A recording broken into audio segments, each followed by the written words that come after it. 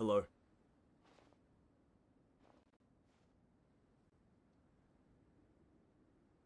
Hello.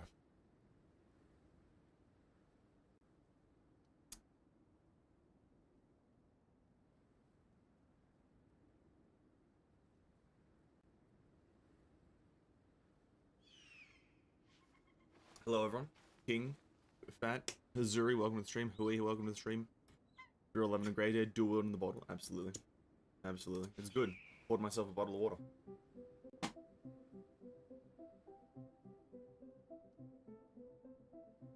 Well, welcome to the stream, everyone. Another banging afternoon. I mean, it's 6 PM. Sorry, that's evening. My bad. No, 6 PM is classified as evening, if I remember correctly. No, not afternoon. Welcome back to another glorious afternoon. For those who are in touch with the world, our fantasy is upon us soon. It's upon us very, very imminently. And the hype is real. You know, hope everyone's excited. Did you download Tower Fantasy? I did indeed. Downloaded it when I woke up, which was only 5 hours ago. I woke up at 1 PM. Yeah, I did. I didn't customize the character. I just looked at it to see what was available for customization. I didn't do anything really. I just, we might do that at the end of the stream. I might, jump into Tower Fantasy and create my own character preset, you know? I might do that. But for now, I just logged on to see what was available. I logged on to see if they have Australian servers. And they don't necessarily have Australian, but it's Asia Pacific, which I think will give, Australians good ping. So Asia Pacific is pretty much where I'll be playing on Tower Fantasy. But we might jump in very, very near the end of the stream, maybe around 9:30, 10 o'clock. We'll jump in and do some character customization, maybe create a character that I like. Hey, what's up, Reenecker? Welcome to the stream. Did you know that Genshin is the most expensive game in the world, costing 50 million, and they can't even add the skip button? You mean it's the most, you know, it brings in the most money, not the most expensive game, but it brings in the most money. Yeah, probably. I wouldn't doubt that. Yeah, I've seen that chart someone put in the Discord. Yeah, I've seen the chart. It's pretty interesting. Genshin is like 65% of the the gacha world in China or something like that. It was a really interesting chart. All play on C. I don't know what is C. What is C? Is that just is that Asia Pacific, or is that just one of the Asia ones? Or I didn't really look at the I didn't really look at the menus, but I'll be playing on Asia Pacific because I believe that is the best ping for Australians. Southeast Asia, true. C, it's the letters of the acronym. I'm an idiot. It's the most expensive game. It cost my whole 50 mil to make. A 500 mil. I think that's also wrong. It's probably not the most expensive game, and I also doubt it took 500 million. I don't know why, but that just doesn't seem realistic. Oh, that doesn't seem like plausible. The game doesn't feel like a $500 million game. They have to put in more hairstyles and accessories. You know what, Hui? I won't doubt they probably have like a character re-customizer in the game somewhere, where you go to a specific vendor and you like, you know, pay like, you know, 200 in-game currency, which is like cheap or some shit, and you can just restyle your character. I wouldn't doubt that that's a thing. I don't think the character customizer is going to be set in stone. If it is, that's very interesting. But I doubt that they have one that's set in stone. But even then, I think they have a lot of accessories in-game and a lot of like different options and whatnot. But more to be found out tomorrow. More to be. I'm actually so excited. I jumped in. I saw a few things that we'll talk about when we get to the Tower Fantasy. I saw a few things that were a bit weird. It was weird, but I like the creativity that some things have. I like the creativity. It was pretty fun to look at a few things, but I didn't customize my own character, and I want to take my time customizing a character, so we might, yeah, set aside about 30 minutes. Set aside 30 minutes at the end of the stream to customize my own character. The thing is, though, I don't know if I want to go for a female or a male. I'll have to look at both of them and see, like, what hairstyles they have and everything like that, because... And I feel like I'd probably enjoy playing as a female more, but, you know, I'm a male. Doesn't feel like 500 mil, but it is. Yeah, it isn't. It's a lie. What is it? Some of the presets, some of the popular presets, they're a bit weird. And by weird, they're not like actually weird, but they're interesting presets. There's like, obviously, like all the Genshin characters were made in the character customizer. You like Hu Tao was made, Kaching was made. Some people made Pain, some people made Sasuke from Naruto. Some people would just make Kaneki from Tokyo Ghoul. The presets and the creativity there was fucking incredible. It's not gonna matter much because we'll pull the character late on. No, well, it's gonna matter because you can use both. You can use the weapon from the character and get the damage, and then you can choose to use your own model, or you can use the character weapon model, which is completely different, and it's like a pre-built character. So it's up to you which one you want to choose, but yeah, I guess if you don't really want to care about creating a character too much, you can just use the pre-built character model. Are we talking about Tower of Fantasy? Yes, we are, Duratex. We are talking about Tower of Fantasy, and it's just kind of, it's character creator right now. Not really much about the game, because don't know much. But we're just talking about the character customization and how it's pretty big. It's pretty big. You can create like Pain, Naruto. Probably, actually, no one created Naruto, which was weird. They created Pain and Sasuke, but maybe there's not like a Naruto hair color or hairstyle, or like a general clothing that goes with it. But yeah, it's pretty cool. I'm excited to experience the rolling system. Check Tave out in Discord. I think if we count the second years, it's 500. I don't know though.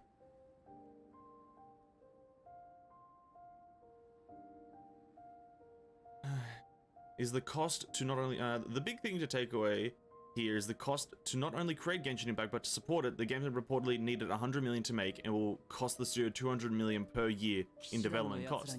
Oh, so no, okay, no, it's $100 million game. That's believable. $500 million to make. You know, maintaining a game is different to like creating a game, because maintaining is server space, staff payment, and just general kind of like marketing stuff. Whilst creating a game, no, creating a game is not a $500 million thing. Okay, yeah, if you take into consideration maintaining it, sure, it is. It can be a like, you know, Skyrim, not Skyrim, fucking what's the, like MMOs? They're probably like multi-billion-dollar games at some point. Some of the older ones, because they've had servers running for like the past fucking 10 decades. But to create a game, it does not cost like 500 million, because you know, how long does it take to actually create a game? Like a year of hard work. Okay, what's the average salary of a coder? Not like 50 million. So, you know, put two and two together. Put two and two together. But yeah, Genshin's on the agenda. I'll play some in a second here. Genshin is a live service game. Well, creating. The premise was creating. But I guess, you know, depends on what you say. Nice beanie and nice sweatshirt, bro. Sweatshirt? Where's the sweatshirt? This is a jumper, dude. Come on. What the hell, man? But yes, welcome to the stream, Cares. Hello, hello. Welcome to the stream, my dude. Took Genshin 4 years to make. Good on them. They made an absolute shit game in 4 years. Congratulations to them. Absolutely congratulations to them. And that's the game we're playing for today, ladies and gentlemen. Genshin Impact, the garbage game. They took 4 years and they didn't really make much. They really didn't make much. Good on them. Is that 100 million deserved? Absolutely. You know, they went into it. They did it. Congratulations to them. Should they be proud? Absolutely not. Jumper Star, I don't know what it's called. I almost called it a jersey. I would have been absolutely offended if you called this a jersey. This is actually a rather nice jumper that has some sort of Cobra shit on it. And I think it's a restaurant in America. I don't get it. And what's the average pay for a coder? Not 50 million. I can tell you it's not 50 million. It's like, I don't know, above average salary? I don't know. I'm not gonna Google it. I don't really care about the pay of a coder. But I just know that coders don't get paid an abundance of money. Specifically game coders. Game coders, I'm not gonna say game coders are bad, but like, you know, it's the lower priority of coding. You know, I'd say the more intense coding is, you know, like rocket calculations and goddamn NASA philosophical like manipulators. Cook some sunshine sprat. Sunshine Sprat. It's a blue one. Sunshine Sprat. Sunshine Sprat. Sunshine Sprat. There it is. Maybe you should ask Andon if Andon's a coder. Then hey, there you go. We can do that. Eventually, I'll ask Andon. Get a bit of coding information.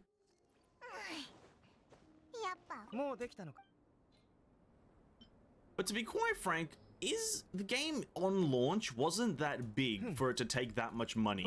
I'll be honest with you. I'll actually be honest with you. The game wasn't that big on launch for it to justify like $100 million to $500 million. Like, all you had was Mondstadt and Liyue, which are arguably the smaller zones in the game, compared to all of the all of the Inazuma-based zones. Use the elemental site to look for your lost items.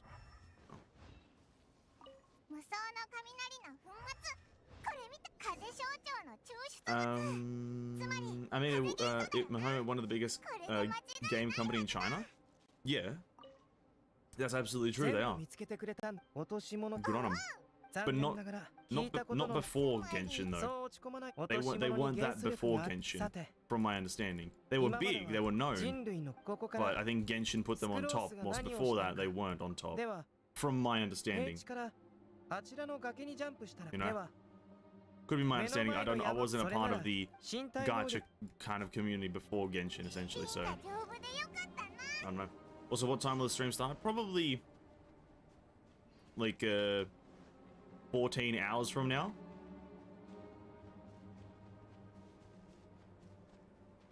The tomorrow stream will be extremely early, like literally about 14 hours from now. I'll just start up another stream where it's Tower Fantasy, because after this stream ends, I'm just gonna go to bed and then wake up and play Tower Fantasy. It's that simple. Yeah, I run out of content in a week, to be frank. I was playing like 5 to 7 hours a day. I don't think, like, you know, hours per day should even matter when it's a live service game, right? It's a live service game. Let me play the game infinitely. They were actually? Well, were they? I don't know. There are some of these other games that are pretty big, right? You know, you got FGO, you got PGR, you've got Sugma Balls, you know, you got these big ones. You got these absolute monster games. Tower Fantasy goes live in 16 hours though? Okay, I said 14 hours as a bit of a placeholder. I'm gonna go live 30 minutes before the game launches. My apologies. My absolute apologies on the misinformation there. You're welcome to unsub because of that. I meant 30 minutes before the game goes live, which is 9:30 in the morning for me.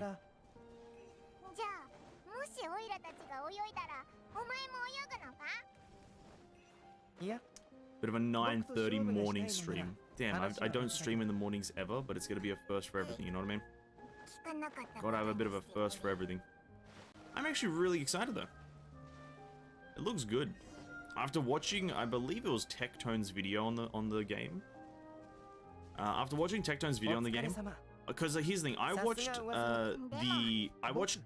MTAS's like stream when the first beta for Tower Fantasy came out, which was months ago, many months ago. I watched that stream and I watched him play it, and it looked great. But then I watched one of Tectone's recent videos on Tower Fantasy where he like looks at a few more end game things, and this looks like a game that has stuff to do that are actually really, really difficult. For example, like one of the bosses. Apparently, there's like a really difficult, like a single player boss that you have to go in, and it's just like, it's dodging challenges, jumping, fucking killing things at different times, timing your, everything correctly. It just looks like a mechanically intensive boss fight that like could be really good for people who want difficulty. But I also at the same time did see Wuthering Waves footage of a recent boss fight that was apparently in some of the Wuthering Waves like open world, and that also looks like it has a lot of difficulty.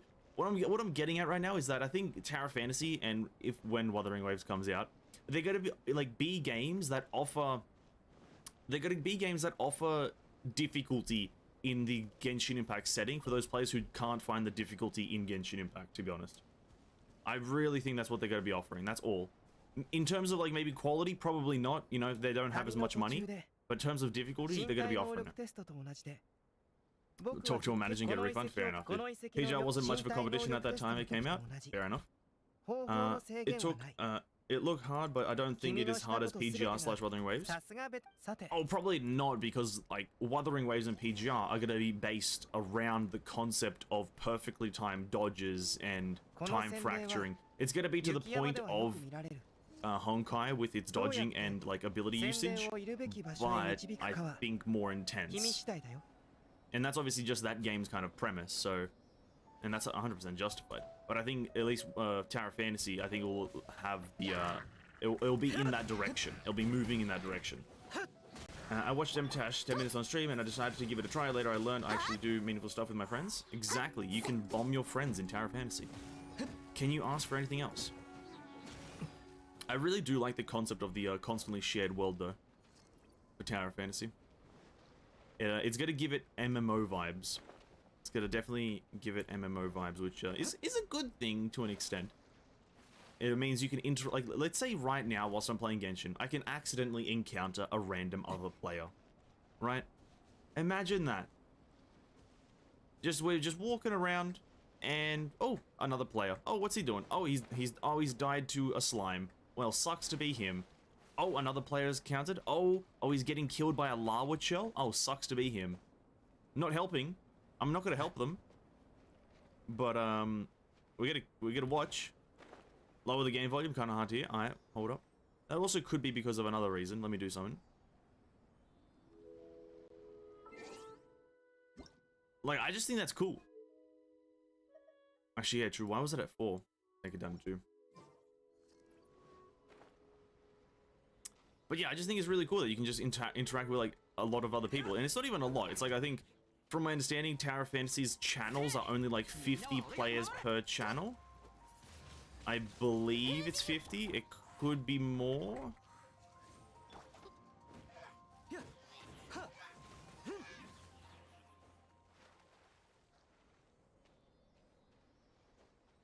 PGI isn't really that hard for everybody. Say it hard, but I can literally solve the hardest boss with one character. Well, depends on how you play, and what you do, and also depends on the general skill play. If you're a person who actually just min-maxes everything fat and, you know, you achieve the 1%, you don't really say, yeah, you can't really say that it's not hard content. You know, like, if the general population can't complete it, then it's classified as hard content. Or, you know, that's how difficulty works. Just like, you know, I'm pretty sure the world first raiders for World of Warcraft don't find mythic raids that hard, but they are hard. You know what I mean? Oh, what do I have to do for this again? I have to like get this guy here. Oh yeah, I failed it. Whoops. So it's about how much of the population can complete it versus oh, okay, that was poorly timed as well. Whoops. Imagine walking around and just see some players die to a random mob. That will be fun. Walking around and they get killed by the hilly churl equivalent of Tower Fantasy. That would be glorious. I want to see that. Some person just dies to I think they have like kind of like ruffians or something like that. They have more humanoid enemies in Tower Fantasy from what I noticed. They get just killed by some treasure hoarders. Oh, you're just watching from a distance. You could help. By all means, we could help, but we don't. Hold up, I need to turn this game down even more.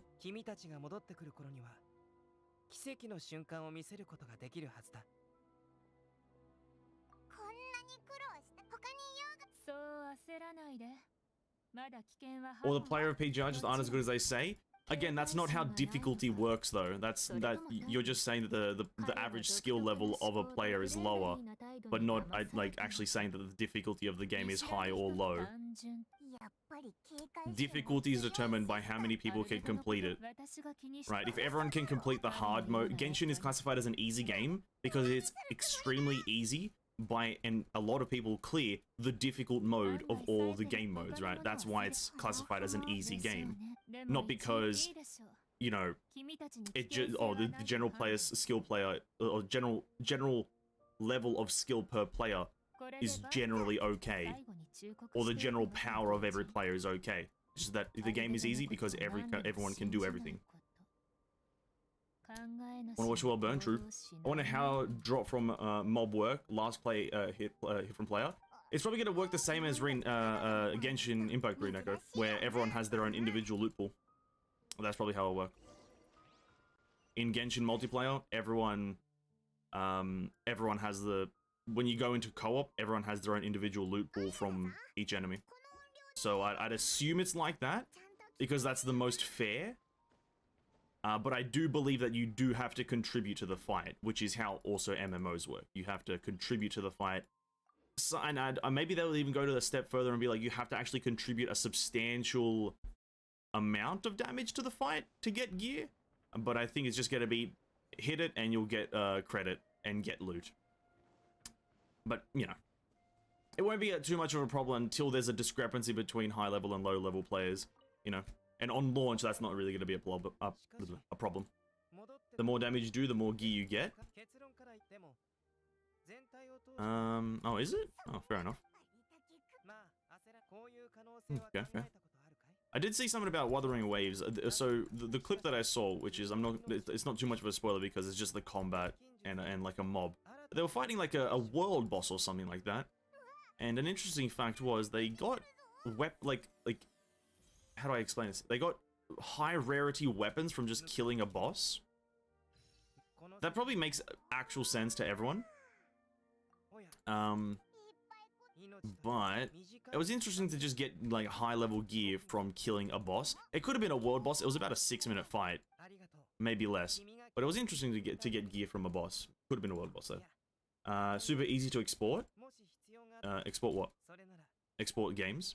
Import games? Or you mean exploit?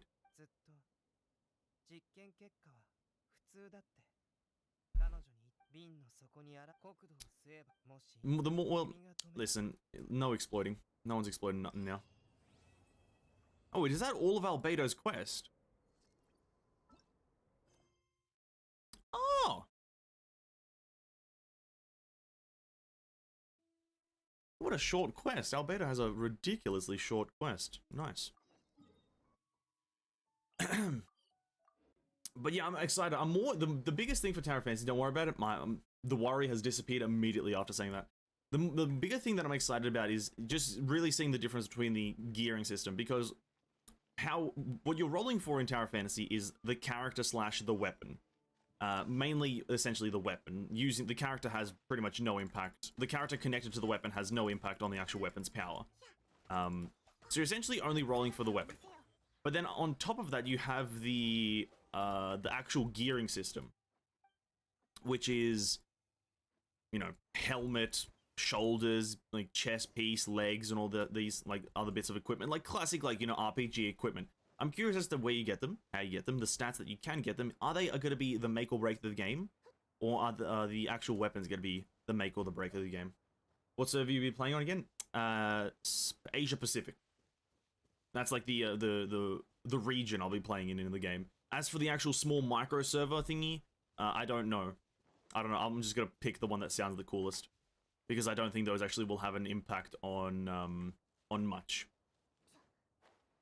But Asia Pacific, because Australia, I can't believe it. That's like the one if you're an Australian person in the chat right now, you have to play Tower of Fantasy over Genshin. Genshin doesn't support Australians, and if you don't support the what do we call it again? The underneath people? No, the upside down people. The land down under, that's what we are. If you don't support the land down under, tragedy. Absolute tragedy. So, yeah, that's pretty much the only reason I'm playing Tower of Fantasy, is because they have Australian servers. I will not be actually caring about the game or its gearing system or its story. I'm skipping all dialogue. No, I won't be doing that. We won't be doing that.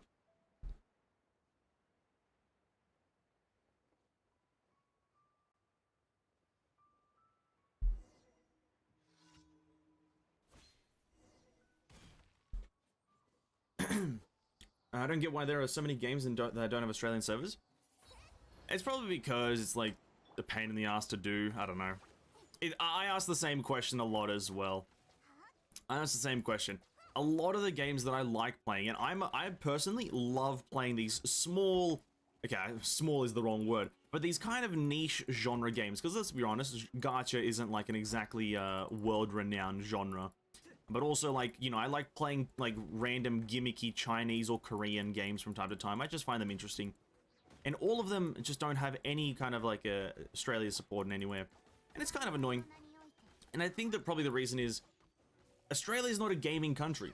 You know, you don't see news about, you know, oh, did you hear that, like, Australian gamer who, like, placed rank 1 in this? Or did you hear that, you know, there's an Australian team, like, taken rank 1 position from, you know, someone else? It's because of that. No one from Australia, gaming's not a big thing in Australia, and that's why. And a lot of the like the politics here, and not to mention politics, we're not talking about it, but a lot of that stuff there is just doesn't really have gaming anywhere in it. Nothing mentions gaming. It's just not a thing that is talked about, and that's probably why. But it is slightly aggravating as a person who likes video games to have your country not get any kind of video game support. It is ever so slightly aggravating. Apparently, one of the meta weapons from the Chinese server isn't going to the other servers. Oh, probably, sure. Listen, at this point, there's no point in trying to like compare Chinese servers to any kind of English server or any global server. China, you can at this when it comes to gacha games specifically right now with Genshin, Honkai, you know, Tower Fantasy, Wuthering Waves, all these games. Treat China like a completely different planet because they're just not good. They're always gonna have some weird stuff that we don't have. They get, you know, like Genshin in China, sorry, has the whole like KFC promotion, or they had it. And they've had other stuff that, you know, Genshin Global hasn't, and it's like, oh well, whatever. If they're never going to interact with me, it doesn't really matter. What do you mean you're Italian? Oh, I'm so sorry, I am Italian. My bad. I'm Australian. Surprisingly, World of Tanks has Australia servers, even though peak player only around 4K. That is the number of Asia server and it's low time. Really? Maybe it's just RNG. Maybe that's what they do at like the briefing table. They're like they get like a handful of dice, and they each one is like they get how many dice? 7 dice because that's how many continents there are, and whichever ones land on 6, that's the continents that get servers. And Australia is just always rolling ones. That maybe that's how they determine which countries get which continents get servers. Goddamn scumbags. Out here just want to play in good ping.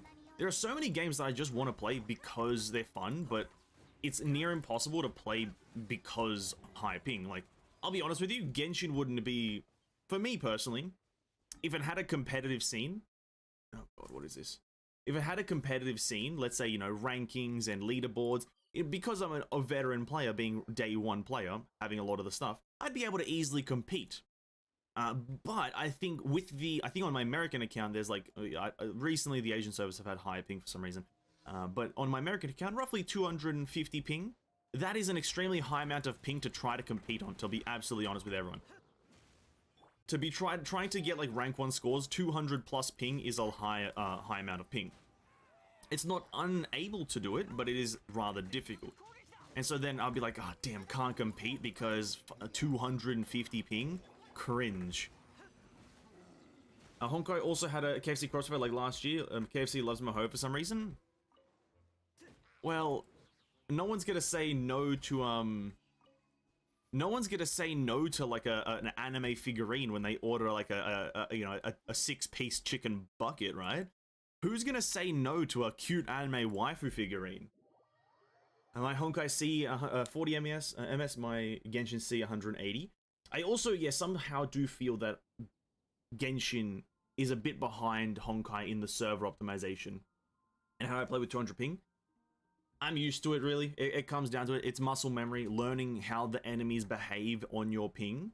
It's hard to do it with every single game, but if you, let's say you constantly play it like let's 20 to 40 ping. That's your average ping.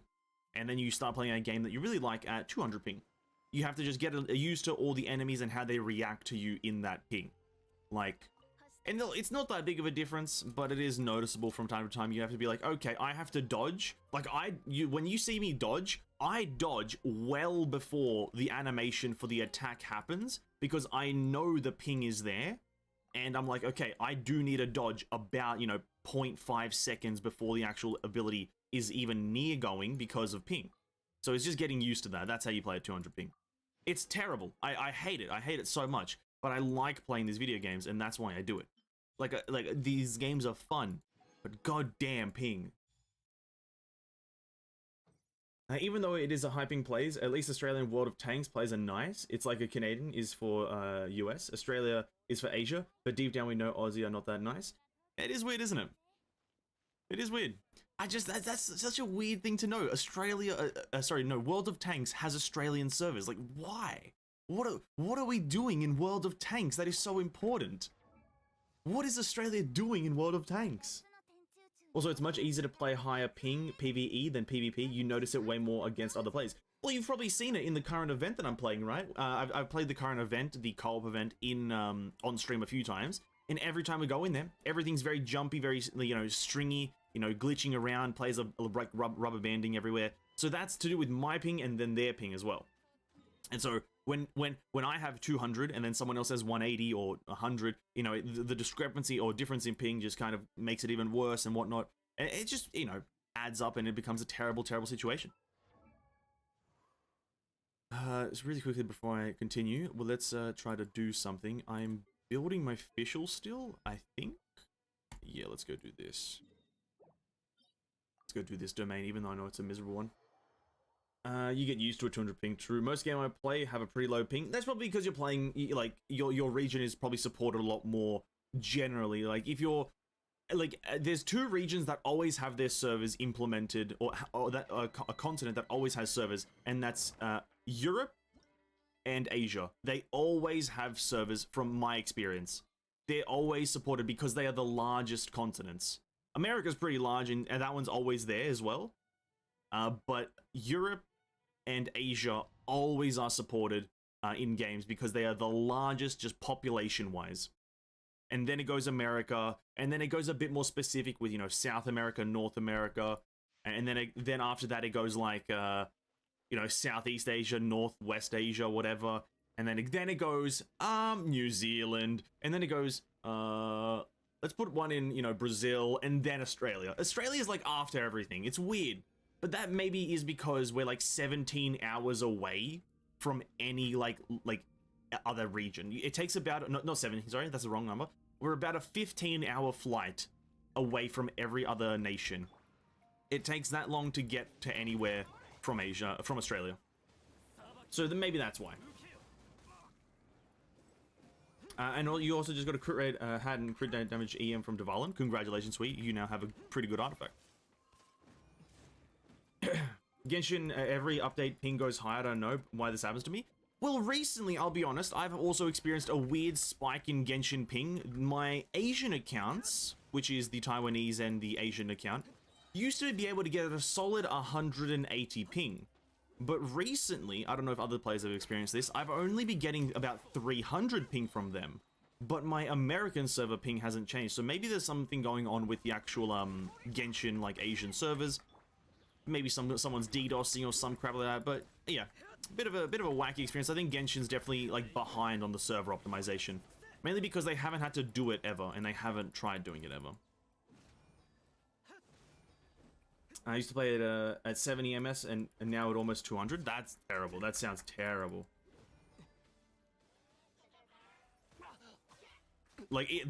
That's also another bad thing is when you play a game for the first time and it's good ping or it's a good experience, and then you go and play it more and more and more, and then the experience just deteriorates. The experience just deteriorates over time, and you're like, why? Like, why is this happening? Why are we going backwards?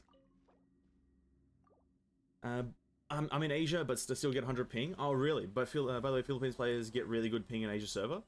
The server must be based around there then. It must be based around there. Because the thing is, right, for World of Warcraft, a game that I used to play a lot, its Australian servers are roughly Sydney to Canberra. I honest to God. Because in World of Warcraft, I at some points in my playtime of that game got 12 ping, 12 ms. Like, I'm pretty much in the server building at that point. It obviously went back up. I don't know why. That might have been a one-time thing, but I remember one time seeing that, and then it went back up to like 25, which is like the sweet spot. So it's just like server optimization for for Genshin is definitely at an all-time low. Of yeah, it's terrible. Terrible in it. Terrible in it. Experience 250 ping for some reason. That sounds terrible. Please. Please no. I can already feel it in my bones, 250 ping. Ah. I feel the pain in my soul. I really want Australia to be included in the entire Pacific of Asia. In the Empire, sorry, Pacific of Asia. I wanted it to be included as well, but the thing is, it's such a raw distance difference. Technically, it is the closest area, but because of the raw distance, it's still like a solid amount of time to go through the air by plane to any of the important major cities. Right? Let's be honest, Perth doesn't matter, and neither does Darwin. Even though Darwin is right next to Asia, Darwin is in the Northern Territory of Australia, Darwin doesn't matter. Neither does Perth. The only ones that matter are Sydney and Melbourne to an extent, both of them to an extent. Canberra doesn't matter. So, bit tough to be included, but it is what it is. Maybe in the future, maybe when we get like you know, Elon Musk and his space internet, we'll be able to have some good internet in Australia. The real question is, why does Honkai server so much better than Genshin? Probably optimization over time, caring. The game is a bit more ping sensitive.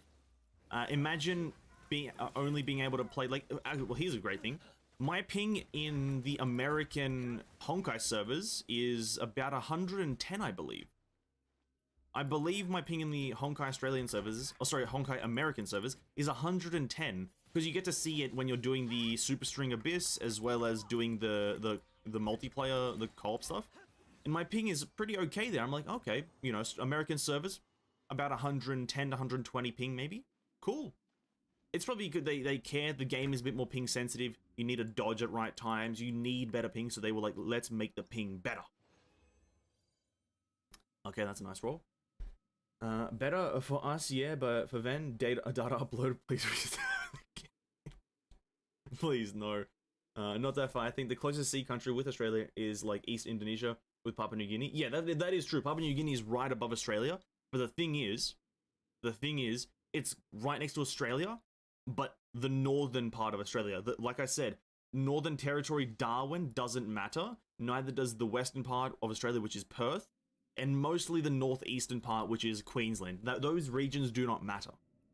And King and Levi, who are Australians as well, they can vouch for this. Those regions don't matter. And to get to the actual regions that do matter in Australia, which is Melbourne, Sydney, I'm going to skip Canberra, Melbourne, Sydney, you have to go across the whole body of Australia, which there is nothing there of. It's essentially like trying to cross the Sahara Desert, which is, like, who's going to, like, lead, like, internet pipes all the way across the Sahara Desert? No one. So whilst it is technically from the landmass of Australia, it's not far away. From the civilization of Australia, it definitely is.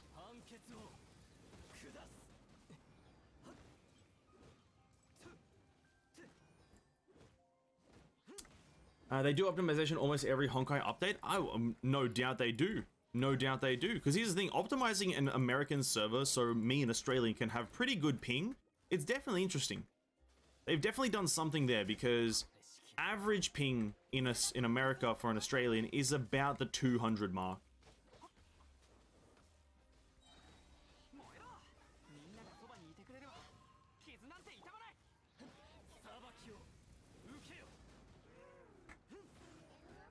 T-shirt from Australia? Nope.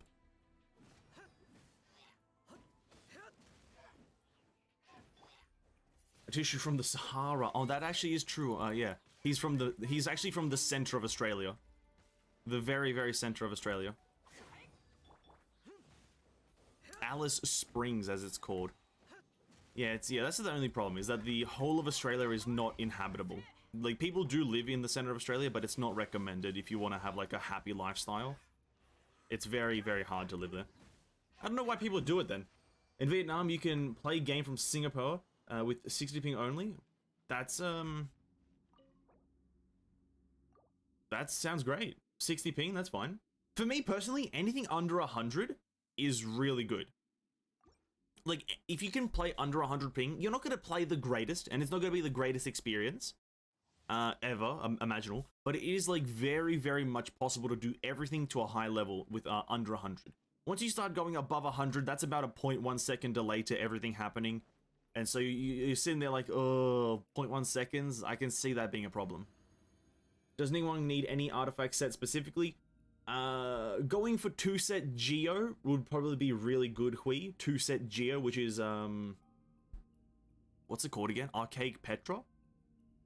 I believe it's called Archaic Petra. Going for 2-set that would be really good. But you could go for two 18% attacks as well. She's just an attack percent character with crit rate, crit damage. But the Geo bonus would be really good. Are you in Central Australia then? I'm not in the center of Australia, no. I am not in the center. I do not live in Alice Springs. It sounds like an absolute miserable experience to live in the center of Australia. You've got no water, you've got only sun, it's constantly hot or cold, never in between.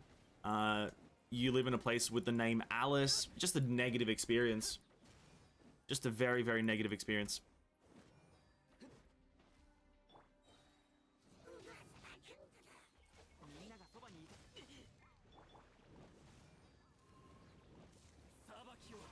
Ben lives in a 1x1 shack in the middle of in the middle of Australia. Okay, so 1x1. What are we playing? Rust or something? Are we playing Rust right now, Levi? 1x1? Are we playing Fortnite? What are we building houses now or something? Come on, man. What are the measurements there? 1 meter by 1 meter, 1,000 meters by 1,000 meters. One what? What units? I heard Australia got snow. Is it true or just disaster from the snow? We got snow recently, yeah. I think it was like a month ago or so. We got snow recently, and it was actual snow. Yes, real snow. I don't know. I know it's not something Australia gets often, but we did get real snow. But the thing is, Australia. It's not that Australia doesn't get snow. It's just that only previously to the recent snow, only one specific region of Australia got snow, and I'm pretty sure it's like the Blue Mountains got snow previously, which is they're just kind of really tall mountains in, I think, New South Wales somewhere. And they got snow before, but now the snow is like, with this winter, it's like snows everywhere almost, on every mountain. Are you leading a happy lifestyle? No. Okay, room tour right now. Okay. I'll just give you the measurements. The room is about 2 by 2. 2 meters by 2 meters. I live in a shack in the middle of nowhere. Don't worry about it. I live in the shack in the middle of nowhere. The Venn universe, the Venn multiverse. Does he, in this multiverse, he lives in a shack in the middle of nowhere. In this other one, he's a fucking Italian pizza guy. In this other one, he's actually a Slavic mastermind. Oh, the Venn universe. The Venn fuck, I can't say that. The Venn multiverse. Incredible. Incredible. One man, one shack, many gacha games. You decide who wins. The Venverse. He's playing Genshin. How can that be remotely close to a happy life? Exactly. You hit the money on the nose. He's playing Genpin Impact. How can he have remotely positive emotions? Unbelievable. Has my grinding paid off? I'm still 2 books short. God damn it. Has the reset to this game happened? It has, hasn't it? Yes, it's happened there. The Venn multiverse. Yeah, well, I need like I need to commission an artist to draw that. It's like a panel by panel thing, and it's the different versions of Venn that people have portrayed him as. And one of them I'm an Italian who's making pizza in a pizzeria in Italy. It's Italia Roma. In another one, I am a sweaty Australian who has dense air, apparently. What's another one? Another one is that I'm glued to my screen when I'm playing Genshin because I have technically 4 accounts to this game, which is definitely a problem. I need the Venn multiverse created. Venn with the beanie, I would say he's living inside in an RV in the middle of nowhere like they did in Breaking Bad, making meth. That's another one. Venn with a beanie. Apparently that changes his whole persona. I can see it. I can see it. Venn wears a beanie. His whole persona changes and he becomes that guy from Breaking Bad. I don't watch the series, but I know who we're talking about. The main character. He becomes the main character of Breaking Bad. Then takes off the beanie and puts on a fedora. He becomes, what nationality is a fedora from? It's fucking, like, British. He becomes those guys from Peaky Blinders. Then wears, like, a trench coat and a top hat. And he becomes, that guy from Peaky Blinders. And a UK gangster. I'm gonna call my contacts real quick. God damn it. The Venn multiverse opens up. I don't know why people aren't getting on this train anymore. Why aren't streamers creating their own multiverse? Why isn't that happening? Like, come on. There we go. Wait.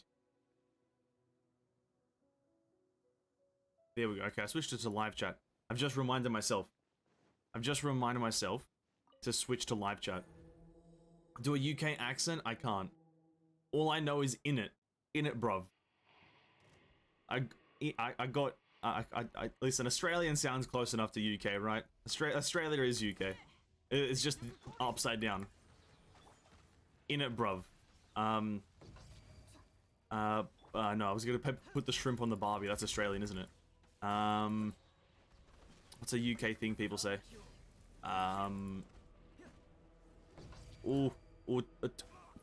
Top of the morning. That's Jacksepticeye. That's not UKian. Ooh, I'm gonna have some tea. Ooh, I'm gonna have a cup of tea in the morning. In it, bruv. That's just a mixture of Queen Elizabeth and just a goddamn Eshe. Probably they saw how Marvel did it and didn't like it. Oh, that's true. Yeah, you got a point. Ooh, I'm Queen Elizabeth. I got no legs. No, she walks. Ooh, doesn't Queen Elizabeth have a chiropractor? She's always hunched over. You would think she'd have like a better back practices. But she's like very hunched over all the time. Not good. Doesn't look good. I can't tell what people are saying in Bondi Rescue. No, Bondi Rescue is definitely unlegible. No, definitely Bondi Rescue is a terrible example of Australian language. Those people are, they're mongrels. It's an animalistic society over there. That Bondi place, animalistic. Those people are just wild beasts from the hinterlands. They come down only during the summer, so they can do beach things, which nobody else does. Only they do that. Watching Bondi Rescue does not give an accurate representation of Australia. I want that to be known. Bondi Rescue is the worst representation of Australia known to the human world. That's all I'm saying.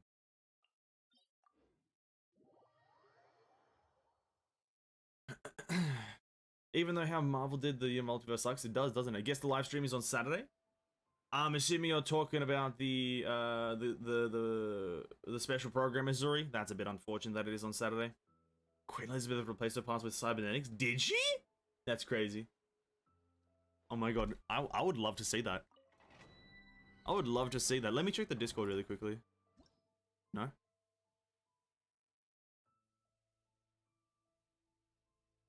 Okay, there's nothing there. And that's why when I watched Bondi Rescue, I was like, wait, they didn't sound like Venerable. No, I'm very much the general person. There are two extremes. There is the Bogan, and then there is the Bondi Rescuing. Right? Those are the two extremes. I am in between them, called the normal Australian. Actually, well, no, I'm not normal. No, I'm like a European Australian because, yeah, you know, obviously I'm Italian, obviously. No watch party this time? Well, no, there will be a watch party. No, watch parties can still happen. It will just be a very short stream after I come back from work. I can still do a watch party easily. I just need to get the actual notification about it and see. And I just need to plan the event that is for a specific time.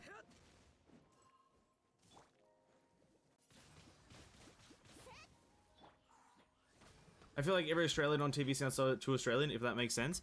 Oh yeah, no, 100%. No, in Australian TV, they play up the accent, 100%. They are like, people tell them, hey, sound more Australian. Australians are exotic, sound more Australian. That is 100% the case. Oh my god, can Bennett move, please?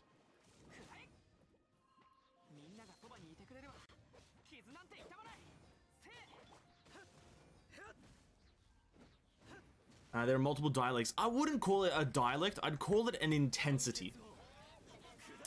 I'd call it an intensity, not a dialect. I think dialect is giving it too much praise, almost. It's multiple intensities. Like, a bogan is like intensity 10. You're just going ham on the language. And then I'd say Bondi Rescue is like a refined 10. Yeah, that's it. Bogan is like a jumbled 10. And then a Bondi Rescuian is it's like a more refined 10. Not really. I don't really, to be quite frank, I've never watched Bondi Rescue myself, so I don't know what they sound like. So I'm very much basing this off of very little information. I don't know how anyone who has a strong accent like that. Well, it's definitely the producers are like, yeah, be Australian, and they're like, oh, I'm Australian. Oh no, be more Australian, and they whip out the goddamn bogan accent or the bogan voice. And then come New Zealanders can't even understand what they're saying. Oh, New Zealanders are a weird one, isn't it? Oh, New Zealanders are weird. Because even though they are right next to Australia, technically, they definitely, they don't sound Australian. They definitely don't. They just change the way you say certain words. They like for some reason, now this is a classic like New Zealander dig. They say the word, or the number 6 as sex. 76. That's the 76. It's or fish and chops, right? It's very weird what they do over there in New Zealand. Maybe this is why they're not liked by many people or anyone. But you know, whatever. You know, you win some, you lose some, and in this case, they lose some. Just, yeah, they change it, and then in general, they're kind of like, they're high-pitched. It's a high-pitched language, or dialect, or accent, whatever you want to call it. Alright, we're crowning our official's skill here really quickly. We're crowning this bad boy. We need 12 blue arrows, and then one of the Andreas butt plugs. Nice. 76. 76. They're weird. I only know one New Zealander. And yeah, they sounded like that. Just a confusing fucking amount of information coming out from them, because it's just, oh, where is it? This one. It just doesn't sound right, does it? Because yeah, like, you hear it. The thing is with New Zealand is you hear it, and you have to be there like, what did you just say? You're like, oh, that's what you said? Oh, okay. I thought of something completely different. They give you those moments where you think of the wrong thing. Arrows, though. I need 12 of these. Okay, I guess I need to go kill a bunch of hilly churls now. Oh, that's not fun, killing hilly churls. Mainly because it's just tedious. Mainly because it's tedious.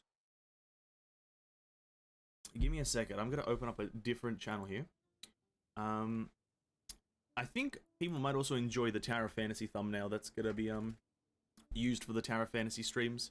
I think it's going to be a bit of a fun thumbnail. Bit of a fun time. Might have to get some people's brains thinking with that one. You know, about a multiverse. Oh wow, it's Marissa Honkai 6.0 spending event and supply calendar. I'm not going to look at it because I don't understand it, but cool. What am I... No, that's not it. Give me a second, homie G's. Type that in. Damn, 5.9 this Friday. God damn, who's excited for a bit of a Honkai stream?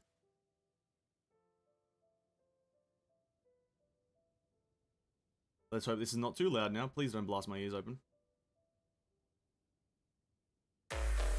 Ow. Yeah, we immediately turn that down. I'm just gonna put some music on because Genshin is very quiet. There we go. I can now listen to music.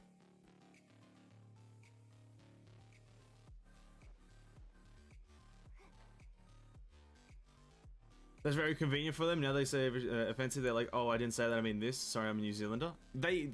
When they do that, that is for them specifically, like, six and sex, they definitely can do that though. Yeah, it's definitely a valid thing for them to do. Because it's been worldwide ingrained to us that New Zealanders say six as sex. And so they accidentally say sex and, oh, I meant six. But then you have to ask for context of like, okay, so we heard you say this one, but how did you mean this one? And then you have to be like inquisiting and whatnot. But yeah, the thing is, a lot of countries can get away with that, right? Like, let's be honest, Japan can get away with that in a different word. Or is it Korean? I'm not sure which one, but one of the two can get away with it with a different word. So, you know, that's just how languages work.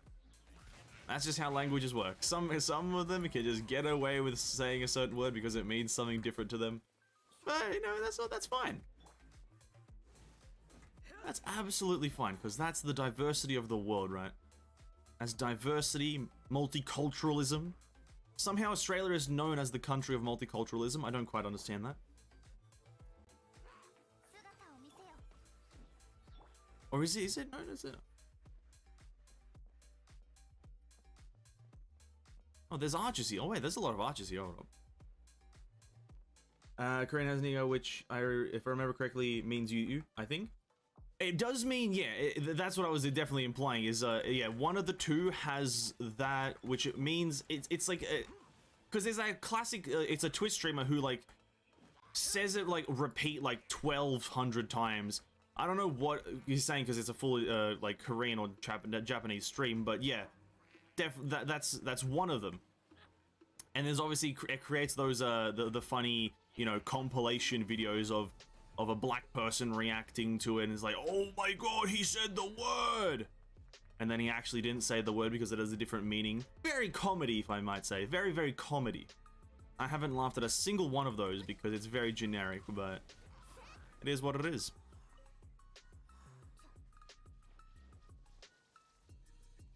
Dun, dun, dun, dun. And then I'm like, there's only one country that gets away with it, and I think it's German or Russian. And their whole language sounds nothing like any language ever invented otherwise. They have just the most random words, and it's like, it's just screaming. I think it's German. I think German just has a majority of its language just be screaming, and like put it like Krankenstanken would be something that you would say in German, which you don't really hear in any other language. Krankenstanken.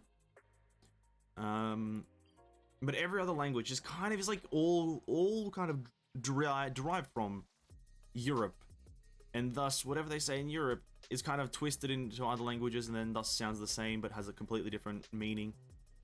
Damn, language! I can see why now people study languages. I can see why they do it. Language studies.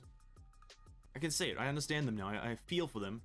It must be a miserable experience though, because you're learning English, a very hard one.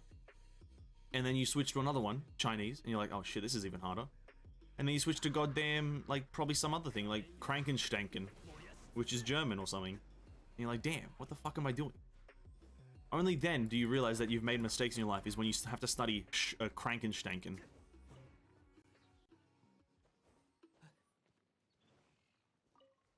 Where did items go there? A German be talking about weather and sound like they are angry as they've been their whole life. I know that is an actual thing though. It's so weird. They are telling you the most generic thing, like telling you the weather forecast or asking how your day has been, and it sounds like they are trying to murder you and your family. They're like, it would be definitely a crime to imitate it because, you know, sounding aggressive is not my thing. But they could just, they saying the most generic thing is like, oh mate, good to see you mate, how are you? And they sound like, oh, I'll murder your family. They sound like they're saying that. Just, God, dude, relax. But maybe it's also the delivery. Maybe most Germans are just angry people, though. Maybe we haven't asked that question. Maybe most Germans are very, very angry people.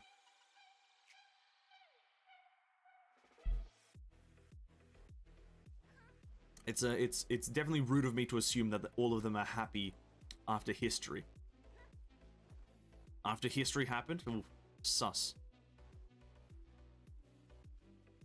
And these guys don't have any arrows. God damn it. This is what I mean by, this right here is a great example of what I mean in the Genshin versus Honkai gacha system. I included farming materials in that video. This is exactly what I mean. Farming arrowheads right now is near impossible for me. I need to actually go to the goddamn encyclopedia, enemies, easy, and find shooters, Hilichel shooters. And I need to pray to some sort of higher power that I actually get the correct material. That's what I mean. It is gacha. It is. Because you have to actively focus on it. If you have to actively focus on chances, it's gacha.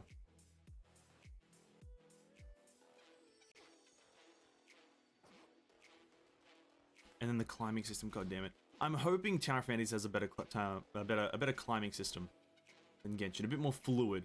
I don't want to be sliding down cliffs for no reason.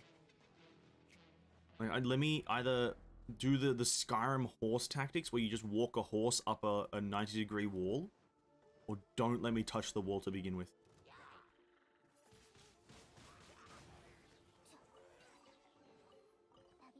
But movement is a bigger thing in Tower Fantasy. They give you a jetpack, from my understanding.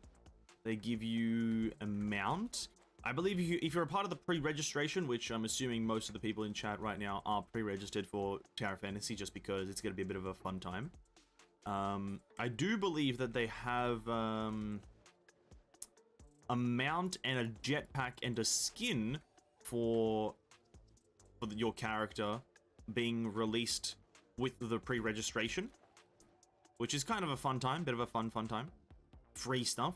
Wait, who did I pull? This guy? I like the gacha system in Tower Fantasy, not the best, but way better than average. Well, from my understanding, which, bear in mind, again, is not high because I didn't pay attention to it throughout its whole beta period. I only paid attention to about day 2 or 3 of beta. It's quite generous, no? It could definitely not be. Again, I don't know. But to my understanding, it has, you know, a pity, which is 80, and then you can get 5 stars within that pity. Maybe the chances aren't too high, but because you can get it within that pity and then also still get one on pity, it sounds just pretty good to me. You're going to be getting it, but then again, gacha does encompass a lot of other things, and you know that's essentially all I know about its gacha system. Is that it has an 80 or so pity, and then you can get things in between there that don't ruin your pity and reset it. It doesn't reset. That's what I learned from MTash's day 1 Tower Fantasy stream. He probably maybe have disproved that, you know, the very next day, but that's all I know. Wait, what is this? What was that? Have I not done this?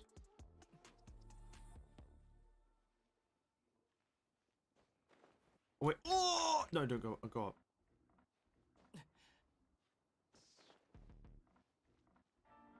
How do I get up there? Yep, similar to Honkai. Well, Honkai does have the resetting factor, from my memory. Honkai has that resetting factor, where you can, well, if you get the S ranker or the featured S ranker right now, like let's say you have 41 rolls, like myself right now, or 42 rolls before pity. If you get the character earlier, it does reset that back to 100 in Honkai. From my understanding, in Tower Fantasy, that doesn't happen. The resetting of that number back up to 100 doesn't happen in Tower Fantasy.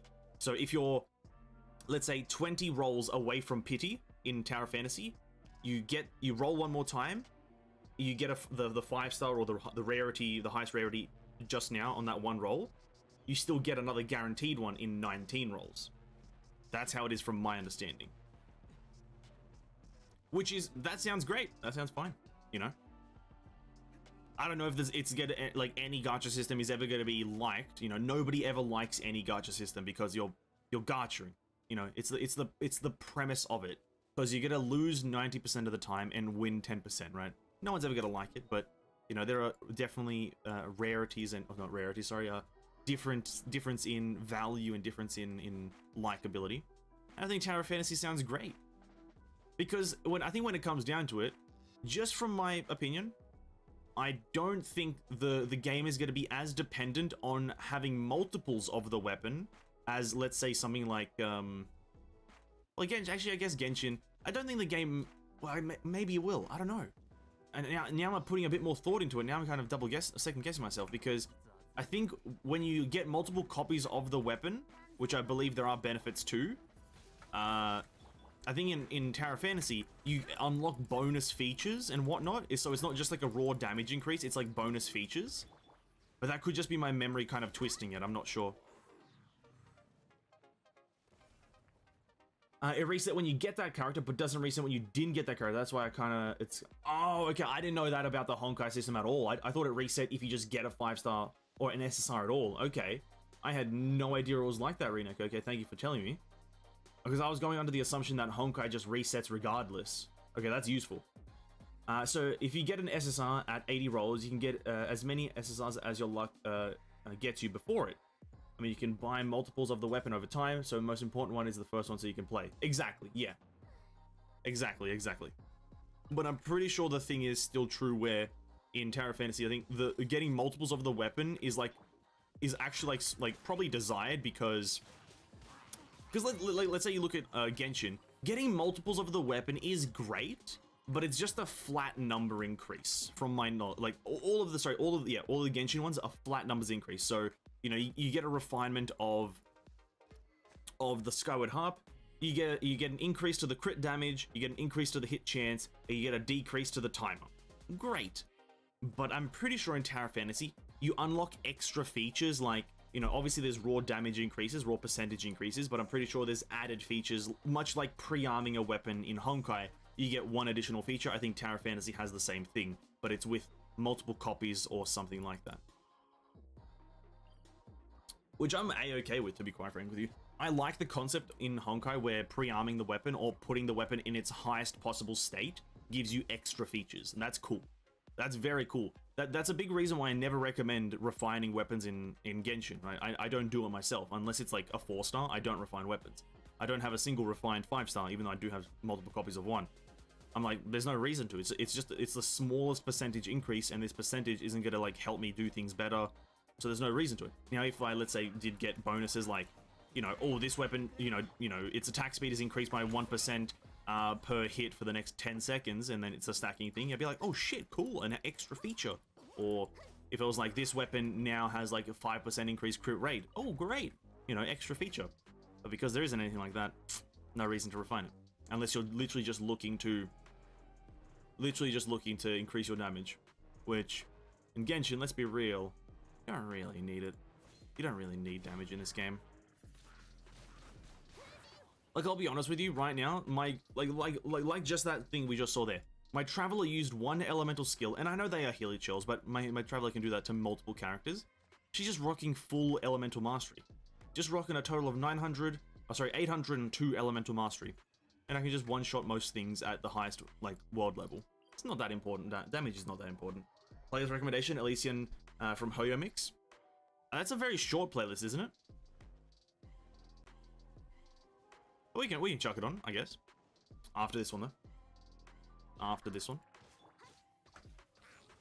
Currently, we're listening to, I'm pretty sure, Mr. Harris Heller's stream beats because the man makes some pretty good music.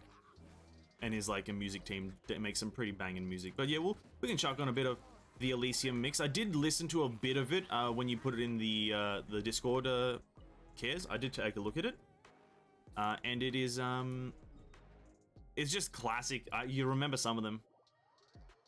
Hello, I just joined the stream, joined Ven's stream from watching your Honkai videos. Currently on episode 13. What's up, Hersh Joviato? Thanks for watching the series. You're gonna definitely see a progression of knowledge. You're gonna see a progression of knowledge in the Honkai streams. But good luck watching it. Bit of a long watch, but you know it's gonna be a fun time. Guarantee it. Almost an hour and 40 minutes or something. Kevin Penkin makes good music. Wait, Kevin Penkin made the Hoyo mix? Is that who made it? Wait. Like the Elysium playlist, he made it? No way.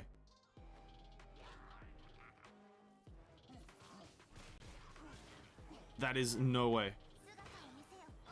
He's an Australian. Kevin Penkin's an Australian. Doing the world proud. Doing Australia proud. What an absolute mastermind. No? Oh, you mean his music in general? Oh, okay, fair enough. Yeah, no, he does. He does. Well, he made the Maiden Abyss. He made the Maiden Abyss music, and also he did the songs for like Shield Heroes first season. So yeah, he makes some banging music. But he's doing Australia proud though, making music as an Australian. That's the thing. I love seeing that. Maybe that's just like a very weird thing sometimes to see it as such a proud moment, even as a first world country. But when I see an Australian, like a famous Australian, not be an actor though. Like, I like Chris Hemsworth as a person, and I like that he's an Australian actor, but actor schmackter, right? Actors get paid too much anyway. But when I see, like, an Australian become really good in a specific genre that's not in Australia, I'm like, damn, that's sick. An Australian. Australians are so rare sometimes. Like, some people go their whole life without knowing what an Australian is. It's crazy. You mentioned Australian and like, you mean Austrian? That is a very annoying thing sometimes. You say Australian and they're like, do you mean Austrian? No. Australian. Where's that? Oh, you don't know. Fair enough. I don't blame you though. I don't blame you. We're a rare breed these days. Where are these hilly chills though?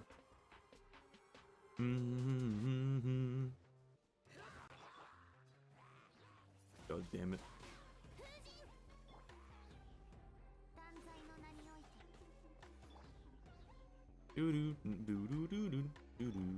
Like, watch this elemental skill damage here. Just on this guy. Bam.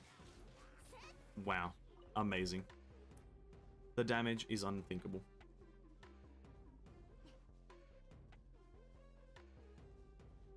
And then apparently also Kevin Penkin did the something with Star Wars. I only know of, I will be honest, I don't want to sound like I know a lot of his stuff. I only know him because he was on one of the Trash Taste podcasts. And he sounded like an absolute legend on the podcast. So, like, yeah. I don't really know who he is. I just know that he's a pretty cool guy. Pretty fun guy.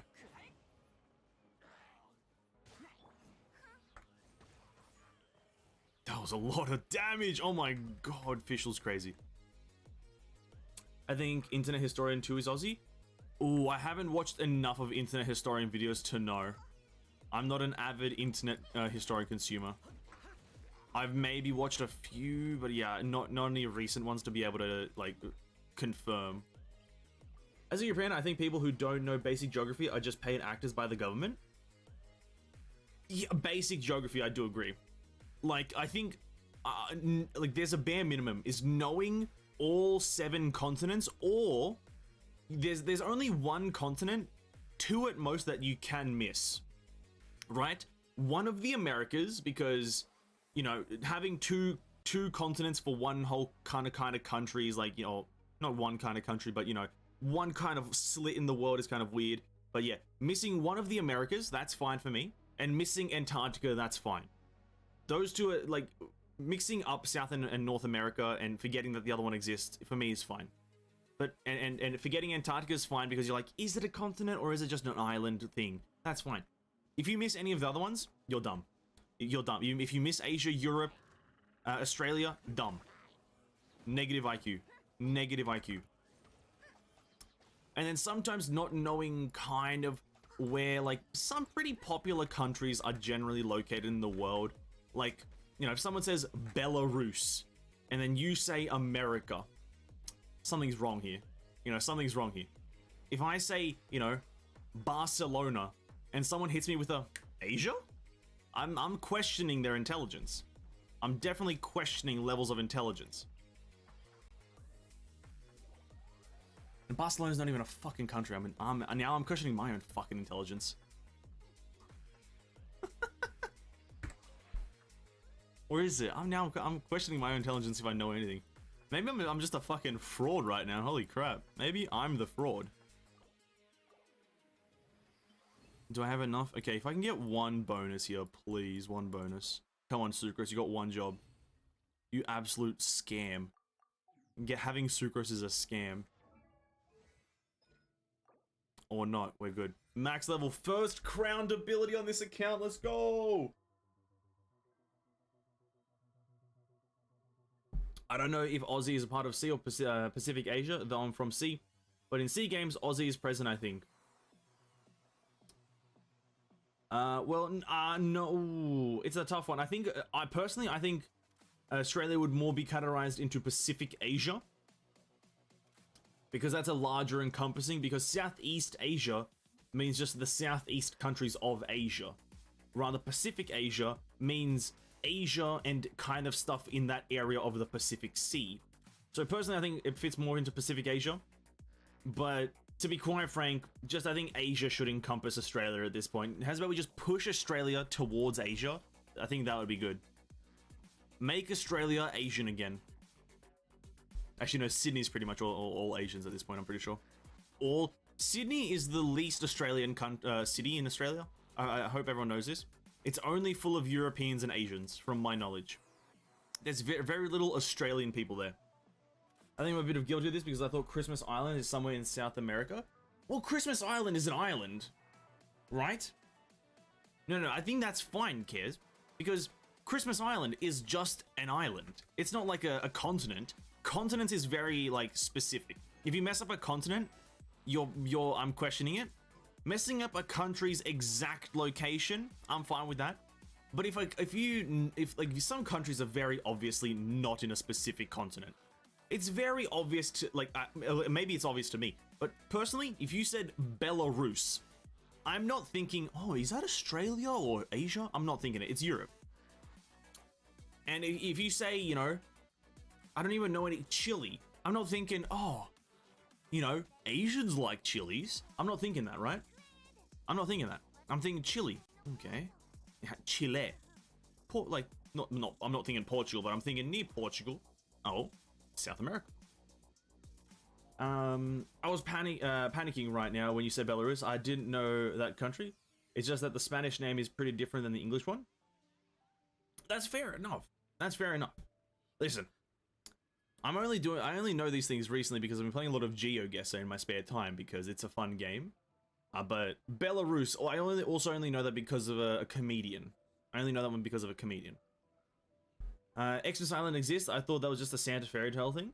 There is I think there are islands called that, but there's nothing to do with Christmas on them, I believe. I think they're just called that for fun. And there's a lot of that in the world, I hope everyone knows as well. There's a lot of islands just called something island, like Fun Island, Cool Island, but they don't have anything to do with the words. Like, oh, it could be Halloween Island, but it's just nothing's no pumpkins, no nothing, no spider webs. It's just very weird what the world does. It's very weird what the world does with these specific things.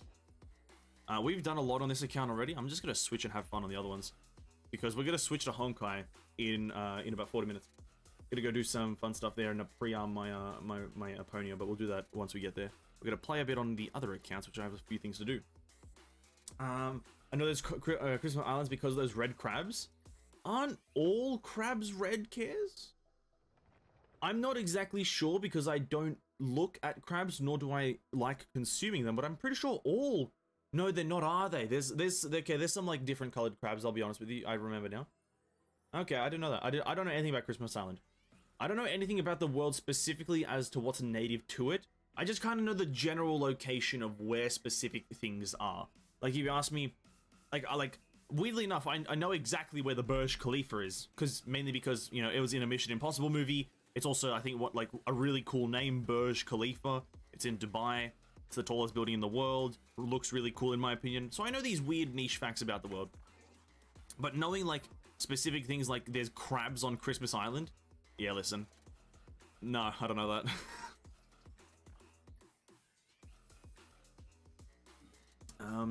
I thought it was an island with winter all year, like that country with rain for 23 hours, I think.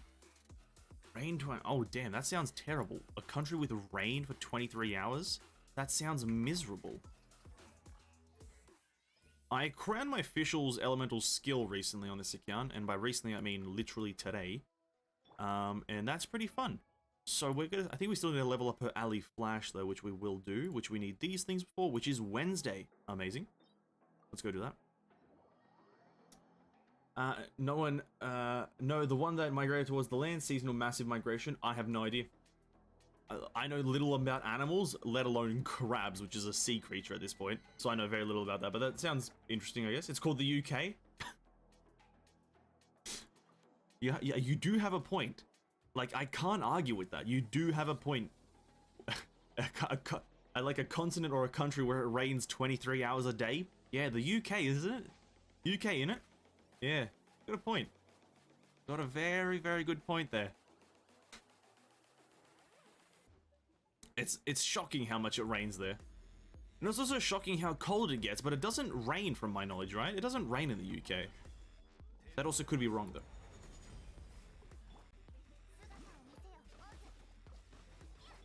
It's weird. It's weird how the world works, I'll be honest with you. It's weird how the world works. There's a lot of crazy things that happen. A lot of, like when playing GeoGuessr, for example, this is just a weird example. If you let's say you're playing an average game, and you spawn in a location that has palm trees, it's easier to assume that it's Los Angeles, America, or maybe Florida, America, than it is to assume that it's someplace that, you know, natively, and you know, it's much easier to assume, sorry, that it's that those two areas rather than, let's say, a tropical region like the Amazon or, you know, Madagascar or like Jamaica or something that has them. Again, this is testing my knowledge. That has them naturally and more natively. It's easier to assume that it's just Florida or Los Angeles. Weird thing, but yeah, weird how the world works. People in UK treat sunlight as a miracle. Honestly, I treat any kind of anything that you could assimilate to a ray of hope or happiness as a miracle in the UK. It's very hard to find a UK person who is like naturally happy. Like, you see them and you're like, yeah, this person looks like they're living the dream. It's a very hard thing, from my experience, to find someone like that in the UK. It's generally, you know, depression, cold. Like, it's just a miserable place to be, right? It's cold, everyone's depressed, it's raining all the time, it's wet. No one likes being wet. Like, as a child, going into the rain is kind of enjoyable, but once you hit about 14 years old, you're like, damn, if I go in that rain, I'm gonna get sick and it's gonna be miserable. And thus you grow out of it, and then you're a middle-aged person working a 9-to-5 job in the rain, it's cold, coffee tastes terrible because it's not a coffee nation. It's not a nation known for its caffeinated beverages. And then what else? What else can go wrong? The bus is late, your roads are terrible, constant traffic, you live in London. Oh no. It sounds miserable already. Stonehenge is nowhere to be seen. Like, come on, dude. Stonehenge, nowhere to be seen. I like Stonehenge a lot. As just a concept. Because it doesn't make much sense to the dumb brain of mine. I like rain as long as I don't have to go outside. Oh, same! Dude, absolutely the same. I like rain when I don't have to be in it. I'm with you. I'm right there with you. You tell me, oh, it's raining. I'm like, oh shit, nice. The air is going to be slightly fresher than normal. You know, it's going to be slightly more moist, but not too humid. You know, it's going to be slightly fresher. I'm all there. You tell me I have to go outside in the rain? Yeah, I'd rather it not rain out though, you know? I'd rather it not be raining.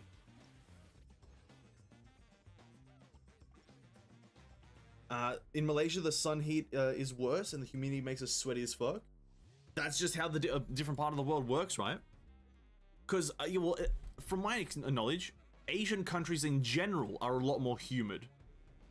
Like, I don't think I've ever heard anyone say that it's super humid in Europe. I've been to Europe here and there. I've been to Turkey. I've been to Serbia. I've been to Greece here and there. And I've never heard anyone say, oh, it's a bit humid today. Oh, I hate the humidity. But anytime I hear, like, you know, Asian country people or people from Malaysia, Philippines, Thailand, it's always humidity. And I'm like, damn, why the fuck are you there then? God damn, that sounds miserable. Just constant, it's not even wetness, but it's constant, like, sticky heat. That's like the best way to describe it. It just sounds miserable to me. Oh god, I would not be able to do it. Just gotta live in water. You gotta migrate and become like a hippo or something. That's my solution to the problem, is become a hippopotamus. So you can constantly be submerged, like, up to the eyes in water. That sounds like the best solution to me right now. I sometimes stay in a car when it rains because I like leaning my head to the mirrors, hearing the raindrops. It's calm unless it's heavy rain. Oh, that sounds amazing. Well, there's that classic, you know, not even a saying, but there's that classic thing that you see on social. What the fuck? Holy shit! Look at that loot! Oh, oh yeah! There's something so satisfying about that. Oh my god! That's like three condensed resins worth of resin in one condensed resin. Oh yeah! Where's King at? But there's that classic rain thing of, like, you know, people like hearing the rain, like, you know, listening to the rain kind of fall onto like a tin roof. You know, they like hearing the light ticks and tacks of rain on a tin roof. It's like nice and calming, and I respect it. I know my size is hippo size, but I don't need the attack. Okay, cares, I didn't mean it that way. All I'm saying is that I think hippos live the dream life. You're one of the strongest land creatures that can also go underwater, as well as being able to just sit in the sun. Like, that's crazy.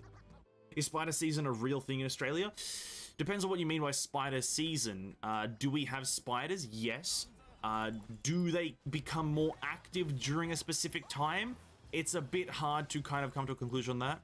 But what I can say is that, let's say during the wet seasons, spiders definitely are a bit more of a problem, seeing as they're trying to move indoors away from the wetness.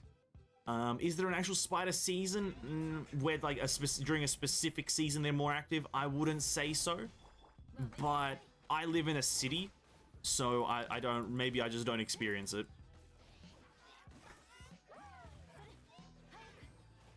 I would just say that whenever it rains in Australia, and let's say it rains heavily and you're living a bit more in a rural area with, like, you know, like actual forests and like bushery near you, expect spiders and kind of crawlies to kind of be a bit more active, seeing as they're trying to get away from the wetness.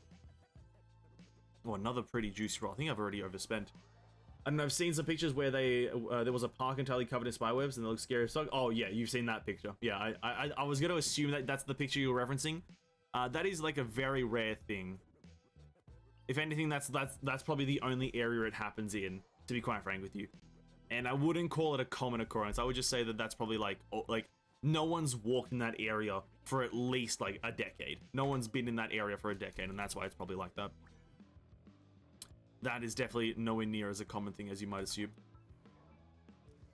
Do we have enough things? Okay, we need 1 more gold, 18 more chaos cores, and then a bunch of slime concentrate. Okay, that's fine. So we need 1 more of these. Let's craft it. Maybe we can get a double. That would be crazy. No, scam. Chaos cores. Okay, that's all ruin enemies except for the ones on Inazuma. Okay, let's do it. Is Spider-Man doing? It's weird how that happens. I've never personally been in an area where I think that could happen. I think that you have to really be in like a... Where, I don't know. I've seen that picture many, many times, and I just have no idea where it could be in Australia. Because it probably is Australia. But, yeah, I don't know. I have no idea. It would have to be kind of like just outside of a city going towards like open bush. It would have to be, because I don't think that would be anywhere near a city, because if it was near a city, it would be too much trafficking of people, and thus the spiders would be disturbed. But then, I don't know how spiders work. Okay, I don't have to blacklist Australia from the future possible travel locations. Absolutely don't. But my only suggestion for when you're, if let's say anyone's wanting to visit Australia, the only suggestion is don't go to like bush areas. Just go to the cities, even though the cities are known, like let's say Canberra, it's known for being like drab and like boring. It's still better to go there than let's say like the bush area. Same thing with like you know, Melbourne and Sydney. It's just better to go there because it's going to be a city, like a normal city. You get to experience Australian culture, but it's just going to be, you know, not lethal. You're not going to die. Hey, what's up, Fuji-san? Welcome to the stream. Welcome, welcome. Hope you're having an absolute banger of an evening. Welcome to the stream. Go to the Gold Coast. That's an area you could go to. You know, Australia's also known for its beaches. So you could just go to a beach. That is another thing. Like, I think, yeah, just Australia's got no good inland areas. Inland areas for Australia are just kind of boring. Like, there is like apparently one good rainforest somewhere. It's like, do you really want to go to a rainforest when you're in Australia? No, just go somewhere else. I think Sydney's overrated. Oh, well, Sydney's like the out of the two big cities I'd recommend, Melbourne and Sydney. Sydney is the second one. I would much more recommend people go to Melbourne. It's just there's a lot more things to do there. Sydney's also a bit more of the weird one. Like if you were to look at the two as like brother and sister, like Sydney's like the weird like brother. Like that's what Sydney is. It's like it's like a weird mix of people. You know, the people are weirdly aggressive, but they also don't do anything with that aggression. They got weird vibes. Whilst Melbourne is a bit chiller. What's the best way I can put this? Maybe I could compare it to like a city. You'll find more refined people in Melbourne. Maybe not too much more, but they are still going to be a lot more refined and respectable. I feel like Sydney doesn't have as many respectable people. And I think Melbourne's also structured a lot more like a regular city. So Melbourne will feel more like, let's say, New York or something like that rather. It'll feel more like that. Maybe it's not going to be identical, but it will give that feeling of New York. You know, what's another big city? I don't know. Maybe you can even compare Sydney to like Florida. It's just sketchy as fuck. Maybe that's the comparison I'll do. Sydney's like Florida. Weird, but popular.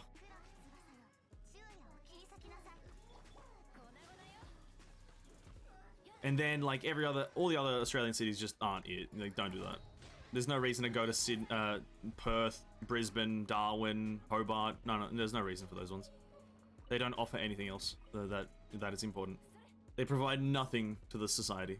0 things are provided there, so don't do it. And then Tasmania and New Zealand, no. Actually, New Zealand's a pretty fine one to do. Don't worry about that one. New Zealand's fine. You may not understand what the people are saying. They may sound absolutely crazy with what they're saying, but it's, you know, geographically, I think a fine one to go to. Just watching out for the volcanoes is a pretty big thing.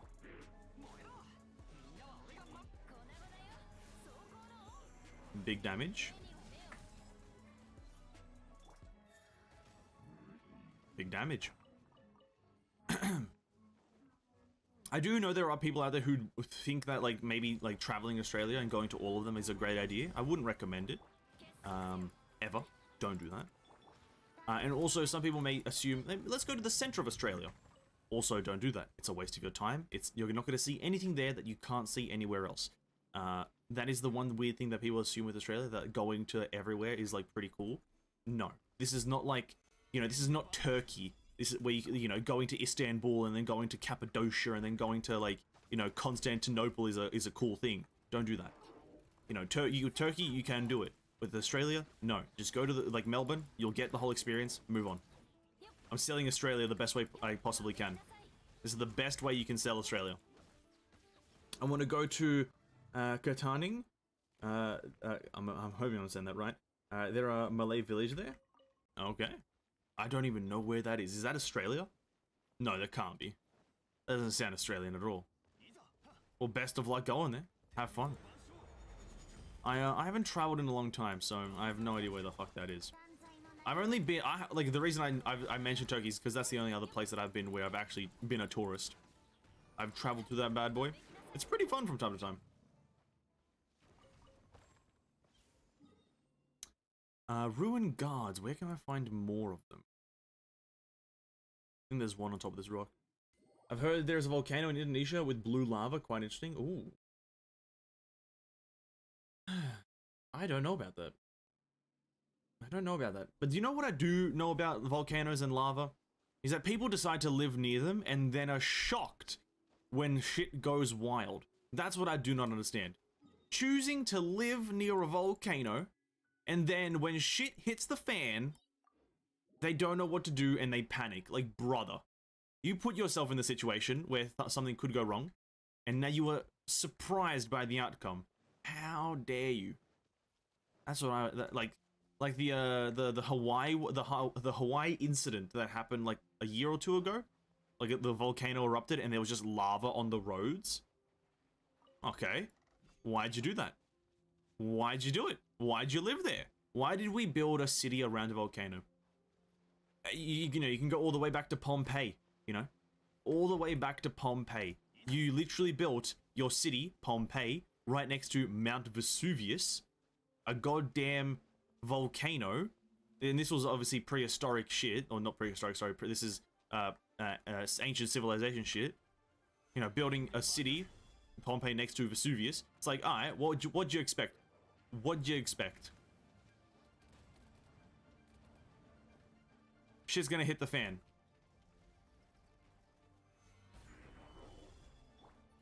Let's do that.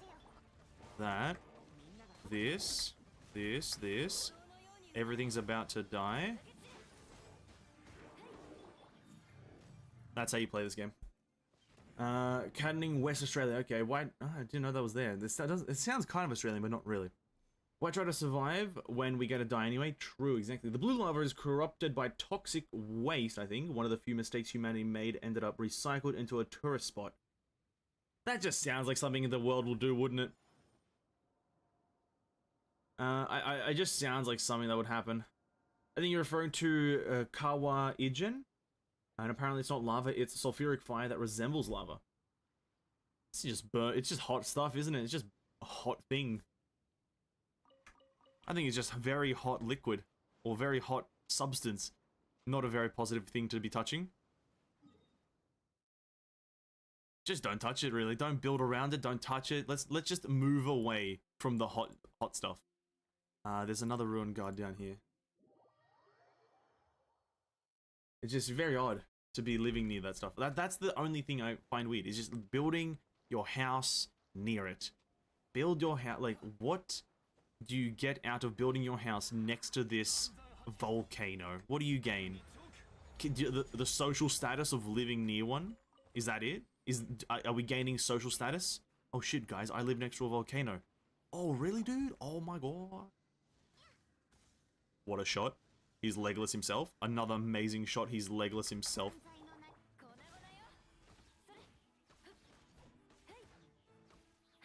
The Desert Dweller tissue. True. Welcome tissue as well. Oh, blue lava. It's hot. Let's set up a tourist spot here and make them pay to see this. It's very weird what like the world does with that, right? It's like a tourist spot is like, I can understand Mount Rushmore. I can understand the Grand Canyon. I can understand the Eiffel Tower. It's a tourist spot. You built it yourselves, kind of, not the Grand Canyon, but you built it yourself and you're like, damn, that's cool.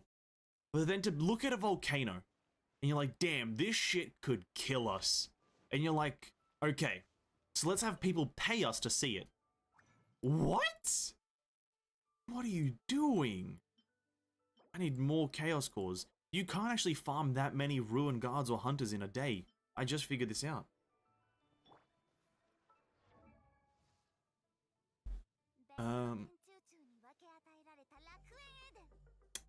Ever seen how if you throw sulfur into fire it turns blue? Same thing, just a massive scale. Oh, I have seen that. I did that in science. Welcome back from lunch, Azuri. Peng Chen is back in action. What, did you release a new soundtrack? Is the Hoyo mix being updated? I don't know. Near volcano, crops can grow extremely well, but it is quite risky. I do know that is the case, but it's like there's a difference between building your farmland there and versus building a tourist attraction and a city. In my opinion, you can build a city away from it, but you can definitely build, like, you know, farms there. I can see that. Just don't put the majority, like the Hawaii one is like half of the population of the goddamn like area just got fucked. The volcano erupted and shit's done. Shit's fucked. Need 18. God damn. Need 18 of these chaos cores and I can't make 18. But I can make 100, like 45 of these. Okay. Maybe that's gonna be enough. We get a few bonuses, 4 bonuses. We can make 24. I'll make 14 in hopes that we get 4 bonuses. 2 bonuses. Okay, we need to craft. We'll craft 1 at a time if we get a bonus. Come on, bonus. Bonus. Scam. Bonus. 2 bonuses. Damn. Okay, that's tragic. And then we need some slimes. We'll just craft the slimes because I can't be asked to farm them. No, it's terrible. I never understand Yellowstone Park. The sulfur gas basically kills people. Is that what Yellowstone Park is? Okay, so I was playing GeoGuessr the other day, or the other week, I think, with Tissue. And, Yellowstone Park, like, was a thing there. And I know the name that is famous. I know the name is popular and famous, but I don't know what for. It's like a sulfuric farm or something? It's like something terrible? Something painful to the human body that apparently we just gotta build something next to? It's like sulfuric gas that just seeps into the air. How much money do I need for this? I said Ven Peng Chen in action. Oh, I'm Yu Peng Chen. Oh, I see. Thank you so much. I do feel like Yu Peng Chen sometimes with the banging beats that I'm playing. I'm not creating them, but I do feel like him from time to time. Jinren Island really quickly. Pick efficiency. On this channel, there is only efficiency. I want everyone to know this. If you ever see me being inefficient, please call me out on it. I will immediately fix that. If I am losing efficiency, I want to be called out because I am one of the most efficient people in the world. One of the most efficient. I pride myself on the raw speed, fidelity, and general quality of stuff that I do. My official does mega damage. Pretty much just me in a nutshell. Mega damage. But these ones don't give anything because they're like not real.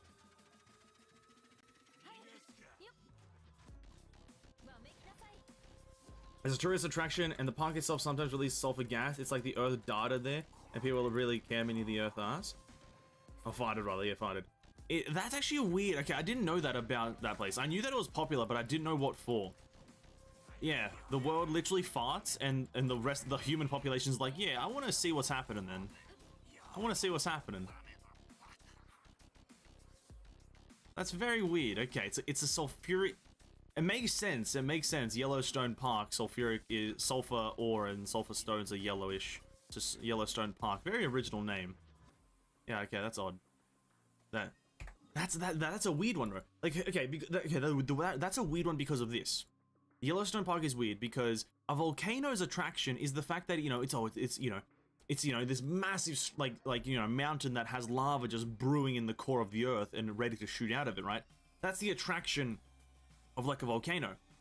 But we're just going to a hole with like toxic gas. That's what Yellowstone Park feels like. It's just a hole with toxic gas in it. What? This is literally the human race just failing miserably at knowing what's safe and what isn't. It's just a hole with gas that can kill you. Like that, whatever. Only efficiency, no fun, exactly. If you ever see me having fun, call me out on it. I should not be having fun whilst playing these games. If you see me having fun tomorrow, call me out on it. Tell me to stop having fun. We're all about efficiency, Ven. How dare you have fun in the name of efficiency? Efficiency shall strike you down. You've betrayed the system. How did the Geo one not die? Crazy.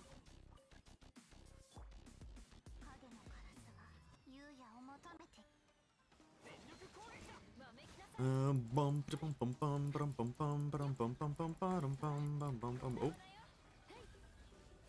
Oh, Euler is just such a meat. Such a meat of a character. Oh, I missed my table.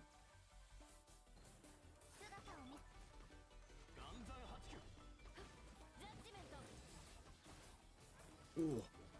The feeling we can do a 19k no crit is just, it's just the thing that I love about this game for some time. Because when you can just get a Eula and do a 19k non-crit.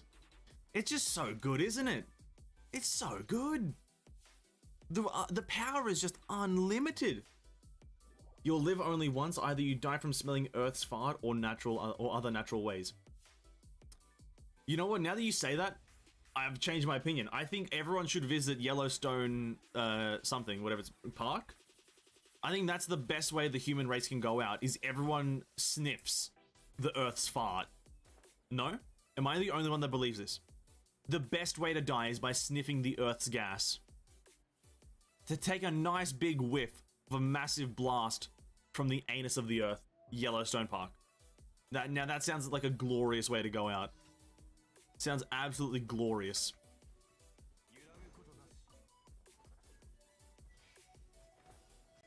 I prefer not to die from natural causes. It will probably spice my death a bit. Yeah, that's what I'm saying. We all need to die by Yellowstone Park's gaseous release. Come on. The gaseous release of Yellowstone Park. A nice dense cloud of death perfume penetrating my brain. Please. Exactly what I need in my life. Death perfume just perpetrating my esophagus.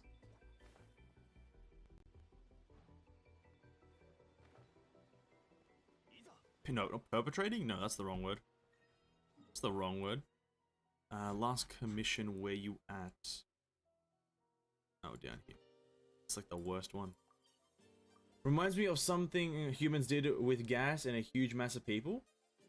Well, no, this one is of own volition tissue. You're talking about the other one. This one was done without permission. Whilst the one that I'm suggesting is everyone goes there of their own volition to have a death of sweet release. Imagine going there and you just hit the hay because you're like you smelt the earth and it's toxic bullshit. Okay, what I was about to say is not good. You smelt the earth's sweet gas. And you just go out. Okay, he does have the book. Nice. I probably should have been using this guy all along.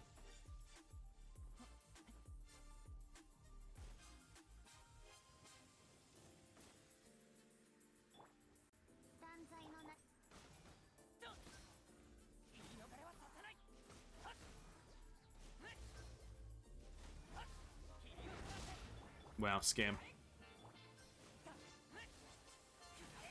Woo! 35k. Crazy.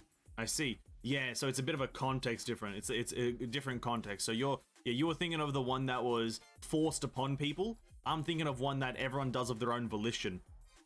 Just for satisfaction, really. Just for satisfaction. The death of smells don't sound fun. I think it would be kind of like smoking weed, no? You know, there's a bit of a high at the start. Bit of a weird high. And then you're just knocked out. You're just outskis.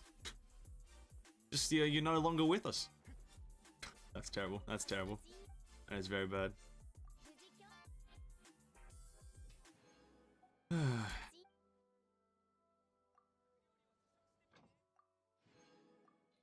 Bump, bump, bump, bump, bump, bump, bump, bump, bump, bump, bump.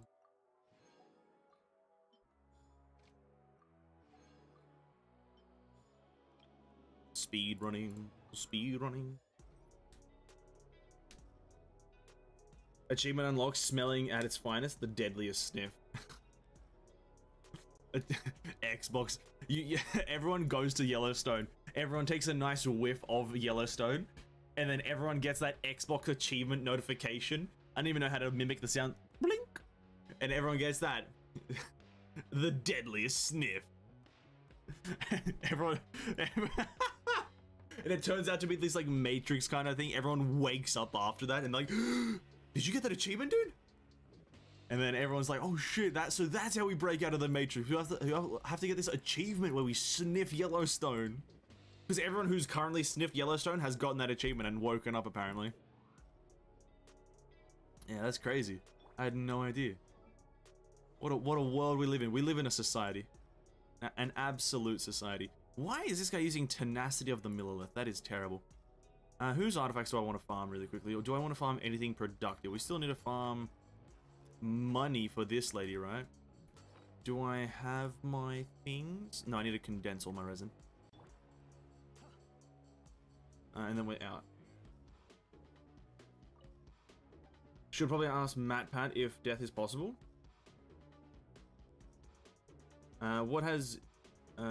wait, what does UB come to? Oh, nothing, Tissue, don't worry. I am myself, and don't worry about it. I'm just saying, you know, Yellowstone sounds great.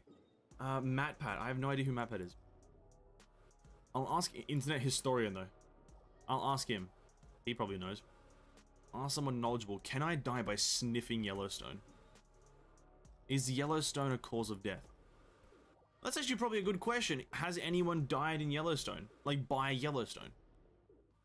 Like, can that be written on someone's grave? Is like, death by Yellowstone. Like, that would be kind of interesting to know. Because maybe it sounds like it could, but maybe it actually can't. Maybe I literally can't do it. Oh shit, almost dropped my cup.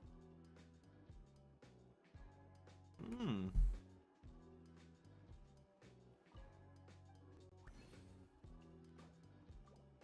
boom, boom, boom. I need to just spend some resin on my American account. We're gonna switch over to Honkai Pac-Man. The Game Theorist? Oh, I have no idea who it is then. I might, maybe actually I've watched a few of his videos. I don't know. I can't keep track of all the YouTubers I've watched. I forget some. Because I remember watching Internet Historian, but then I'm like, I don't even remember what he sounds like. Because I go through phases, and I think a lot of people go through phases like this, where obviously they have like specific channels that they watch for like ever. You know, I've always watched the anime guys, the Trash Taste Boys. But everyone obviously has these channels that they always watch. But then they like some people like, and I'm pretty sure everyone does this. They like jump between different things. So like I went through a phase of just watching Internet Historian. I was like, damn, Internet Historian sounds like an absolute great guy. Let's watch this. And then I'm like, okay, now I'm done with Internet Historian. Cool. And then I move on to another one. Okay, now to watch Binging with Babish. And then I watch like all of Binging with Babish's videos. And then I move on from him. And then now I'm on to Ludwig, the big man. And now I stop watching all of his stuff. And I move on to some other. So I think everyone does this.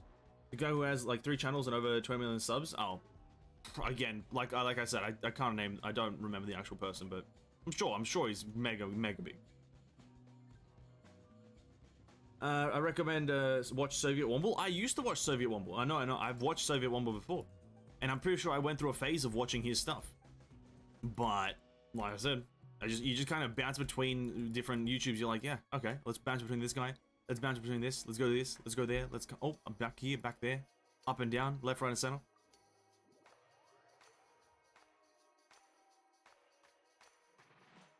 Posted 4 times per year, 6 times if the year is good. I respect that kind of hustle. That is the long form channel kind of thing.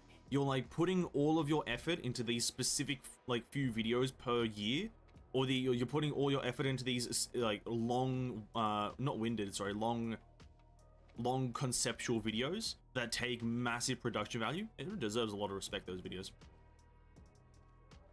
Like, also, like, Josh Stripe Hayes, in my opinion, is, like, one that I really like watching. Because, like, the man, just to make a video off of a game's, like, entry-level stuff, he plays 8 hours of a video game, maybe sometimes 12 hours of a video game, sorry, and just records that gameplay to then put into a video. Which, to me, is, like, mad respect, just playing one specific game for 8 hours to 12 hours straight, just to make a video. Put a lot of effort into these things. His Genshin theories are pretty funny. Oh, Matt Pad, okay. Genshin theories. God damn it, dude. They're not that deep. The gacha games aren't that deep, man. The only gacha game that is that deep is probably Fate Grand Order, because it's literally a part of the Fate universe, and thus it's already deep because of its anime. Every other gacha game has no story, has no history. I'll live by that forever. I will live by it.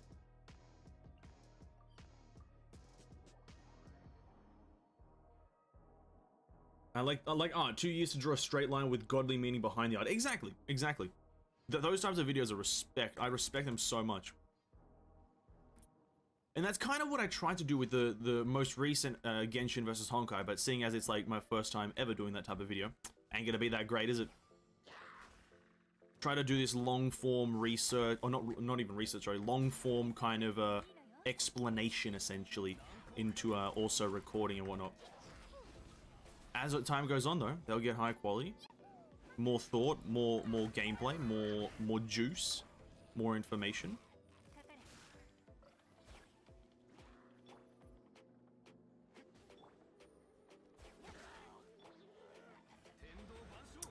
Internet historian make like one video per year on his main channel amount. He posts a lot of incognito mode and story mode. Well, yeah, that makes sense. All his channel is just history, right? His whole channel is history, so he has to make sure everything's correct, right? Quick Genshin a while ago, honestly, it was a good decision for me. The lack of content and grind for a single pool really took a toll on me. Playing Honkai has made me happier. Hey, 02, respect it. I absolutely respect that. No judgment on that one. Absolutely happy for you. And I don't blame anyone for quitting the game. Absolutely no blame. You know, absolutely right on all those factors. Absolutely right. You know, Genshin's not even one roll per day system is not that great, to be absolutely honest with you. Most games at least give you one roll a day with its dailies, and Genshin doesn't really do that, so I absolutely respect it. I myself just can't bring myself to do it because I like a lot of the characters. Last commission here. Yeah. Oh, this one's annoying. But yeah, Internet Historian, like the history channels, like not history channels, sorry, the history YouTubers, specifically like standalone history YouTubers that are just themselves, no one else. I can see why their videos would take like eons to make, because you have to cite sources like there's no tomorrow. You have to make sure everything's factual, and if there's stuff that like, you know, contradicts itself, you have to be like, oh shit, this contradicts itself, you know, this is vague. And the script is like probably 200 pages long. It's like, it's so, his history channels are fucking ridiculous. And Internet Historian or whatever he does is fucking, yeah, man deserves everything he gets. Except for the hate. He deserves every positive thing that comes his way. Same here, I'll come back to play Sumer and get out again. Hey. No, that's just probably believable, and you guys probably will do that. A lot of players will do that. And that's essentially how Genshin goes. Genshin will do that. Genshin brings a lot of players in for these like massive patches. You know, a lot of players came back for Inazuma. If you look at the Google Trends kind of view thing and probably player count for Genshin, it's very easy to see that on the launch, massive influx of players, then it decreases to a massive plateau.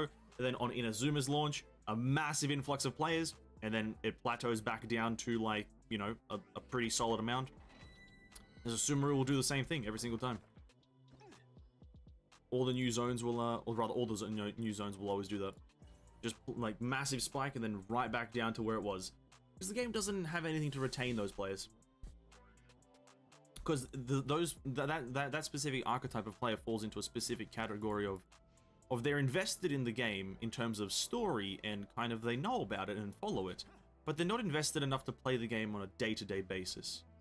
Which is, playing Genshin on a day-to-day basis is miserable. Like, what I'm doing right now is miserable. I'm miserable right now.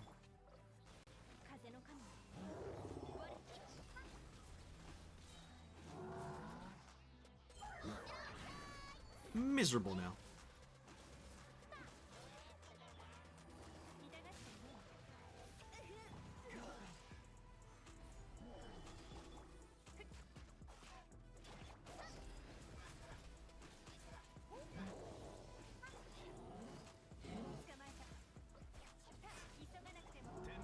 I need to switch my G now. She's not doing anything. 17k damage for nothing. I'd probably just explore Sumer for a day and not fuss over the gacha, then get back to the Stigmata upgrades. Absolutely, man. That's exactly how I recommend it. Like, and I've said this a few times. Like, Genshin's just a great one-play game. Play it one time, get out of there. You know what I mean? Play it one time, get out of there. There's no reason to stick around. There's no benefit to sticking around. You don't have a progression of power that's easily visible. You don't have a lot of things. But yeah, in summary, oh, that's pretty good. Let's save that. Good for my, I might roll that right now. But the best way to play it is just play it through one time and just go for it. Genshin is just like watching anime. After finishing a season, you wait for the next season to come out, and people get their hype again. Actually, that's a very good example, actually, Hershoviana. That's a great way to actually look at Genshin. It's like watching an anime. It's a very, very slow thing. Like, to get the full enjoyment is you have to wait until it's all done, and then you can enjoy the game to its fullest. But watching, like, personally, I don't like watching animes as they come out because, you know, it's one episode and then cliffhangers and whatnot. So just wait for the whole thing to come out, and then boom, it's there. But then if everyone did that, you know, maybe it wouldn't be that popular, or maybe it wouldn't have the money to make itself that who knows. What are you gonna do in Honkai though? You've done all weekly stuff, I believe. Bro, pre-arm. I'm gonna pre-arm my my Aponia stuff and maybe test out a few things. There's a few things I want to try in Elysian Realm. There's a few builds that I want to try. After I found out that okay, I should have known this from the start, but I didn't know exactly how Sakura 1 worked in Elysian Realm for First Nexus. Knowing how it works, I think there could be some pretty fun builds in Elysian Realm with some characters, so I want to try that. But probably first do a finality clear on my Aponia with her full pre-arm, just so I can see the power difference. And yeah, I just can't play every day, but there's not enough variety for me. I get burned out after 2 weeks. That's justified. No, the game definitely does not have content to supply a 6-week period per patch. The game struggles to maintain players because there's not enough stuff to do naturally through the game. So, you know, the game's pretty fun to play when there's the major event, and I specifically say major event because it's important to notate that. But when there's a major event, the game is actually really fun. But once that major event leaves, the game is very boring because the base game stuff isn't there to, like, sustain it. I tried to do commissions. That's like the bare minimum, yeah. And, you know, if people can't do the commissions, that's absolutely justified as well because it's also brain numbing. The weekly in Honkai is more than enough to get past the week. Yes. Also, the commissions make no sense to me. You're like 2 to 3 time, like a 2 to 3 time world hero, and then you have to go do this random villager and get us some chicken. Yeah, it doesn't really try to play into any kind of realism there. It just gives you random tasks. I've definitely had a problem with that because if you think about it, Dartex, commissions to adventurer guilds should be combat missions, in my honest opinion. There should be no commissions that are like really have dialogue heavy stuff because technically all the information should be on the commission itself when you forward it to the adventurers guild. So the fact that we even have to talk to people during doing a commission is very odd because you should be getting all the information technically from a piece of paper that's on a notice board. That part doesn't make much sense to me, but you know, at this point I've given up on caring about that specific detail or anything to do with the dailies and the audio and not the audio, sorry, the auto plate of text and the skipping of dialogue. I've just kind of given up that it's not going to be added. Opinion: Ai-chan is a lovely character and I prefer over Paimon. Hope she gets development in the game. Yeah, fair enough. I also prefer Ai-chan over Paimon, but that's mainly because, you know, Ai-chan, you only really hear her talk once or twice, whilst Paimon never shuts up. The Herstra of Gacha, true. I usually rationed the weekly in a week, so I just play for a few minutes a day and maintain the everyday login bonus. Plus, if you do the ER on Sunday, the emblem can last until the next Sunday. Oh! Well, yeah, that's to be quite frank. That's a good way. If you're playing the game kind of throughout the whole week, yeah, rationing all the weeklies is a pretty good one. There's only like one weekly that you have to do as soon as you have it, and that's the Abyss, technically. Like the Abyss is the only thing in the game that you would probably have to do the minute you get it. Or maybe the day that you get it, because it's like Honkai reset its Abyss twice a week, right? So you'd want to get both resets out of it. So yeah, everything else is kind of like just do it whenever you have the time or feel like it. And we need more of the crystal flies. Long-wise, it makes no sense. Yeah, that's a lot of Genshin though, right? Just a lot of the game doesn't make fucking sense, you know? Like, let's be real, a lot of the plot points don't make much sense, like Zhongli not telling us what our sister or our sibling is doing. It doesn't make much sense now, does it? But, no, it is what it is. I don't care about him having a fucking contract. His contract was broken when he stopped being the Archon. So, you know, a lot of the game doesn't make sense, but that's the price we pay for having a decent game. Just decent. It's alright. It's alright. 6 out of 5. That's a pretty good rating, don't mind. 6 out of 700. 47. Nice. And we need to mine 10 ores. That gives us a few more things. Can we do anything else here really quickly? Nah, I'll do that in my spare time. I might do it off stream after, when I have a bit of time, when I'm not doing anything. Need to get the Honkai now, please. I'd like to play Honkai. Shinto, can you please sell me the ores so I can go play Honky Donkey Pack?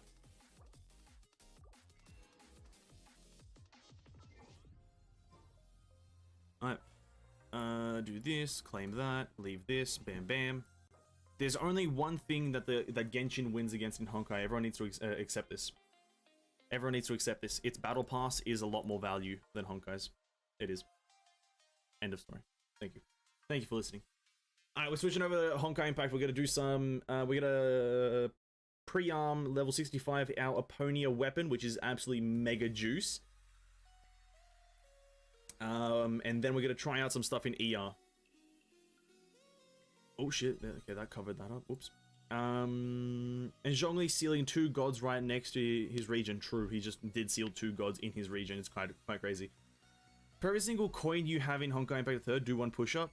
Bro, do you want me to turn into Dwayne The Rock Johnson or what? How dare you?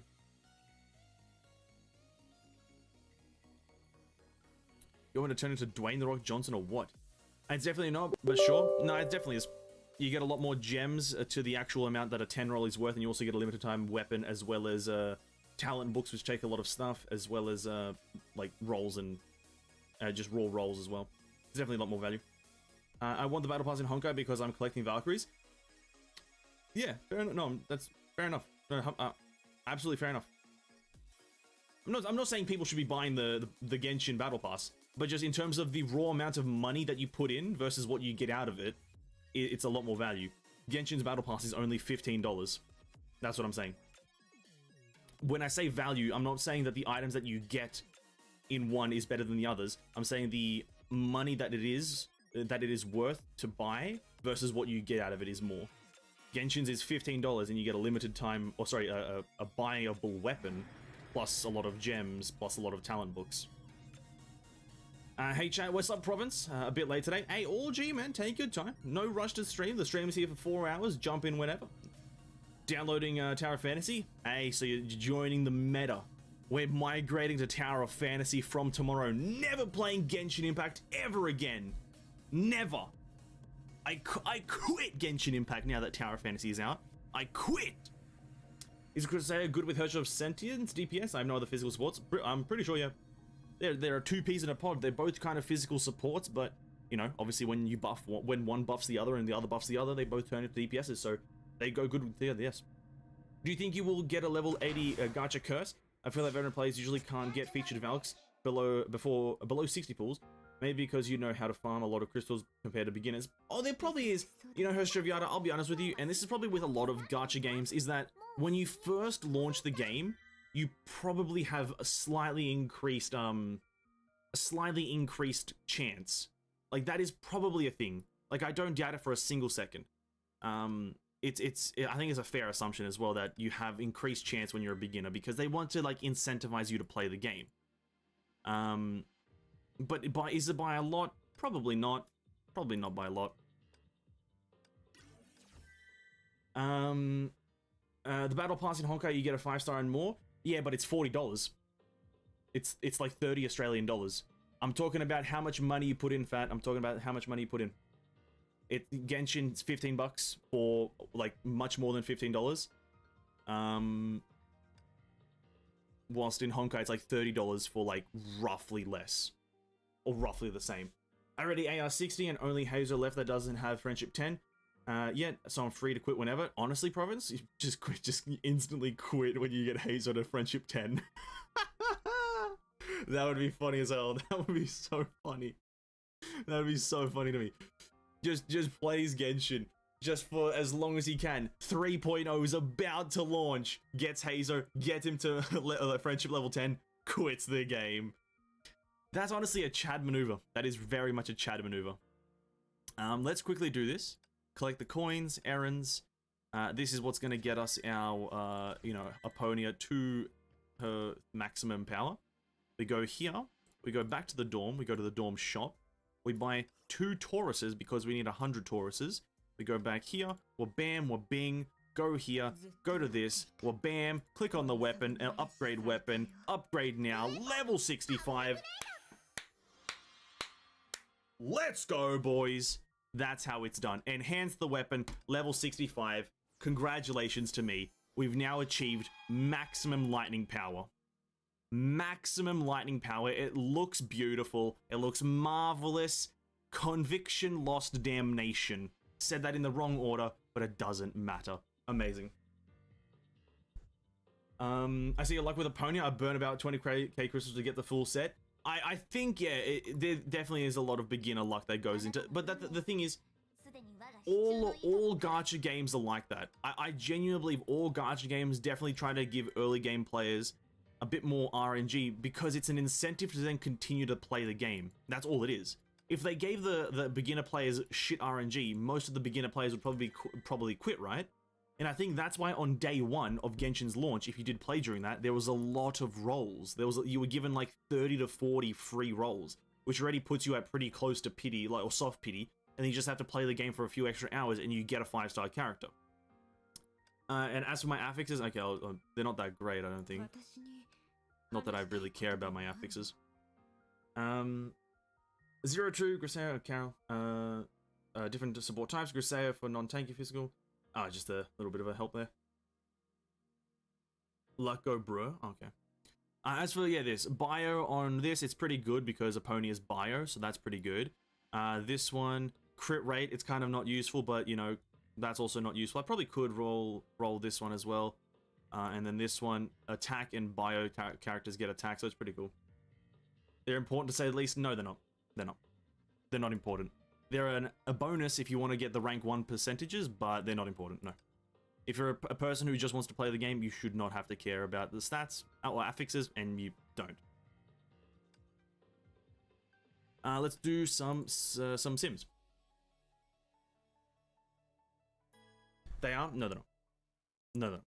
They are not as important as you think they are.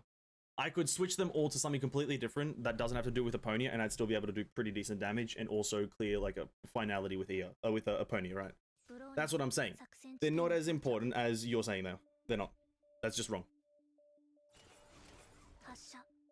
They're important. They're important, but not as important as you're portraying them. Like if I had completely opposite roles, I'd still be doing pretty decent damage. Like, it's the minutest of minutest updates, or upgrades, sorry. They're nothing like, let's say, artifact rolls in Genshin Impact, right? They're nothing like that. Artifact rolls in Genshin Impact literally make or break your character. Those things don't make or break your character.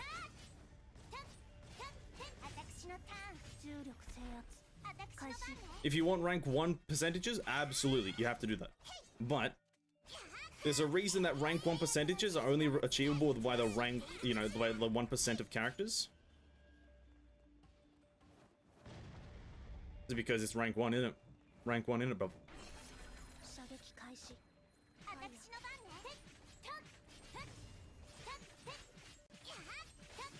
Hey, what's up, Piston? Welcome to the stream, man.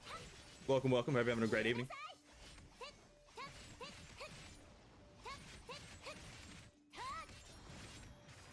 I'm holding crystals for Herstra of, Hoch. That's gonna be a bit of a weird Herstra to pronounce. I'm saving crystals for Hoch.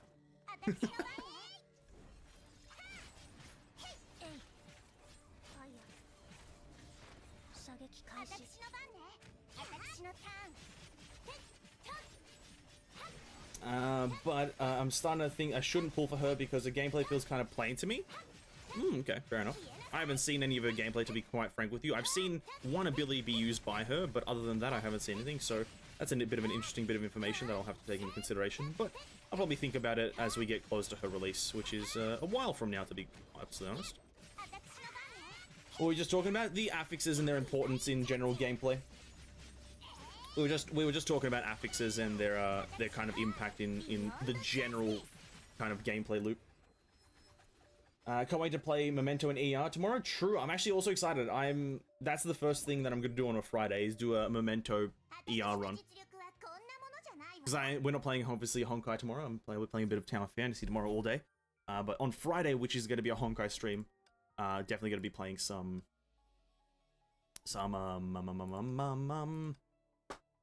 Memento ER.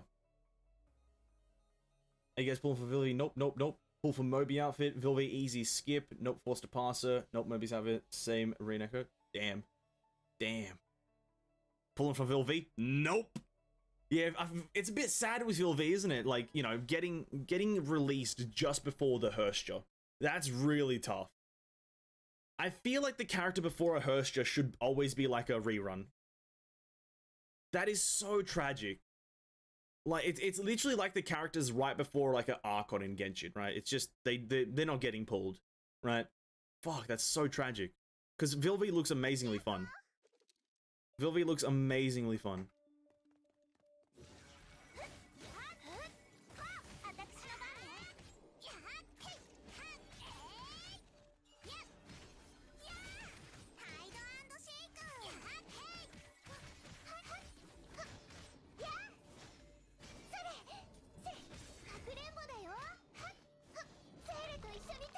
I did that all wrong. Whoops.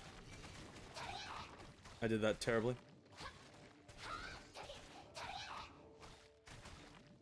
We will get her eventually. True. True, true. Are you trying to do sim battle optimally? Not necessarily like 100% optimal, but you know, every single time I go in here, I try to play a bit better. But I don't sit here and retry it all the time to try to get better clears. But you know, as I learn how characters work, I do get better clears. Took a while. But yeah. But I don't sit here and grind it, no. But I just give it a bit more thought every single time. Like this comp, I have no idea what the fuck this comp means. I'm probably going to get both Vilvi and the Hersher. Damn, nice. Good luck on both of your rolls. We'll miss the hype train, but it's fine, true. Imagine the rerun is right after the Hersher banner. That would be bang. That would be kind of like a smart maneuver. People who got Vilvi first time, they then get to re-grind Vilvi and get more of her, which would then make them happy because they have more Vilvi. Or the people who skipped her still have a chance of getting her after the Hersher because the hype's died down after that. I think it's a good time to pull V because no contest in Quantum Abyss. True, that would be a good one. But you know, it's one type that you're like dominating over, right? Like, so in this one specific type, you're going to be an absolute god, but in these other ones, you're going to be kind of mediocre. So I don't know, maybe. Oh, and maybe then also Fire Week should be pretty good. So true. Azure Imperia, Flame for Fallen, Rosemary, whatever, and Hersher of Thunder. Oh. Honkai? Did Honkai just fucking crash? I don't know. I have 70k crystals, is that enough? Oh, maybe. I don't know.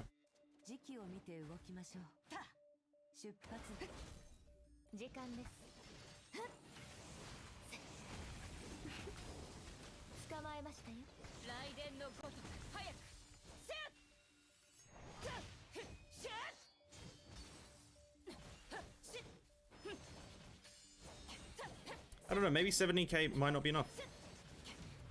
I don't think 70k will be enough, no. I think you need 3 billion crystals. 3 billion! I mean, VLV will get a skin, no, so pretty much her rerun is confirmed. Well, is it though? Oh, you know what, I guess like... Why is it, bro, game, stop. I guess it is, maybe like a small one though, maybe no?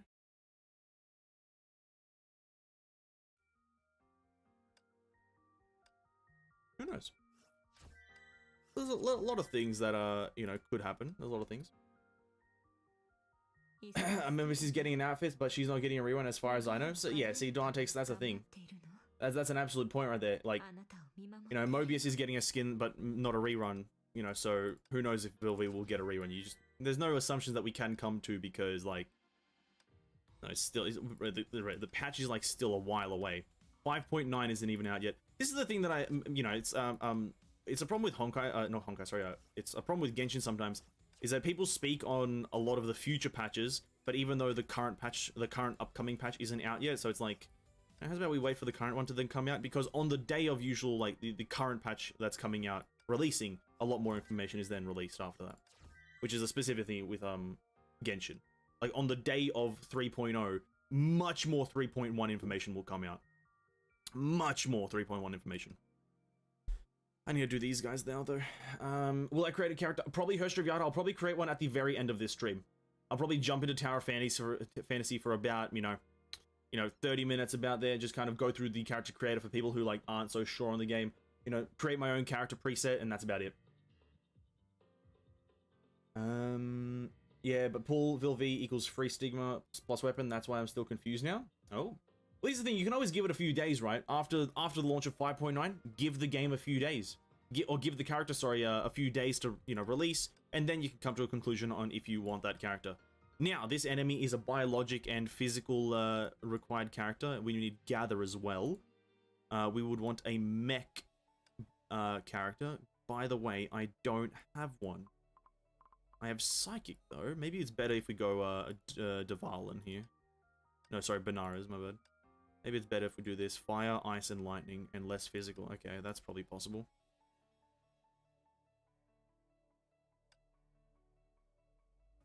Honkai Anniversary 6.1 for China, 6.2 for global. Hey, nice. Sounds great.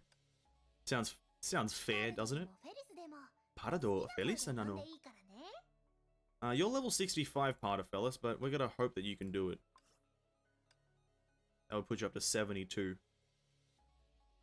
That's fine, because I'm gonna need that. Gonna eventually need her at a high level, so we'll do it. We're gonna eventually, for unspoken reasons, we might need her in the near future.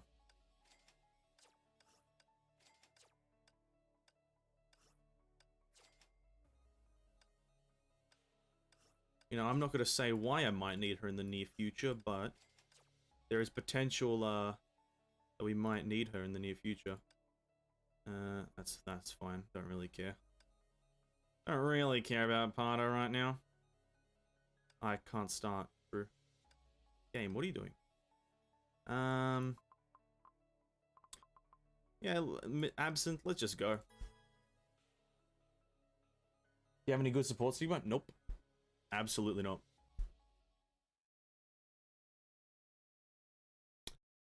Part of VA show had fun voicing it, probably. Like, bro, if you had the choice of voicing a cat girl in a video game, would you not be excited? Come on, you would, wouldn't you? I wonder what it is. Time to max out HB, Hacksaw Bunny, and Fellas before 6.0. True. Like that's a good point. If I could get my Hacksaw Bunny and part of Fellas built before the before 6.0, that would be Pog. Maybe not maxed out, but decently built. Nice dodge.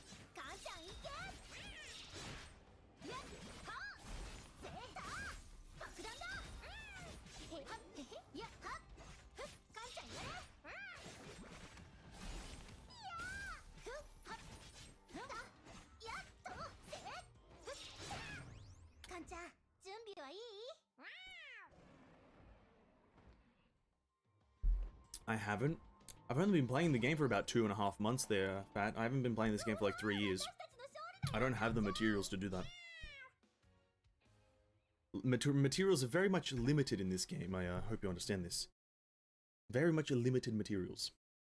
Can't do everything. Can't do everything.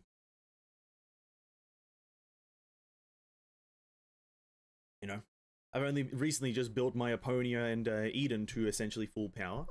So, you know, Lightning, talk to me about Lightning, absolutely blasting it. Mentioning any other element, probably not going to happen.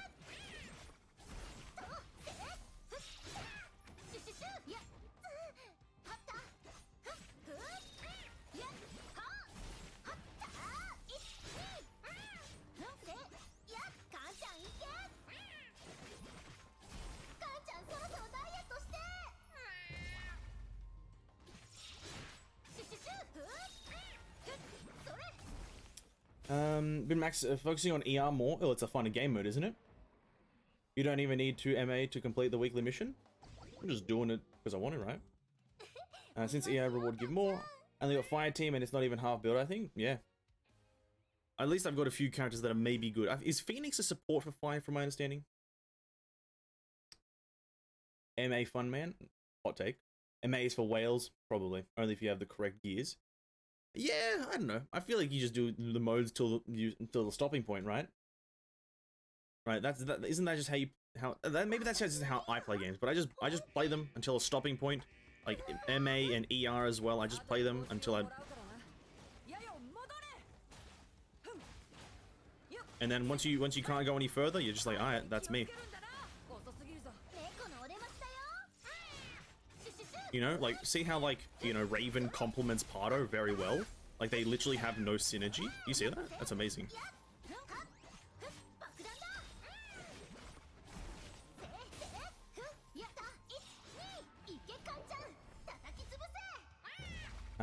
Budget Azure Imperia? Oh, okay.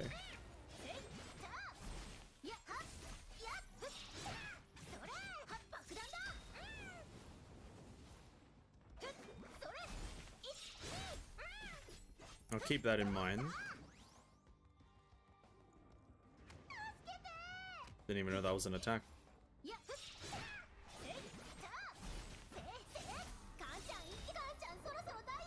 I'm using Phoenix as a support for fire because I don't have Azure. Okay, so she is a support that I can use for fire. Okay, because I've got Raven and Phoenix for that. Azure Imperia, Shmashma, and Miria. That's what I'm saying right now. Azure Imperia is not needed for me right now. This is getting tough, so I'm gonna just leave this one. See, this is what I mean. Once you come to a stopping point, once you feel like you've done enough damage, once you've done enough, just kind of hit the hay. You're like, eh, shit, this game mode sucks anyway, dude. The game mode kind of cringe. Next, though, we can get 5 Tauruses here. Let's go to this lady. Your bio. Yeah, see, this is kind of cringe. Bio's cringe because I don't have anything to deal with bio. See, like, I've got no characters right now. I've got nothing. Alright, Sealy, you're on the case. Sealy, you're on the case. And with you, we're gonna combo you. Combo this. Phoenix is universal support, not just fire. Oh, is Azure Imperia full fire? Okay. Which version? In MA, all I did is click the light button and leave.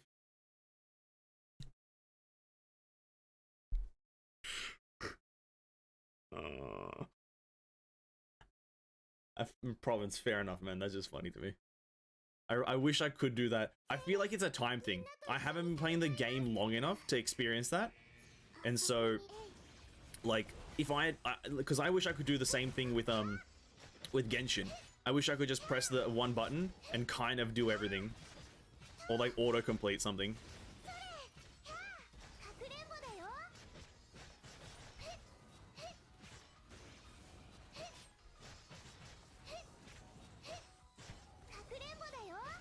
But, like, I feel like it's definitely a time thing. As time goes on, I'll probably want that with Honkai.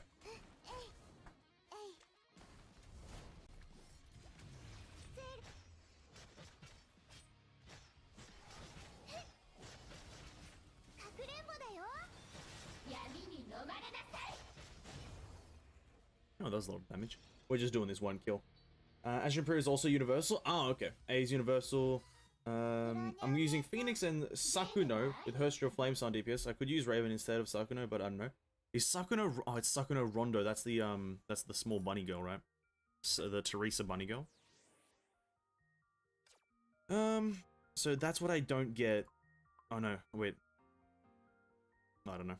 We're still in the 0.2%, so I'm fine. We're still in the top 2% of people, so I'm absolutely fine with that. Listen, all I need is for global to not be competitive, and then I'm okay. I'm absolutely okay. Now to do the actual one thing that I want to do. We're going to do a bit of Elysian Realm. Unless it's a boss that I can slay with Aponia, then I might consider doing it. Okay. Same. Unless I feel like I can slap this boss around. Yeah, I don't feel... Oh, wait a minute. No, I said I was going to do this. Once we get her weapon to max, I said I was going to give this another go. Oh, look at that. We're being minus 100. That's not allowed. That's not allowed. We have to go back in here and try to get more score. God damn it. God damn it. We have to do more score now. Okay. We've pre-armed her weapon to 65. Surely this lets me just win. Surely this lets me win. What does it even do? I don't even know. Crit bonus ultimate deals 30% total damage. That doesn't even sound that great. Sounds terrible. I haven't played long enough. I know I haven't played long enough. Once I hit that probably like 5-month mark, I'll be like, yeah, listen, let me skip all this bullshit. Oh, let me. Oh, I'll reset it. No, I won't reset it. Screw that shit. We'll give it another go. So, fire characters. Fire characters. Flame Scion. Cringe. Cringe. Confirm. Let's go. I'll know if I can't clear it or not. I'll know. I'll know. I'll get a feel for it. I did this by myself, and I'll get a feel for if it's doable by me. Probably not, though. Probably not. I don't know. I feel like Aponia is too good. I feel like she's like way too good. She just does everything, but like, imagine if she was what was it? If she was any of the other ones, if she was one of, sorry, if she was Quantum or Imaginary, she'd be pretty good. You can deal with 90% of the game, just kind of naturally. Obviously, you'd struggle on one of the other Quantum or Imaginary if you're one of the other, but if she was one of them, she'd be too good.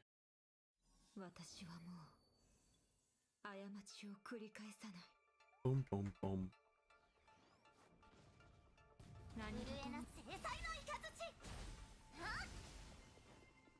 Oh, nice. Love that.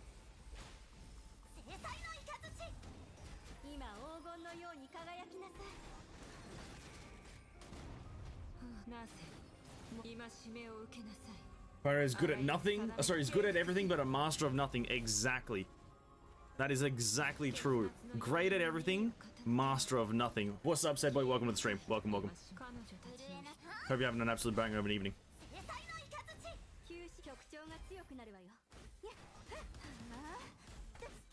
Okay, that didn't feel good.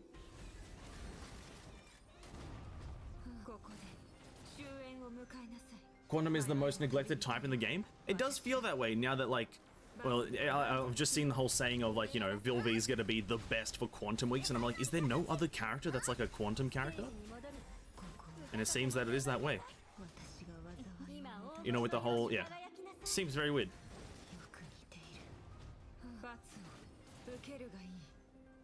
Okay, hopefully this kills him. So I can then save my ultimate for... Oh, he's blocking? He's...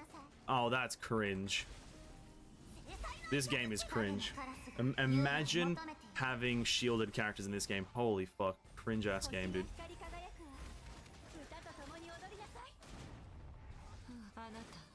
I didn't use Eden's burst. Have you thought about getting HB equipment? She'll be in the team with Pardo and New Ellie. I don't really know what they are. It's just Turgenev, right? Thing is, though, like, investment in certain things, it takes a little while. This game just takes a while, and I'm not putting money into this game. Being a free-to-play player is very hard. I'll be honest with you. But you know, eventually it's gonna come into play. I have a kind of a theory, or rather a roadmap on who I want all my characters to be for specific elements. So as you might tell, Aponia is going to be my light. With Eden and Fischl, sounds great to me right now. Fallen Rosemary, for some reason, I think people have said is better. You know, cringe character, to be honest with you. So this is going to be my lightning. And then Ice, it's not even like spoiler news anymore. The Ice one is going to be new Herstia with Pardo and probably Hacksaw, because I like Hacksaw now. For Fire, I want Vilvi, but that's probably not going to be it, so I don't know about Fire yet. And then for Physical, for some reason I want to do Herstia of the Void, but I also want to do Stygian Nymph, because I like Stygian Nymph as a character, but...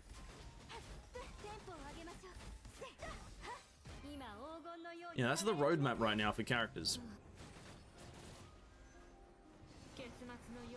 It's hard to get everything in this game when you're free to play. True. Yeah.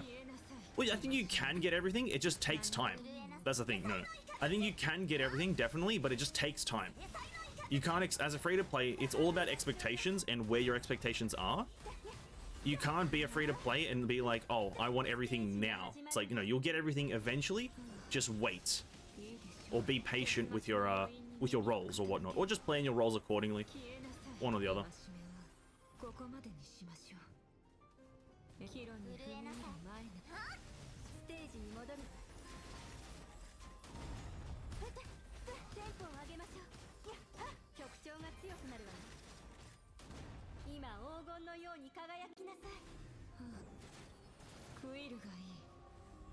I'd rather wait and be better than crafting than gambling with my luck broke. True, there you go. It's literally been a year since a new Quantum character. Well, yeah, but it's also been like 7 years in Genshin since like anything fun's been added, right? So like... No, but I see the points that are being made. Quantum, I guess, is a forgotten artifact. Not if like you, me. Maybe they make Timido playable and she replaces Haxel Bunny. Who knows? That also could happen, right? That definitely could happen, right? Timido's another character that probably is going to be added to the game eventually. So I wouldn't doubt that there might be some sort of a something like that there. Timido becomes the next like super high ice support, like specific ice support. Or maybe she turns into like an armor breaker character, much like you know, what's her face? Or maybe that's only like for physical, right?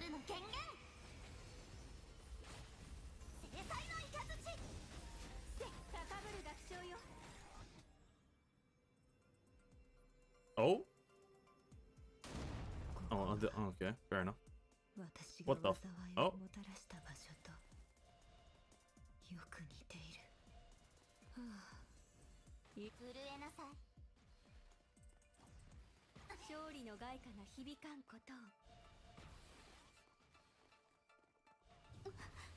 Nice.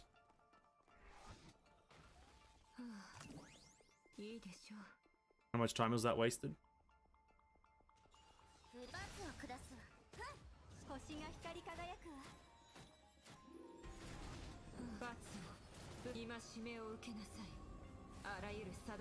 Timido might be an armor breaker, but in ice, if she's playable, I assume. Yeah, I kind of was thinking the same thing. Timido in ice is, but also an armor breaker, because that's kind of her role in. Jesus Christ, what is happening in this game right now? What the fuck is happening? It wasn't like this yesterday, was it?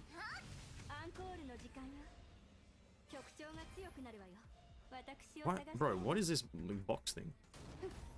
This fucking is weird. Bro, what is happening? What is happening right now? This is fucking weird.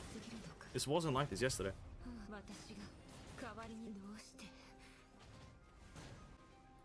Whatever, doesn't matter. Speaking of Timido, she's an N cup. Listen, that didn't do anything to help our score. We're still in the negatives. That's fine. I don't care. I do not care. Yeah. Z cup. I doubt she's a Z cup. I feel like that's just like your whole body's a boob. I'll be honest with you. I feel like once you start pushing the Z cup, that's when your whole body is the boob. And I wouldn't recommend anyone do that. You know what I mean? Like, it's just a recommendation. It's not like, you know, I'm not saying anyone shouldn't do it.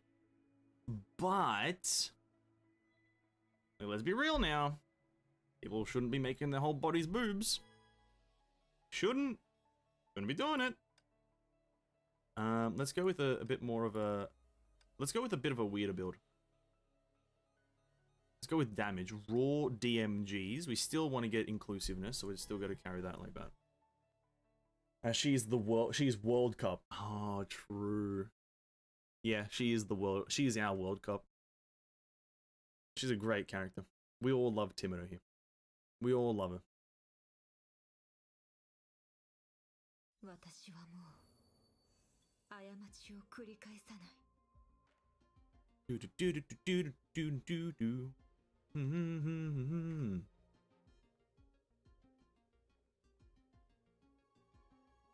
What is happening with Honkai right now? Did something happen?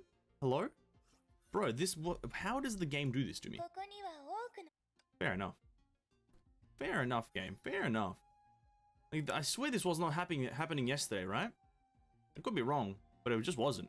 We were doing smooth ER runs last night. What the fuck is happening? Why is... Fair enough. Why do you say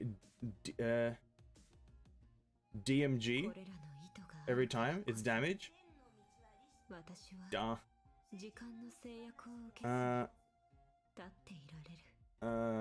DMG? Because it's... Do you know the acronym DMG? It's an acronym, no? We don't feel like an acronym right now? Bit of an acronym time? The game is lagging here. I don't know why the game is lagging for me right now as well. It's very weird. Very weird. Because we were...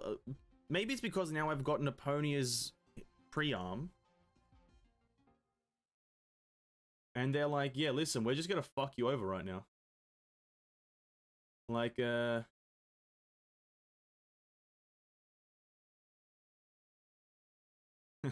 no.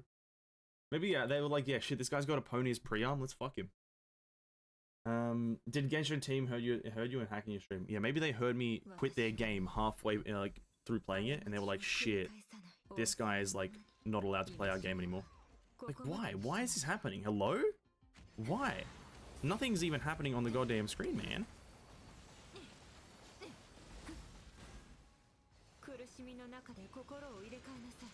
Amazing. Room 1 and we're almost doing 200,000 a hit. Amazing. Wow. Now that's damage. Room number 1, or room 2, sorry, and we're almost doing 200,000 damage. And on the robots, about 100 something thousand. That's okay.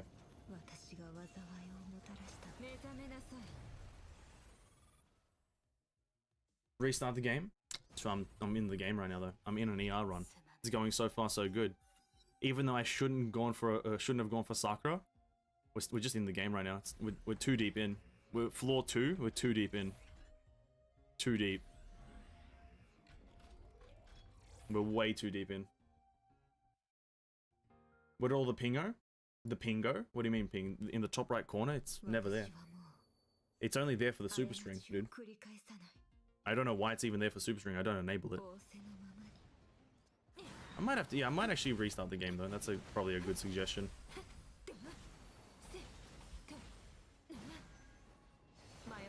Is OBS broke? No. OBS is there. OBS is there. Don't worry about it. OBS is working just fine. I think it's just my PC is just terrible right now. It is being replaced soon.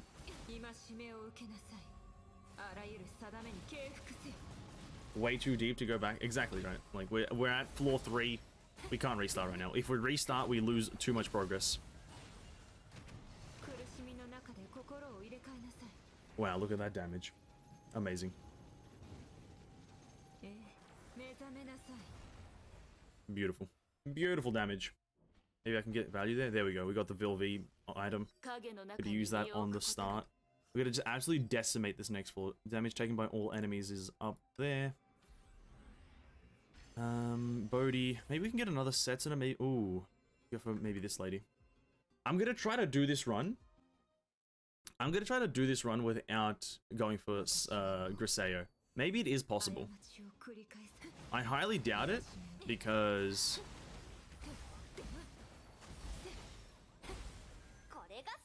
it's possible because mechs are dumb. But you never know. Yeah, this game is fun. We one-shot him. One-shot him like that.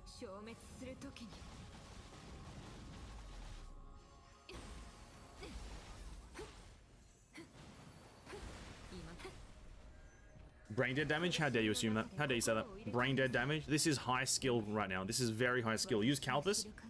We could go for a Calpus. Okay. Try a Calpus. Not the main thing I'm trying to test right now. There's something with Sakura that I want to try here and there because obviously Memento is being added to Elysian Realm tomorrow. So I want to try some stuff with Memento and see how it plays because I don't.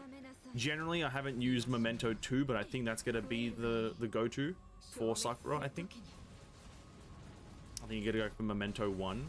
Sorry, no, the one that gives you the free evasion every 10 seconds. I think that's the one you're gonna go for because I think it's just gonna make getting her bonuses a lot faster and a lot easier. Use Fuhua. Well, Fuhua is just a good one, right? So it's not really anything testing, right? Fuhua is just good.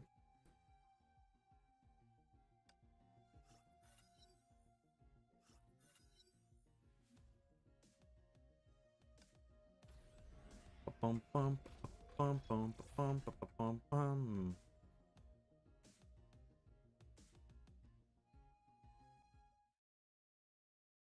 How do you crit too much? My Host of Sentence constantly deals grey and small numbers only. Elementals don't crit 0-2, I'm pretty sure, so what I'm doing is not a crit.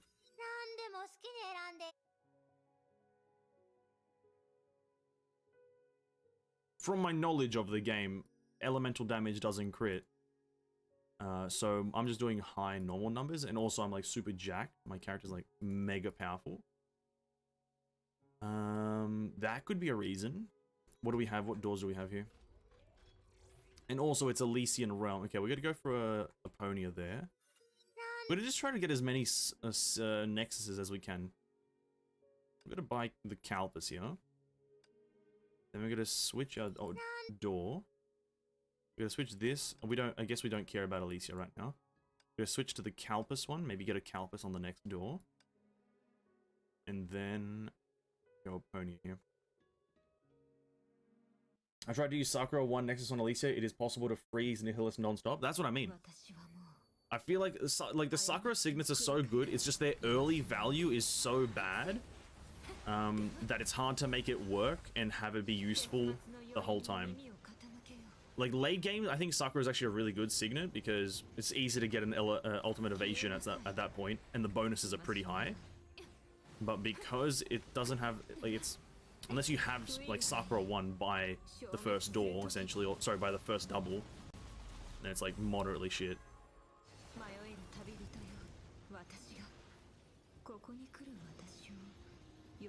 Like the Grisaille is just a disgusting character.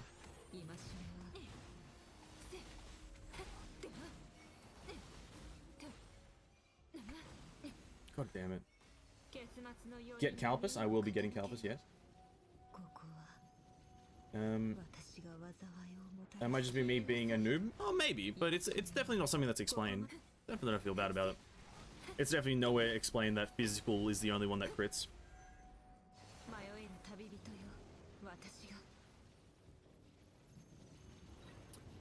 And to be quite frank with you, unless you're really metagaming, I don't think you'd even have to focus on it too much.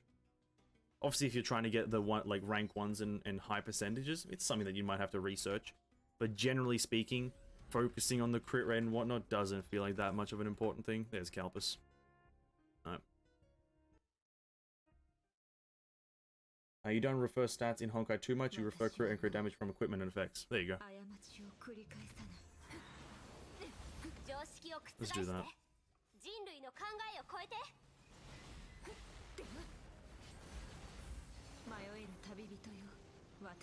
That's pretty terrible damage. Actually, maybe.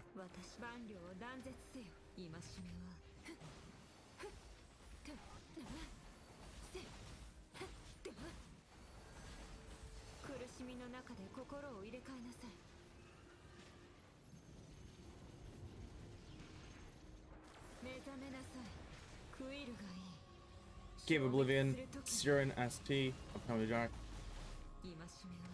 Yeah, I'm gonna be absolutely no help here. I do apologize. I don't know anything about physical characters or even much about anything to do with the game. Very much a noob myself when it comes to stigmatas and their names and whatnot.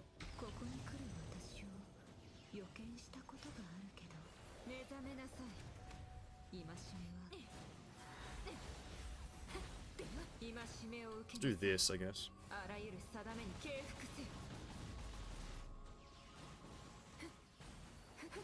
Damn, these guys don't like dying, do they?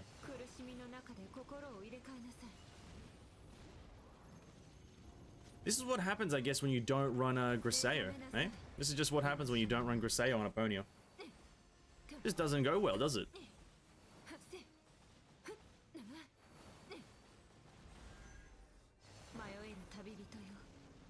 I don't like Grisaille, so I just suggest Siren, ASC, T, Direct M, and Direct B. No, Elysia. Elysia is the best stigmata in the game. Elysia for the win.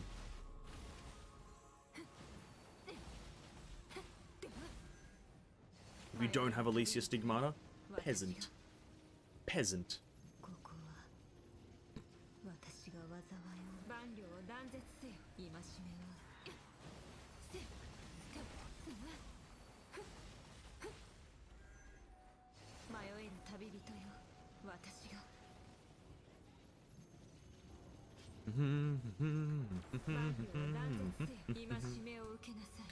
Support is also very important in the game. That is also another true thing. you know, obviously building a main DPS is an important factor, but supports also play pretty much an equal role because, you know, for example, having a built Griseo go alongside an Alicia versus not having a built Griseo go along an Alicia is like a night and day difference. Griseo's constant, like, buffing from her bleeds is pretty important. Let's go with that one.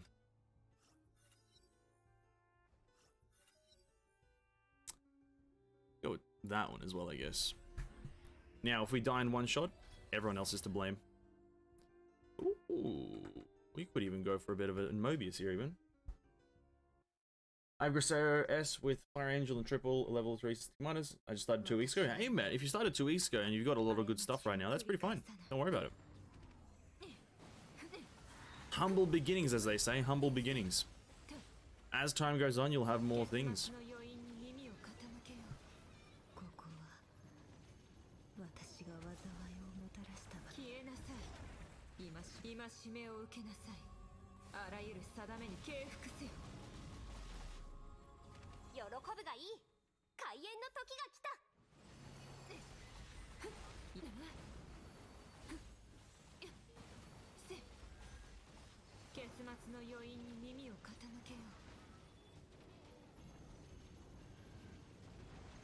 Try Sakura Sigil. The Sakura one to me doesn't do anything. I feel like it just doesn't actually do any damage. Maybe that's just like I don't use it well or something, but I don't know. It feels like it just doesn't do a single thing. But it does work well with Aponia, I'll be honest. It does work well. Maybe mentality of rushing content every single game I play that's making me fuss. Oh, maybe. Yeah, if you have a constant like thought of, oh, I like playing games fast, and I'm the same right there, Zero. I like playing games really fast, but I tempered myself and I'm like, yeah, I'm not that, I don't care that much. Let's just take it slow and whatnot. Like rather the getting of everything slow, but rather the playing of everything fast. Like I went through the whole of the story of Honkai Impact in what, like a month and a half, which was pretty fun, to be honest.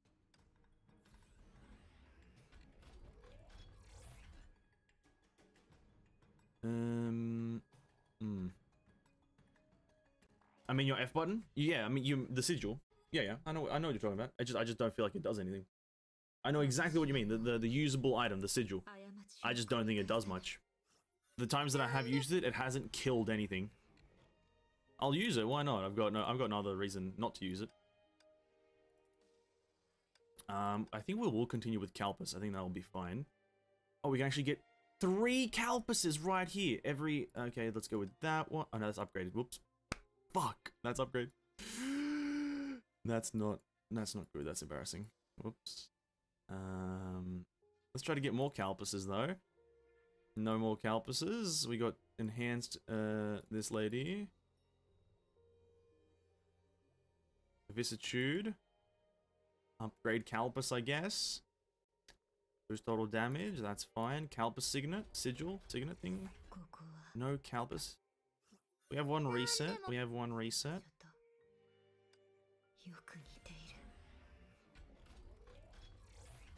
There it is. I probably don't need any more Calpus after this, because this is going to be a failed run, I'm presuming, because we're not running Griseo. Where is the one that I'm looking for? This one.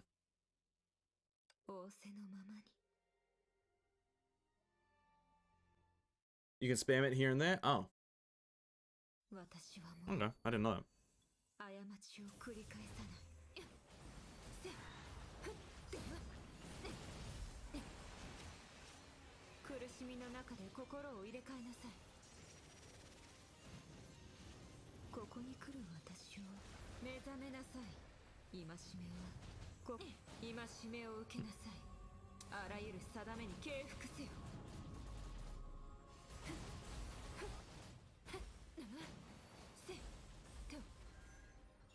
You can get SA weapon in 6.0 Battle Pass. SA, I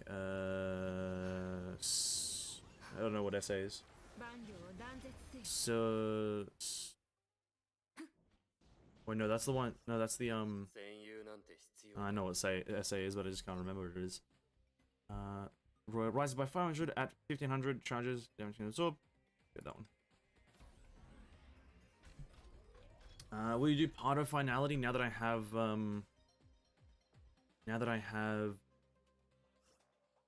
the pre-arm for Aponia? Well, the thing is, the pre-arm for Aponia doesn't do much for goddamn like Pardo, does it? It's all it is just the stat stick, right? You don't get any of the bonuses. All the bonuses are terrible, right? So I don't know.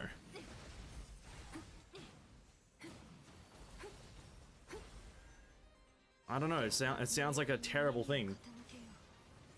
It's just all electro damage, or sorry, lightning damage. Like maybe. It's the best weapon I do have for her, so I probably will. But will it be soon? Probably not.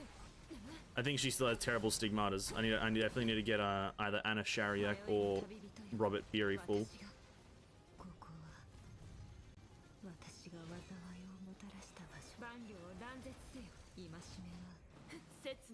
Setsuna.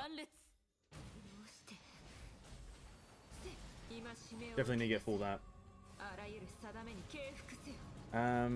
But I haven't read. Yeah, I think it's gonna be my best choice, but I just haven't read the specifics. I just know that it has a lot of lightning damage bonus, and but yeah, once I get either Robert Peary or full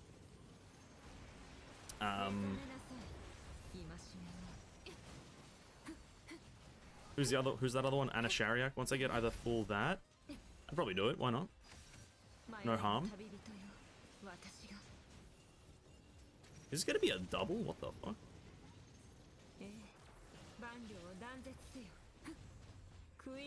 Damn, that's a double. I wasn't expecting that. Wow, Calpus is pretty good, eh? Calpus pretty good. High risk, high reward. High risk, high reward kind of character. Total damage increase, elemental breach. Alright. Yeah, people who are suggesting Calpus. Nice. Good stuff, good stuff. 10 out of 10 character. And now we get Suffering Mass as well. Oh my god. Imagine if we do this. Griseo isn't even the way to go. Griseo isn't even the answer. It's full Calpus. Someone full Anna and Libra weapon for Pardo. Oh, I think I've seen that as well. I'm pretty sure.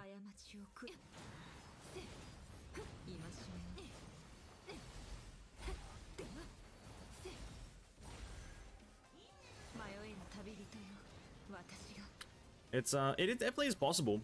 Stigmatas are, wow, 700,000. What the fuck? Is that just maybe Aponia and Calpus? I think Aponia and Calpus are kind of carrying the damage right now.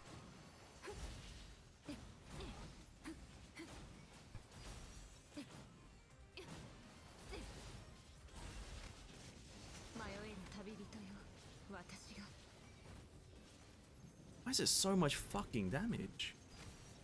I don't think it's anywhere near Grisea's. I think Grisea's at this point would be in the millions, but still, why is it so much fucking damage? Do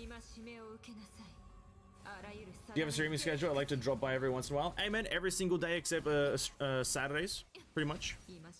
02, every single day except Saturdays. I stream something. I don't actually know exactly what I'll be streaming every single day. Usually it's a gamble. But every single Saturday. Sorry, every single day except Saturday. My bad.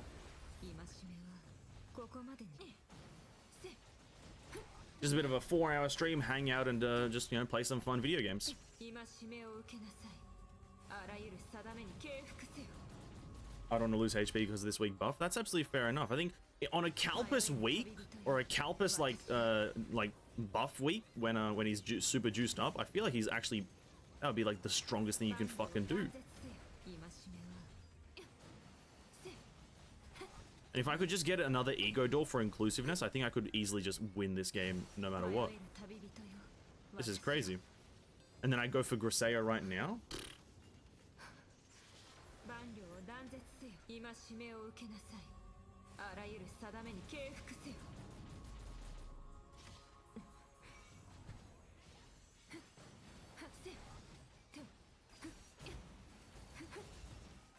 All I know is your dodging game when you're playing goddamn Calpus has to be on point. If you don't dodge these goddamn abilities, holy shit, GG's. Absolute GG's. We did that with a lot of time to spare. That's disgusting that like Calpus Aponia beats Griseo, Kevin. That's disgusting. That is revolting. I don't like that. Calpus Aponia beats goddamn Griseo, Kevin. But I guess I do have also, yeah, Fuhua. God damn it, fuck this game. I think I need this one. Oh, we're just gonna go for the enhancement. Probably better. Fuck.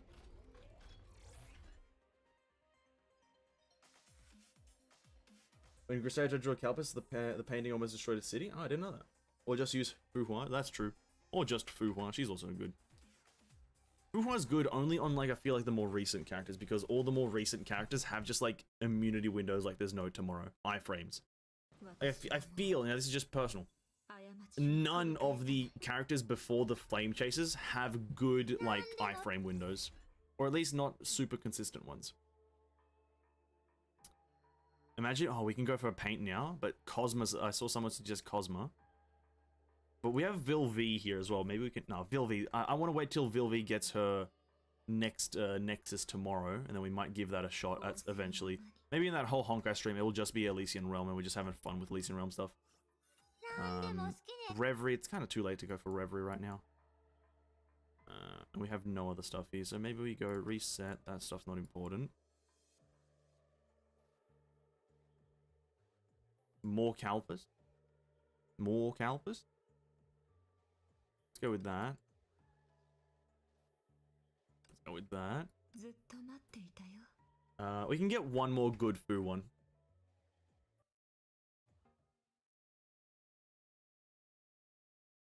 Fu one may be bad for Memento. Oh, there's probably a way to make it work.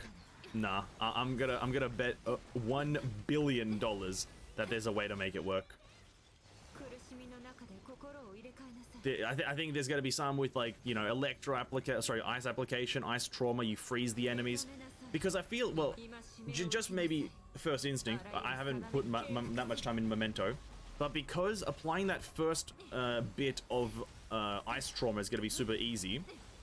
You freezing your burst window at the start of every single stage will be glorious with Fuhua, because you'll have the 60 stacks straight away, freeze them straight away, and then you have about a 5-second damage window as you just do your ching-chings. And so if you can do it correctly, I think, you know, Memento and Fuhua can actually work extremely well. It just, all the stars have to line up. That's all that has to happen, right? And, you know, come on, stars just have to line up. That's easy, right? Easy. Easy stars. Would you like it if Hypothetical Hoverse added one more character slot? I'd imagine it would open up more rotations. To Elysian Realm, probably not. I think as a standalone system, it's way too good, and I just also got shafted in these things. Okay, we're gonna go for Worldly Troubles and maybe get some damage reduction. I think Elysian Realm plays a specific kind of role in the game. It's this area where you put one character to the test. I think adding another character may kind of jumble it up and make it too easy. Because, for example, let's say you wanted to combo Aponia and Eden. That would be an unstoppable combo. That is too much lightning damage. That is too much buffing, too much everything. Whilst by themselves, it's quite balanced. I think adding another character could definitely make it a bit of too easy of a game mode. But I guess maybe and the only way they can maybe stop that is just by adding more HP and more damage reduction. But in my opinion, that's not a great way to balance a game. Let's use that straight away right now. Let's use that straight away. And then we go wait for our thing.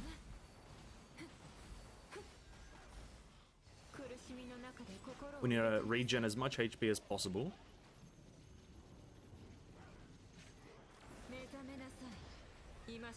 Do that. You have 90% decrease in elemental trauma as permanent debuff. But even even with that in mind, like the first time you do it to a character, it still does it pretty quickly. At least in my experience, you still freeze characters for the first time very quickly.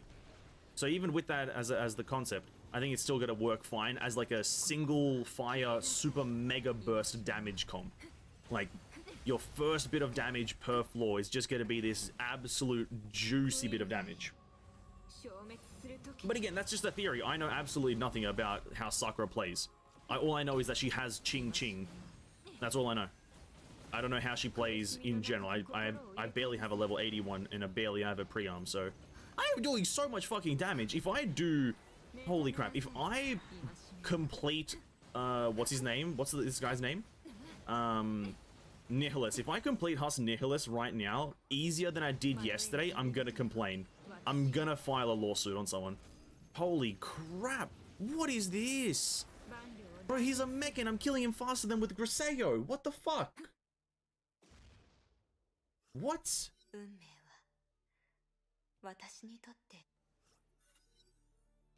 How is that even? How does that even work? Griseo is formulated to kill the fucker. Griseo is formulated for Aponia to kill mechs. But somehow it's not quite working. I don't really need this, but I don't know why it even went for Aponia, to be quite frank with you. A total damage reduction, actually, that's fine.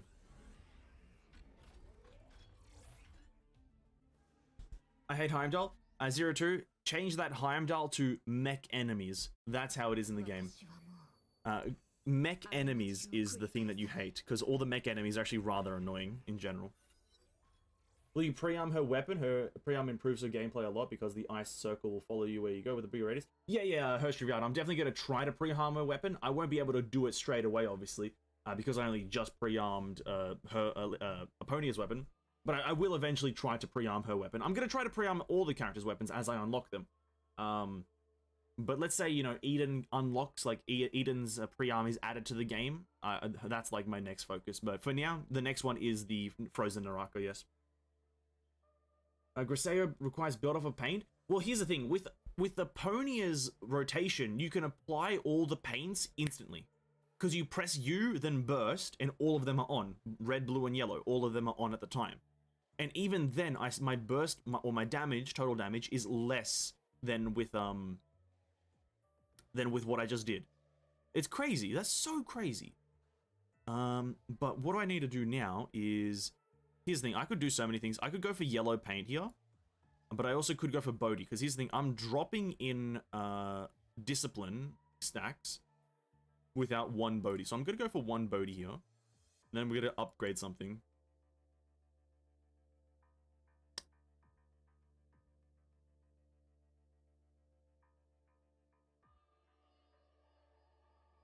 Let's go with let's upgrade Calpus. If you don't know, EA works in mysterious ways. True, actually. And by the way, if you don't know, you can change Sigil to Home, Lost Item for 3 bonus reroll portal. We can only use this one item when we don't get the door we want at 3rd shop. I had no idea what that means, but I'll... Oh, is that... Oh, I think I know what you mean. I don't know if I have it, though. Meanwhile, Calpus is constantly active. That's true. Yeah. Once you use Home Loss, you can't change support or Sigil anymore. That's why we only use it in at our 3rd shop. Okay. Okay. That's fair. That sounds like a very min-maxy strategy, though. That sounds like a very min-maxy strategy and too much thought. I already forget to change my stuff. I probably should have changed something, but I already forget to change my stuff, so... For now, we'll just push on.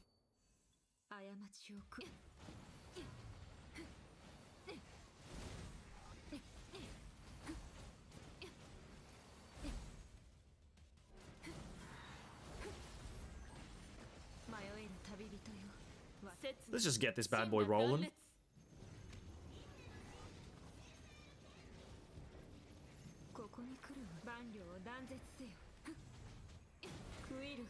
Chuck that in. 300,000, that's pretty good.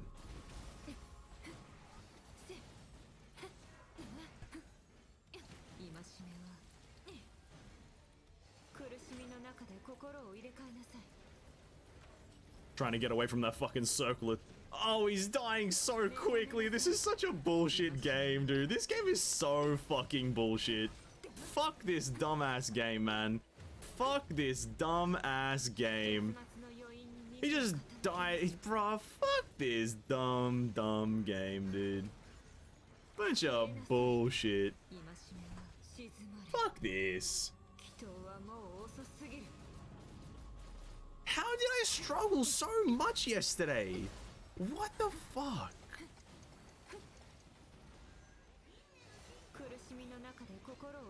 Is that 2 million?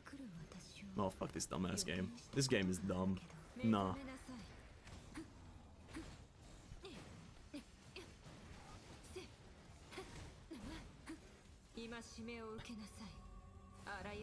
I'm just gonna roll Calpus on every fucking character now. I don't care if they die. I don't care if they die. Just roll Calpus. Honestly, that probably wouldn't work for a lot of characters though.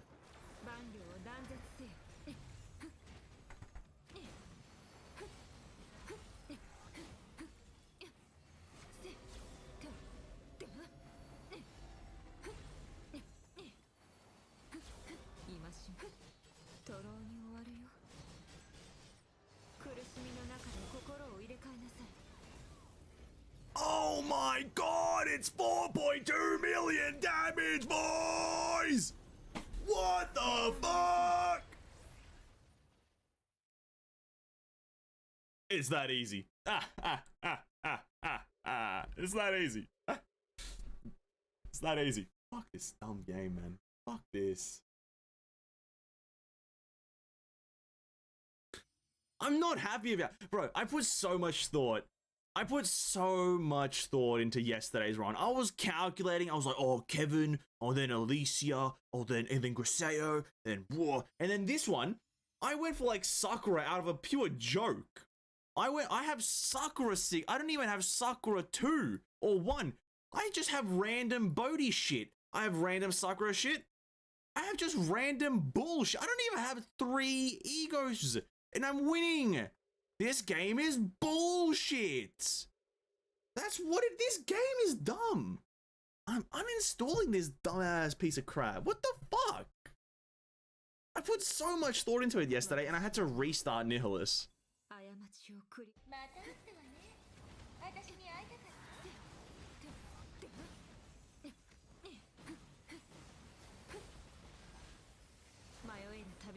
Alright, well now for Alicia though. Now for Alicia. See what we can do here.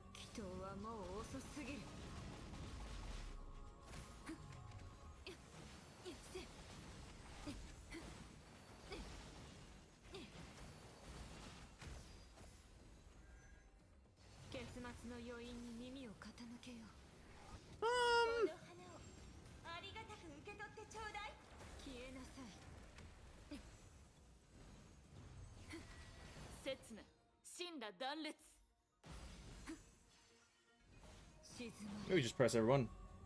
Can we watch Elf Academy today? It's 30 minutes? I don't know, man. Probably not tonight.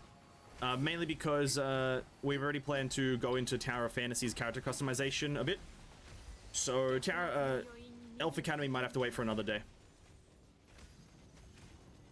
Elf Academy may have to wait for another day. Last 30 minutes of this stream, I gotta do some Tower of Fantasy stuff.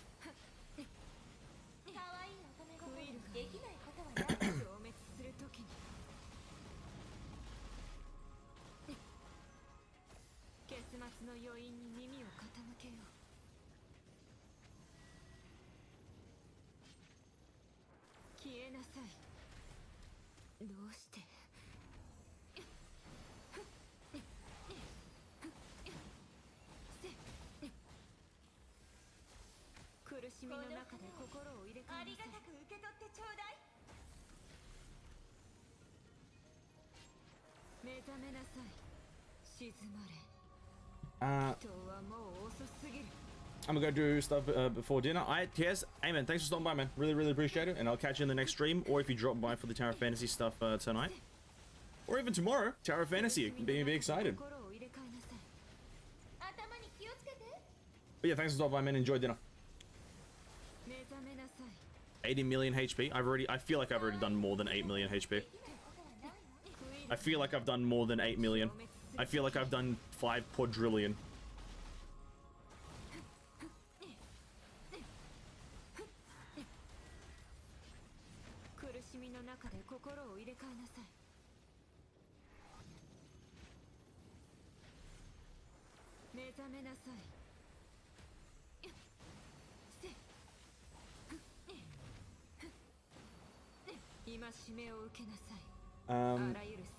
It's 200 more than 200 million, no? I think it is. More than 200 million sounds realistic, seeing as I am doing like about 1 to 2 million per hit right now, and I've definitely hit her more than 80 times, seeing as she's not fucking dead. So it's definitely more than 200 million.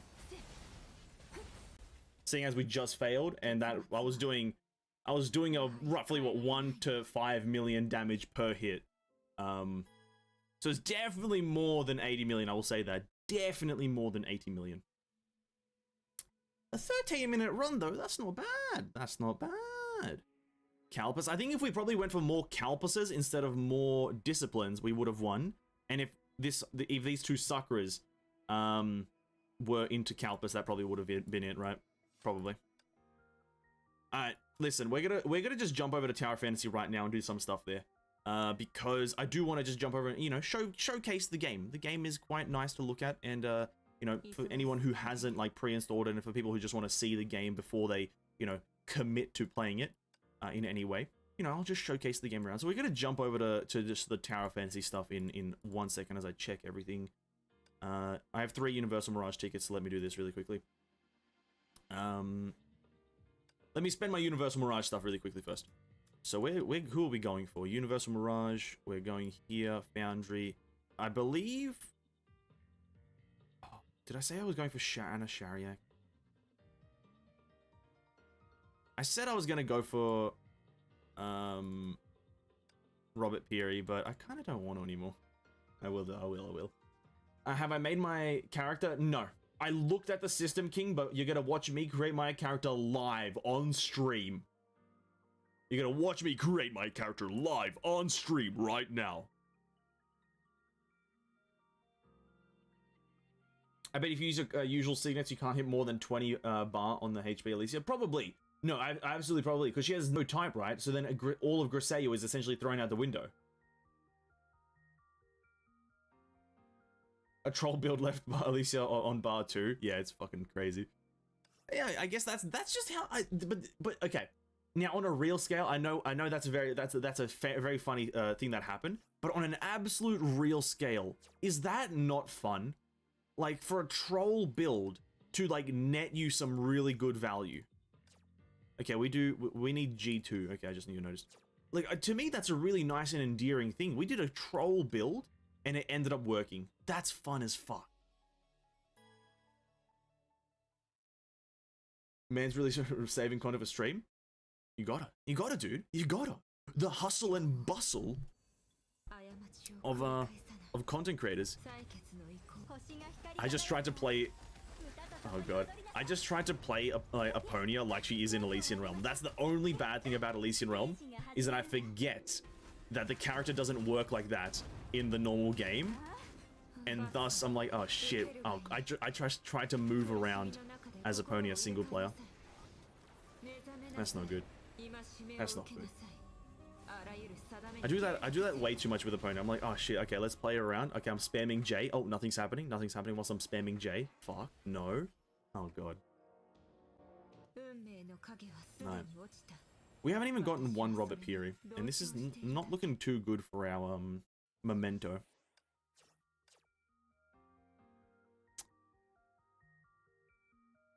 Yes. This one. Didn't do. Ba-dum-bum. You gotta love getting flashbang after a pony roll. Just avert your eyes.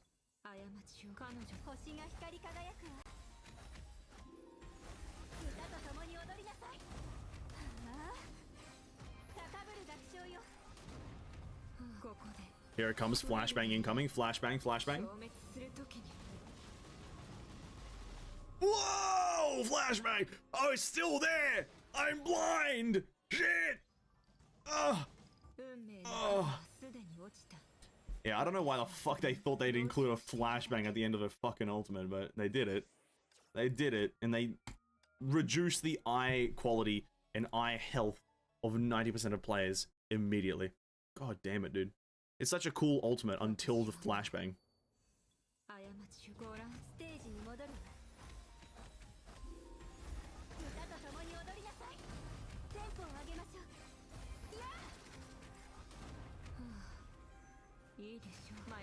Why wasn't anyone doing damage then? Here it comes, flashbang. Everyone avert your eyes or look into the sun. Oh, it wasn't there for long, damn it. Wasn't there for long.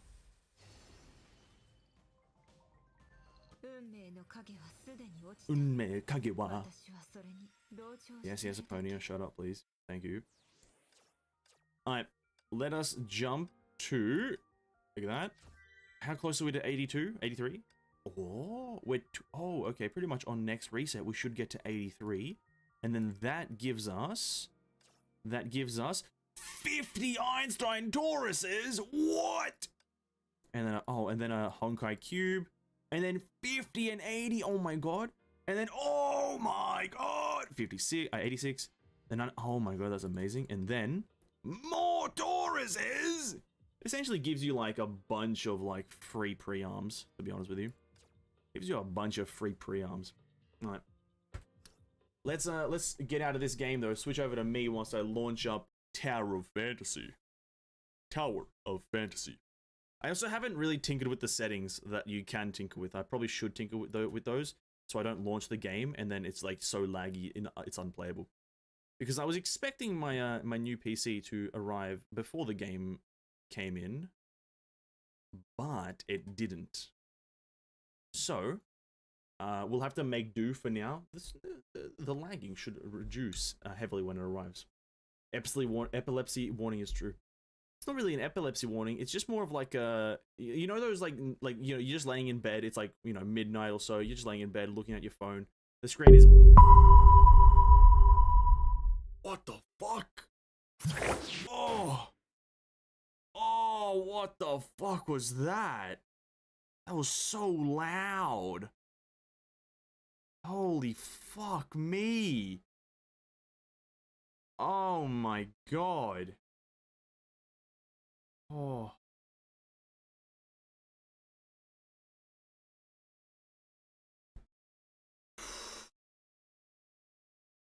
Jesus Christ. I've turned this down a lot for you guys and it's still very loud. Let me fix the sound settings. Hold up.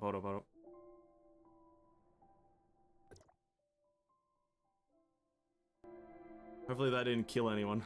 I do apologize. What happened to the old PC? Well, nothing's happened to the old PC. It's still right here. The old PC is still like right here. It's just that I've got a new one coming. I ordered one a while back for just to increase the stream quality, because I do know that the stream definitely lags. And I'm pretty sure the reason the Honkai was lagging earlier is just because my PC is really old right now, and so I upgraded it and hopefully it will come soon. Hopefully like before next week's, like middle of next week, and then thus after that the stream will like be just higher quality.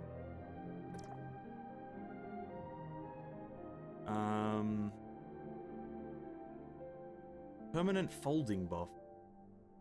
So we're in the game right now. Oh, it's not, okay, it's not gonna show up here. Okay, I need to hold up. Okay, I need to do something here.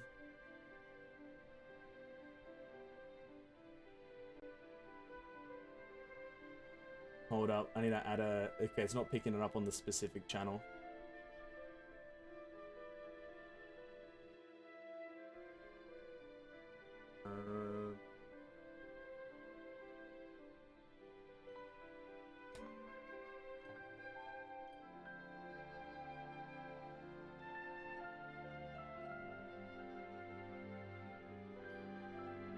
Oh, that was the wrong place to put it.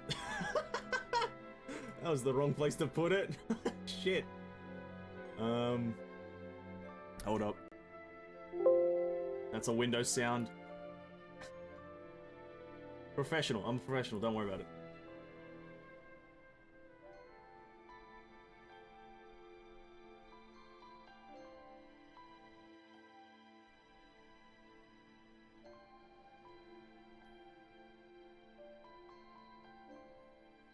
There we go.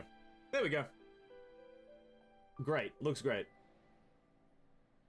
What are the specs for the new PC? I think it's like a 1060, like 32 gigs of RAM, like an SSD and some stuff. I don't know the exact things. I didn't really pay attention. But look at this nice loading screen. I'm curious about the animation they're gonna have. But look at this nice loading screen. Beautiful, beautiful. A nice woman on the screen. I believe this is the main character, and it's kind of I think the story, again, like I've said, we're going to be paying attention to the story from tomorrow, and obviously we're going to be staying up to date with it. I've created channels in the Discord to do with the game. If you want to talk about the game, there is a specific channel / area for discussing the game and all the things to do with Tower Fantasy, and respecting each channel's kind of things is important. If you see a spoiler channel, spoilers there. If you don't see a spoiler channel, spoilers anyway.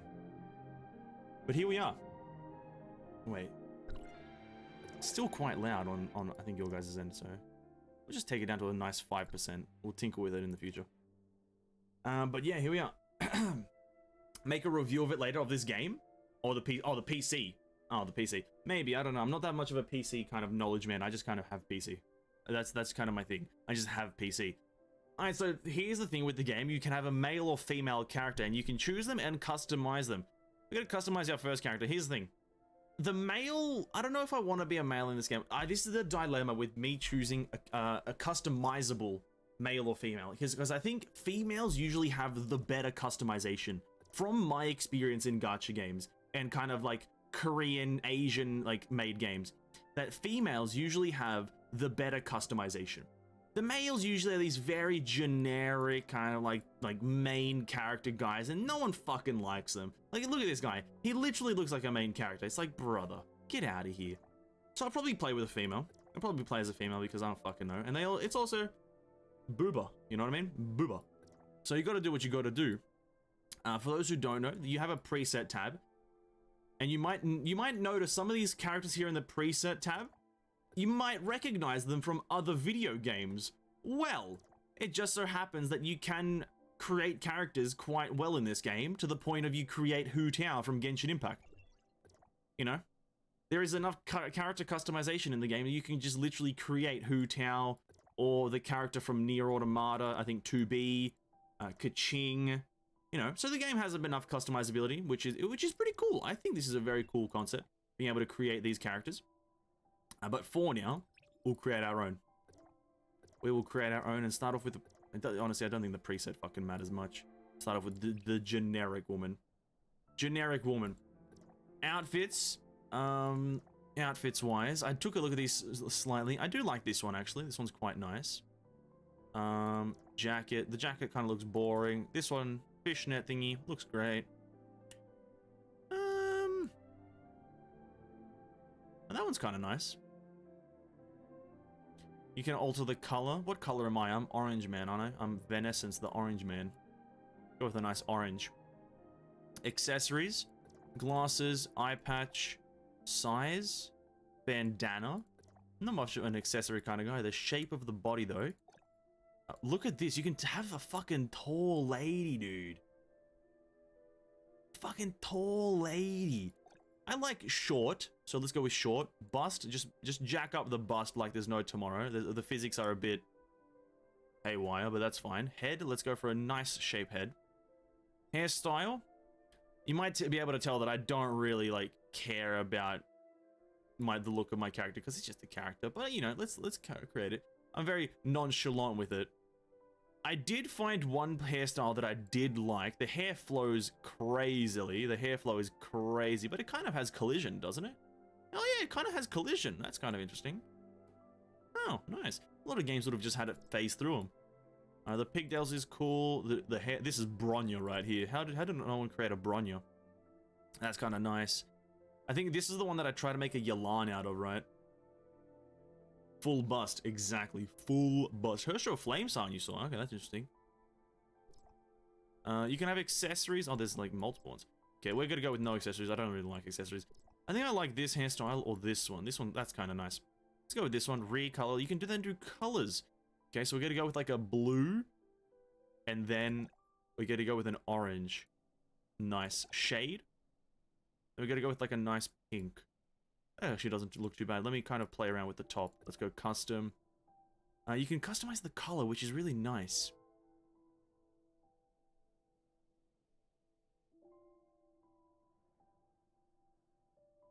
Have the gradient be there, the saturation. Oh, what the fuck is that? Oh, that looks nice. Let's go with that. Okay. Next one, facial appearances. Face. Can't really zoom in anymore. I would have preferred a bit better of a zoom. One thing I don't touch, though. When you create a custom character, unless you're very, very much invested into it, don't mess it up. You can easily mess up the facial structure of these characters when you create a character to make them look like horrendous monsters. Like doing this right here. Look at this. Look at this. Look at the chin. Look at the chin on the lady. If you're not invested in this, don't fucking alter this shit because you'll fuck the character up. So we're moving on from the face. Let's go to the eyes. This one is harder to fuck up. This one is a lot harder to fuck up. Eyebrows. This honestly doesn't matter too much, but we're gonna go with a nice, like, sarcastic lady. That kind of looks wholesome. Color, you can't really see the color, can you? Oh no, you can. There you go. Gonna go with like a nice orangey here. Oh no, that's red. Let's go to the orangey there. Let's go saturation there, brightness there. They kind of look identical to her hair color. Looks good enough. Eye shape. That looks lazy. That looks very sugoi. That looks very rude. That looks very normal. That looks also very normal. Very sugoi. Desuga. Oh my god, there's many of them. That one looks pretty good, but not with that eyebrow, so we changed the eyebrows to something else. Maybe none of it looks that great. That looks very Luffy Desuga. That looks too comical. Looks too normal. That one looks great. There, boom, nice. Eyeballs. The balls of the eye. You're gonna have triple dot. That's the normal one. Okay. That one, I don't like that one. Oh. That one looks weird. That one looks, some of them look a bit weird. Go with that one. Enhanced eyes.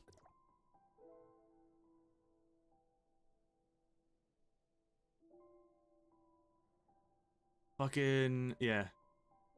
If you're altering with those face things, you are, yeah, I think you're completely referencing the Dark Souls ones, right? The Dark Souls, when people start creating characters in Dark Souls, they're creating, like, literally the final boss of the game with the fucking amalgamation shit that they do with that. They're fucking messing shit up left, right, and center. Let's actually, I like the cross in the eyes because it looks a bit fun. But let's try to, can I change the color of the thing in the middle, maybe? Oh, can I change the color of the cross? I don't think I can. Maybe I can?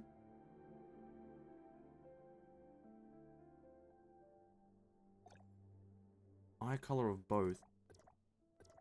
There's a few more down here.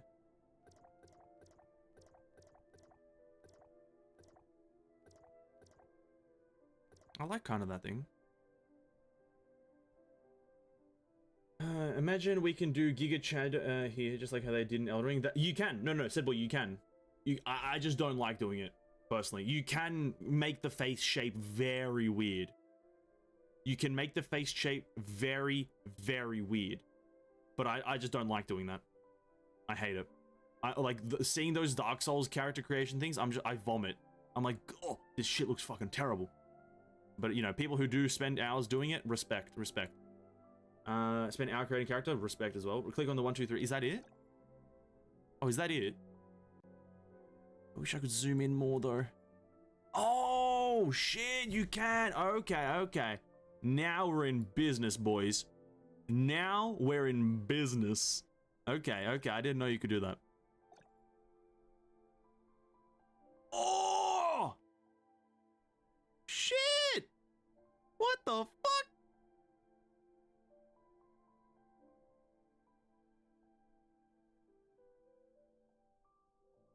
Probably shouldn't mess with this one too much because, like... Let me zoom in more, man! I want a close-up on the goddamn face! I can, kind of. Not really. Is that too much though? What does number 2 do? Number 2 doesn't really do anything. Yeah, number 2 doesn't. Oh no, it kind of alters the okay. Oh, it's yeah, it's the top of the whole eye.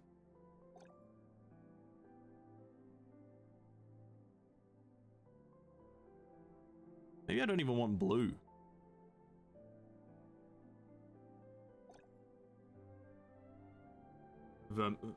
Goddamn.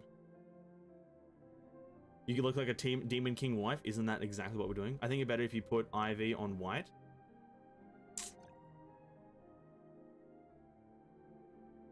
Yeah, you are absolutely right. The other one is definitely a bit of a mixed feeling, isn't it? A bit of a mixed one.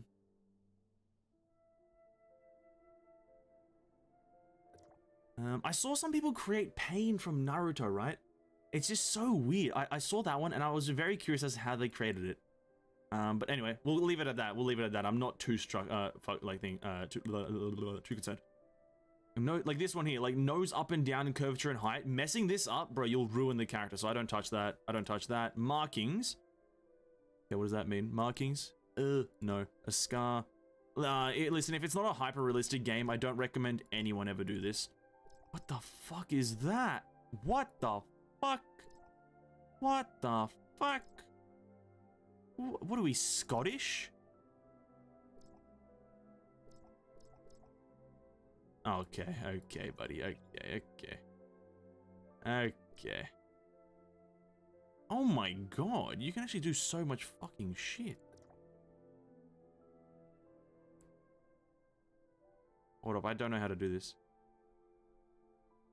What the side? Bro, what the hell? What does copy mean? This is so weird. Oh my god, it's Simba. It's Simba, but kind of weird. Then we got the Kawaii Desuga thing, but we can just put it across her whole face. We're bleeding from the eyeball, kind of weird. Yeah, listen, I ain't gonna touch this shit. This shit feels weird. Complete. Save and use this look. I don't like doing that shit. Sure, save and use this look. What does that mean? Where's it saved to?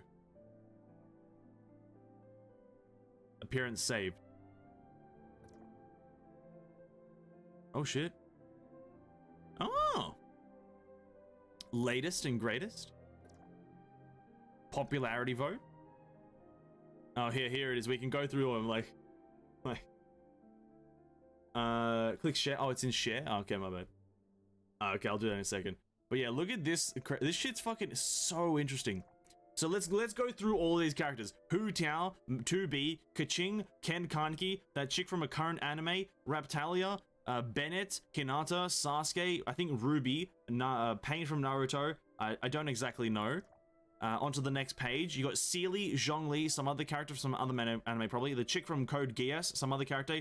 The chick from My Hero Academia, some other character. I think Archer from the Fate series. The guy from Danmachi, some other character. That chick from that one anime about Germany, Hisoka. It's like, bruh, where's the customization end? Yeah, here's the Hersher of the Flame San one that people mentioned. The Hersher of the Flame San. Some other character, I don't know where from. Some other one, Hatsune Miku. The chick from the Demon Slayer. Evangelion, some other thing. Like, Cursed. This is just Cursed. Like, that's just Cursed. I think Sebastian from something. I think Sebastian. Jean from Mondstadt. Who else? Who are you? Nezuko. That's Nezuko right there. That's an interesting use of the thing. Who else? Oh, there's Itachi from Naruto. Oh no, that one's Itachi. Sorry. Oh, two Itachis. That's a bit of a gangster one. It's Bronya. Bro, I don't know. I think this level of customizability is fucking sick. Click share. Oh, I have two of them now. Let's delete one, right? There we go. Oh, that's cool. Oh, so you can just create multiple and just feel which one you vibe with. Okay, let's create one male, one female. Okay, so that was our female. Let's go now to the male side. Obviously, you have the presets here, which are a bunch of chads. But let's create our own male. Start off with the... Which outfit do I like the most? None of them are that much of a vibe. This guy is like lower body does not look right. No, I have to go with pants though. I can't do no pants. That shit's weird. I'm not gonna lie, I would go with pain. Yeah, listen, see, that's the thing. I don't have the willpower to do the pain one. It's too much. Like, it's way too much. Respect to the person who made it, but for me, just way too much. Let's go with the same jacket color. We're gonna go with the same color theme just because I like the orange color theme. Shape. You know what? Let's make a tall man. Like, let's make a Zhongli. Make that one. I didn't see Kevin. Oh yeah, true. There was no Kevin, was there? Sad. Oh, that's so sad. No Kevins, man. Let's go with a tall man. I'll be honest with you. I haven't seen any of the male hairstyles, so this is all gonna be very new to me. All of them look like male protagonist hairstyles. Okay, that's like, ooh, that's kind of fancy. Is there any long ones, like super long ones? Oh, no way. There's no long ones. There's no long hairstyles. Now that's... I always like going for a long hairstyle. I think this is the longest we get. Damn, that's tragic with no long hairstyles. Depressing. That's too Sasuke for me. That is too Sasuke. Oh, wait. There is a ponytail thing. Oh, that's... Eh... Oh! Is that Siegfried? Is it Siegfried? Oh my god, boys, it's fucking Siegfried. Oh my days. Oh my days. Alright, we'll go with that back. That does not look right. That doesn't either. Let's go with that. That looks kind of nice. As for color, though, we'll go with a different color theme. We'll go with a bit more of a... bit of a fun one. Let's go for a bit more of a fun color. So it has to be blue at the bottom, black at the top.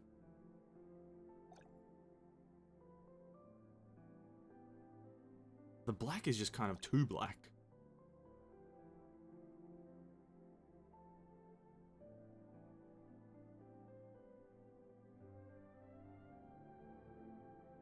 Bro, it's glowing.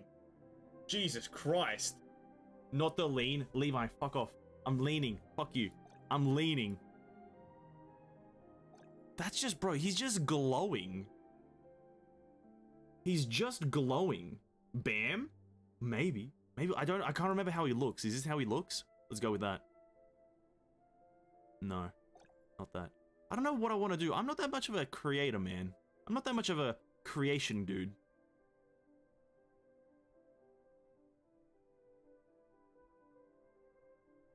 Go with that, I guess. It looks too shiny, man. Bro, like, what he put in his goddamn hair? Fucking 6,000 kilos of goddamn grease? It looks too shiny. Get the shine out, man.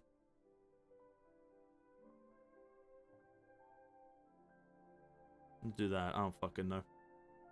Next one, facial appearances. Again, I don't mess with that shit. Let's do the eyes now. Eyes. The eyes are important because you'll be seeing it every single time in the game. Eyebrows. We don't want to look angry though, right? We don't want to look angry. We want to look kind of gentle. Nah. Let's go with the...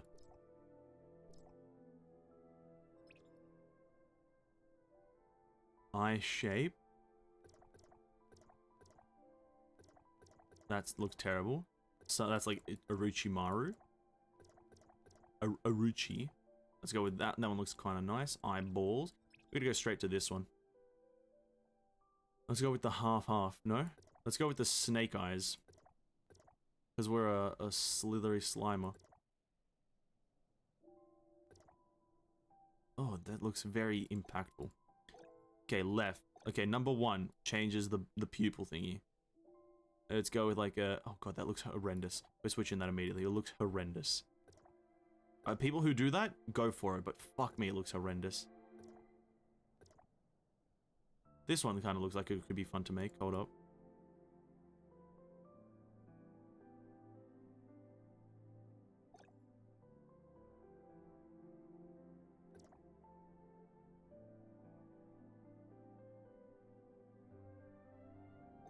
Hold up. No. No, let's not do that either. What the fuck's going on here? I'm so lost! I'm not, but it's hard. This one doesn't look that good either. Fuck, man. Let's go with generic Andy here. Let's have just a normal guy, eh? Let's have a normal guy. Nose 1 and 2. How many noses do I have? Moisturizer in his hair, grease ball, no grease bold. Oh, fuck, man. Where's the Saitama hairstyle? Bro, where is the Saitama hairstyle? Please. I need my bold man. Let's go with a nice definition on the schnoz, dude. Some nice definition. Okay, mouth. Markings. We're not gonna do any of that. Alright, complete. Save this look. What about if I do this? What about if I go... where's the hair again? Hair. Oh no! Shit. Go...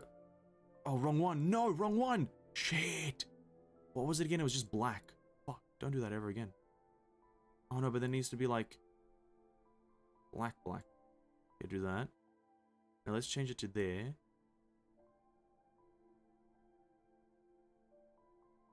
Nah, it looks like fucking dog water. Looks like absolute fucking dog water. No, we're just gonna leave it. Oh shit, whoops. Okay, we have two characters. We have our lady and then the other guy. Yeah, we got two.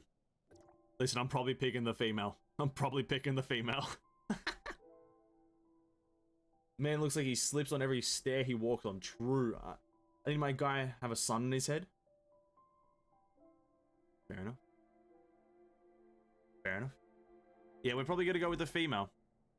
Frickin' female. Frickin' female, man. What does this do? Hi, nice to meet you. She has a voice! She has a voice! Let's go when you're ready. Wow. More voice than ether already. More voice than ether already. But there it is. Here are all the servers, everyone. Asia Pacific is the server I'll be playing on. For anyone who wants to ever play with me, Asia Pacific. I already know that King has chosen Asia Pacific, and so is Levi, even though Levi's not playing. And anyone else, I will be on Asia Pacific. As for which one of these, find out tomorrow on stream, I guess. Find out tomorrow.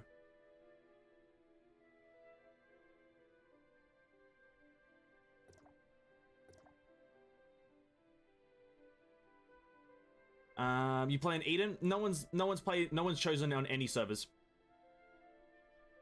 With this word right here, this doesn't mean anything right now because no one's actually chosen any servers because you can't actually choose any. You can switch between them. I'm now on Fate, you know, Go map, right? So no one's chosen any servers yet because none of them are open. So no one's actually created a character on any of these servers. So, yeah, no. That's just the last one there. You know, I'm gonna go with whichever one has like the best connection and which one has a cool name. Can characters go barefoot? I'm not sure. Everyone, don't feel an incentive to choose the server I chose. I want that to be very much known. Choose the server that has the best connection for you because that will give you the best gameplay experience. Right? That's what I'm suggesting to everyone. Choose the server that has the best connection for you because it's better to have a better experience than to play with me because I am very, very much a selfish gamer. Choose Ven US. No, I will not be playing on the US servers. I feel like having... I want one game to have good ping on. Please. I just want one game, and Tower Fantasy is about to deliver this. Tower Fantasy is about to deliver this. It's about to deliver a good gaming experience to me, an Australian. An Australian having a good gaming experience? Oh my god, it's unheard of! You gotta come and gank me, bro. I'll 2v1 anyone. Literally, anyone I'll 2v1. Easily. Cheeks clapped. Friends demolished. Don't question it right now. I'm way too good of a gamer. I'm way too good of a gamer. But I hope everyone's excited for tomorrow. Yeah, tomorrow's stream is gonna start 9:30 in the morning. Just gonna be absolutely honest with you. It's probably gonna start at 9:30. If it isn't on 9:30, it's probably because I've slept in. But hopefully I don't sleep in. So yeah, it's gonna be a full day of stream. We're just gonna go all the way through the early game of Tower of Fantasy. We're just gonna start it up. We're gonna be like Tower of Fantasy, and we're gonna bang it out. And with how my woman looks, there's no way you can win. I can. Yeah, I can. AM, yes. 9:30 AM in the morning. I thought servers open on Friday. No, they open. Okay, I feel like people are losing the ability to Google, but literally Tower of Fantasy, the website, toweroffantasy-global.com. Go to that bad boy, right? It'll take you to a page where it literally has a fucking countdown timer, which says, hear me out here now, 12 hours and 9 minutes till servers open. Now, if we do a bit of backwards mathematics, we can tell that 12 hours from now is fucking 10 o'clock, isn't it? 12 o'clock in it, bro. Whatever has less players in it, that's my home. And province, I 100% know exactly why that is, right? Because somehow it feels better to play when you can't be hindered by other players. I 100% respect that. But I think no server is going to have less players in it, especially on launch. If you play tomorrow during the launch days or even the launch week, none of the servers will have less players than the other. All of them, I think I might even make the suggestion or the claim that I think the game will actually cap in players. I think all the servers will actually just cap in players because 4 million pre-registers means that on day one, they will have 4 million players. 4 million pre-registers, day one is going to be 4 million players, so it's going to be a lot of players. But it's going to be a fun time. It's going to be a fun time. I've never used Google in my life. Maybe you should invest. Maybe you should invest. It's a play on word, Venus, not United States. Oh, my bad, I missed that, Hersha. Play oh, you know what? This just goes to show my intelligence. It just goes to show my intelligence. Which we can switch between servers, no? This is not how it works, but this is my assumption of how it works. Is that you can create a character on Asia Pacific, and that character can go onto any of these servers. How I think it works. But that character can't go to North America and play on those. From my understanding. But that could be completely wrong. That's how I'm going into it. How the actual servers work, no fucking clue. Absolutely no clue.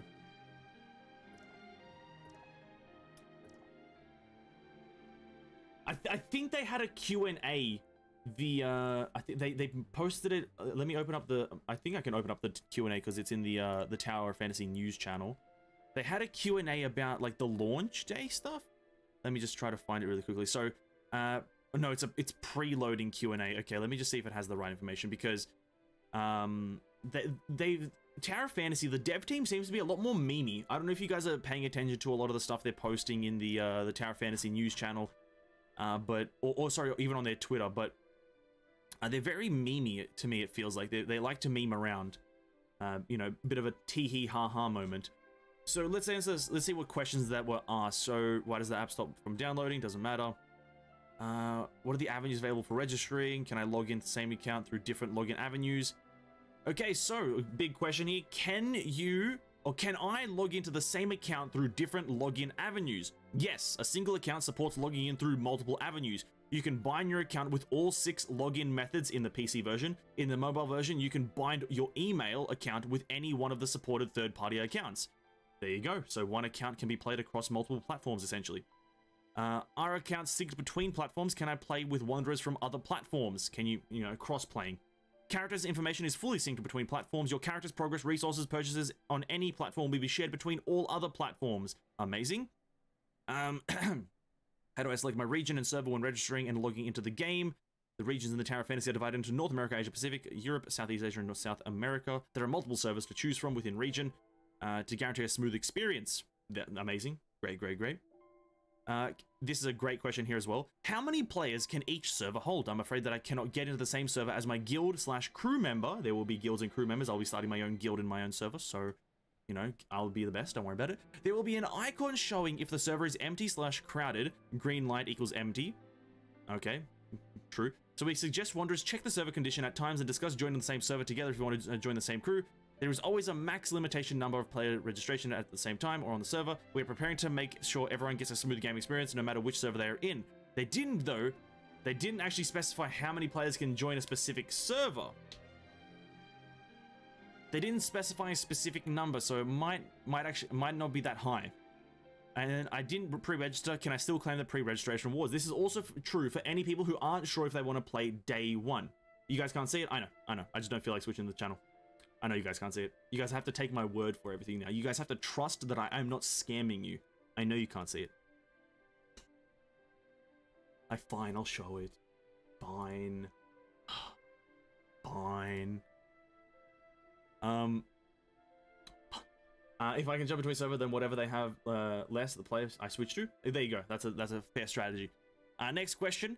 I didn't pre-register. Can I still claim the rewards? This is a good thing that I actually suggest to people. If you don't want to play the game on launch because you don't like server issues, you don't like bugs, you don't like this, you don't like that, you can give the game 180 days, right? You can give the game 180 days.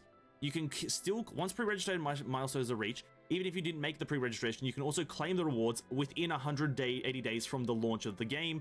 You can only receive each reward once per character. 1.5 million pre-registered avatar you received will differ according to the login avenue you select. So just give it if you don't really like the game right now, give it like 30 days, see if anything changes, come back, you can still claim the rewards.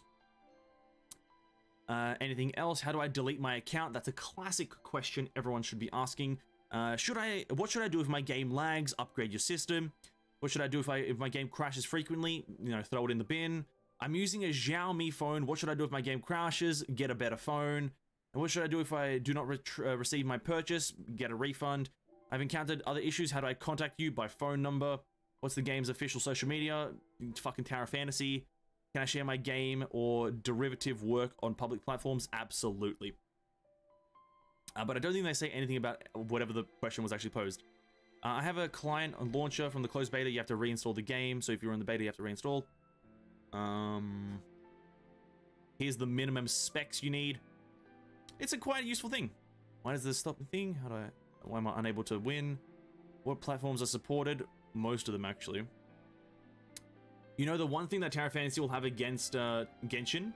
Genshin isn't available on every single platform. You have to specifically download it.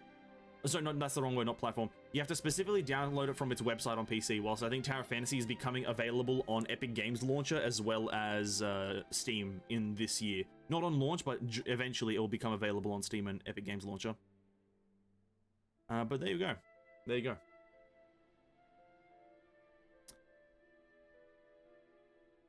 Let me close this. And that's going to be at the end of this stream. We're just chilling right now. Skip button.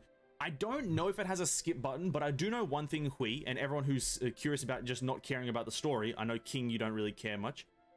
And Levi, you're not too invested. I think it doesn't have a skippable button. Maybe it does, but it has you don't have to wait for dialogue to finish before you skip it. So just spamming the mouse button just skips it all automatically. So I don't know if it has a button specifically for skipping everything, but it has an easy way of skipping all stuff very quickly. Auto move button? I don't think it does. Like you mean like an auto move forward or an auto set objective and your character will automatically move there? So it might have an automatic move forward button and then you still have to kind of direct it. But yeah, I don't know. If it has achievements, I'd switch to Steam. Fair enough, dude. I probably wouldn't. I can't be asked to work with Steam anymore. Steam is a scam. Anything is better than Genshin dialogue. To be quite frank, I agree. I hate Genshin's dialogue. I just let me skip everything with like one click, or let me skip everything with multiple clicks very quickly. But it has that kind of grace period where you click and you have to watch the dialogue finish. So you have to essentially like put 3 clicks into skipping one dialogue option. It's fucking terrible. But enough of shitting on Genshin, because we're going to be doing that enough tomorrow. Tomorrow at 9:30 a.m. stream, everyone. It's a 9:30 a.m. stream. Gonna stream the whole day. So if you can't join at the start, don't worry. You can join mid-afternoon, late evening, whenever the hell you want. It'll be a pretty long stream, streaming all of Tower Fantasy's early game and kind of anything we can do at all, really. If I press this button right now, can't get in. Maintenance, kind of scummy, kind of scumbag. But the way you get out of here, press the settings, and then you exit game, and then we switch back to here. It's me. Amazing. There's an auto move for objective. I played the Chinese version. Oh, fair enough then. Fair enough, Hershrivyada. We'll see if it gets added to the American version though, right? Because you have to remember Chinese versions and American versions, or rather Chinese versions and global versions, can sometimes differ. But if that is there, I don't really mind personally. I still, even if it is there, I still move myself. So we'll have to experience it tomorrow. I have to experience it tomorrow. Oh, some stuff was announced on the Genshin Twitter. Honkai Twitter. Sorry, I guess we'll sit around here whilst we do this. So the launch week event update login stuff for Honkai is announced. Let me switch over to this bad boy. The Honkai news channel is announcing things. So we have new rank up battlesuit, Helectical contraption debut. Then we have her weapon as well as her stigmata. I'll be rolling on this for the second account on Honkai, just have a bit of fun. We have the new Pardo skin, the time capsule, elf rotation. And up here we have the PRI-ARM is unleashed. We have returnee system update. So the returnee system is being changed, I guess. Can I get to the actual page? No, I can't. Summer bonuses giveaway, summer festival, summer login, summer beach melee, a bunch of fun stuff, fun stuff for Friday for us. It is an MMO. Almost all MMO have auto quest. True. Well, yeah, you have to be a bit more specific. Most to all Korean/Asian made MMOs have an auto quest. If you look at most Western ones, they don't have auto quest features. Most Eastern though do, which is it's up and down depending on if you like it, but yeah, that's how it is. Guys, that's gonna be the wrap of the stream. Thank you so much for hanging out. It was a bit of an odd stream, half Genshin, half Honkai, even though the half Genshin didn't really matter because it wasn't fun, and we didn't really achieve anything, but we did achieve something. Tomorrow, like I said, 9:30 start on the stream. Just a bit of an all-day streamer, a bit of a big man. For Tower of Fantasy, having a bit of fun, having a bit of a good moment. Catch you guys then at any point tomorrow. And enjoy your days. Have a great one. Peace out. Bye-bye.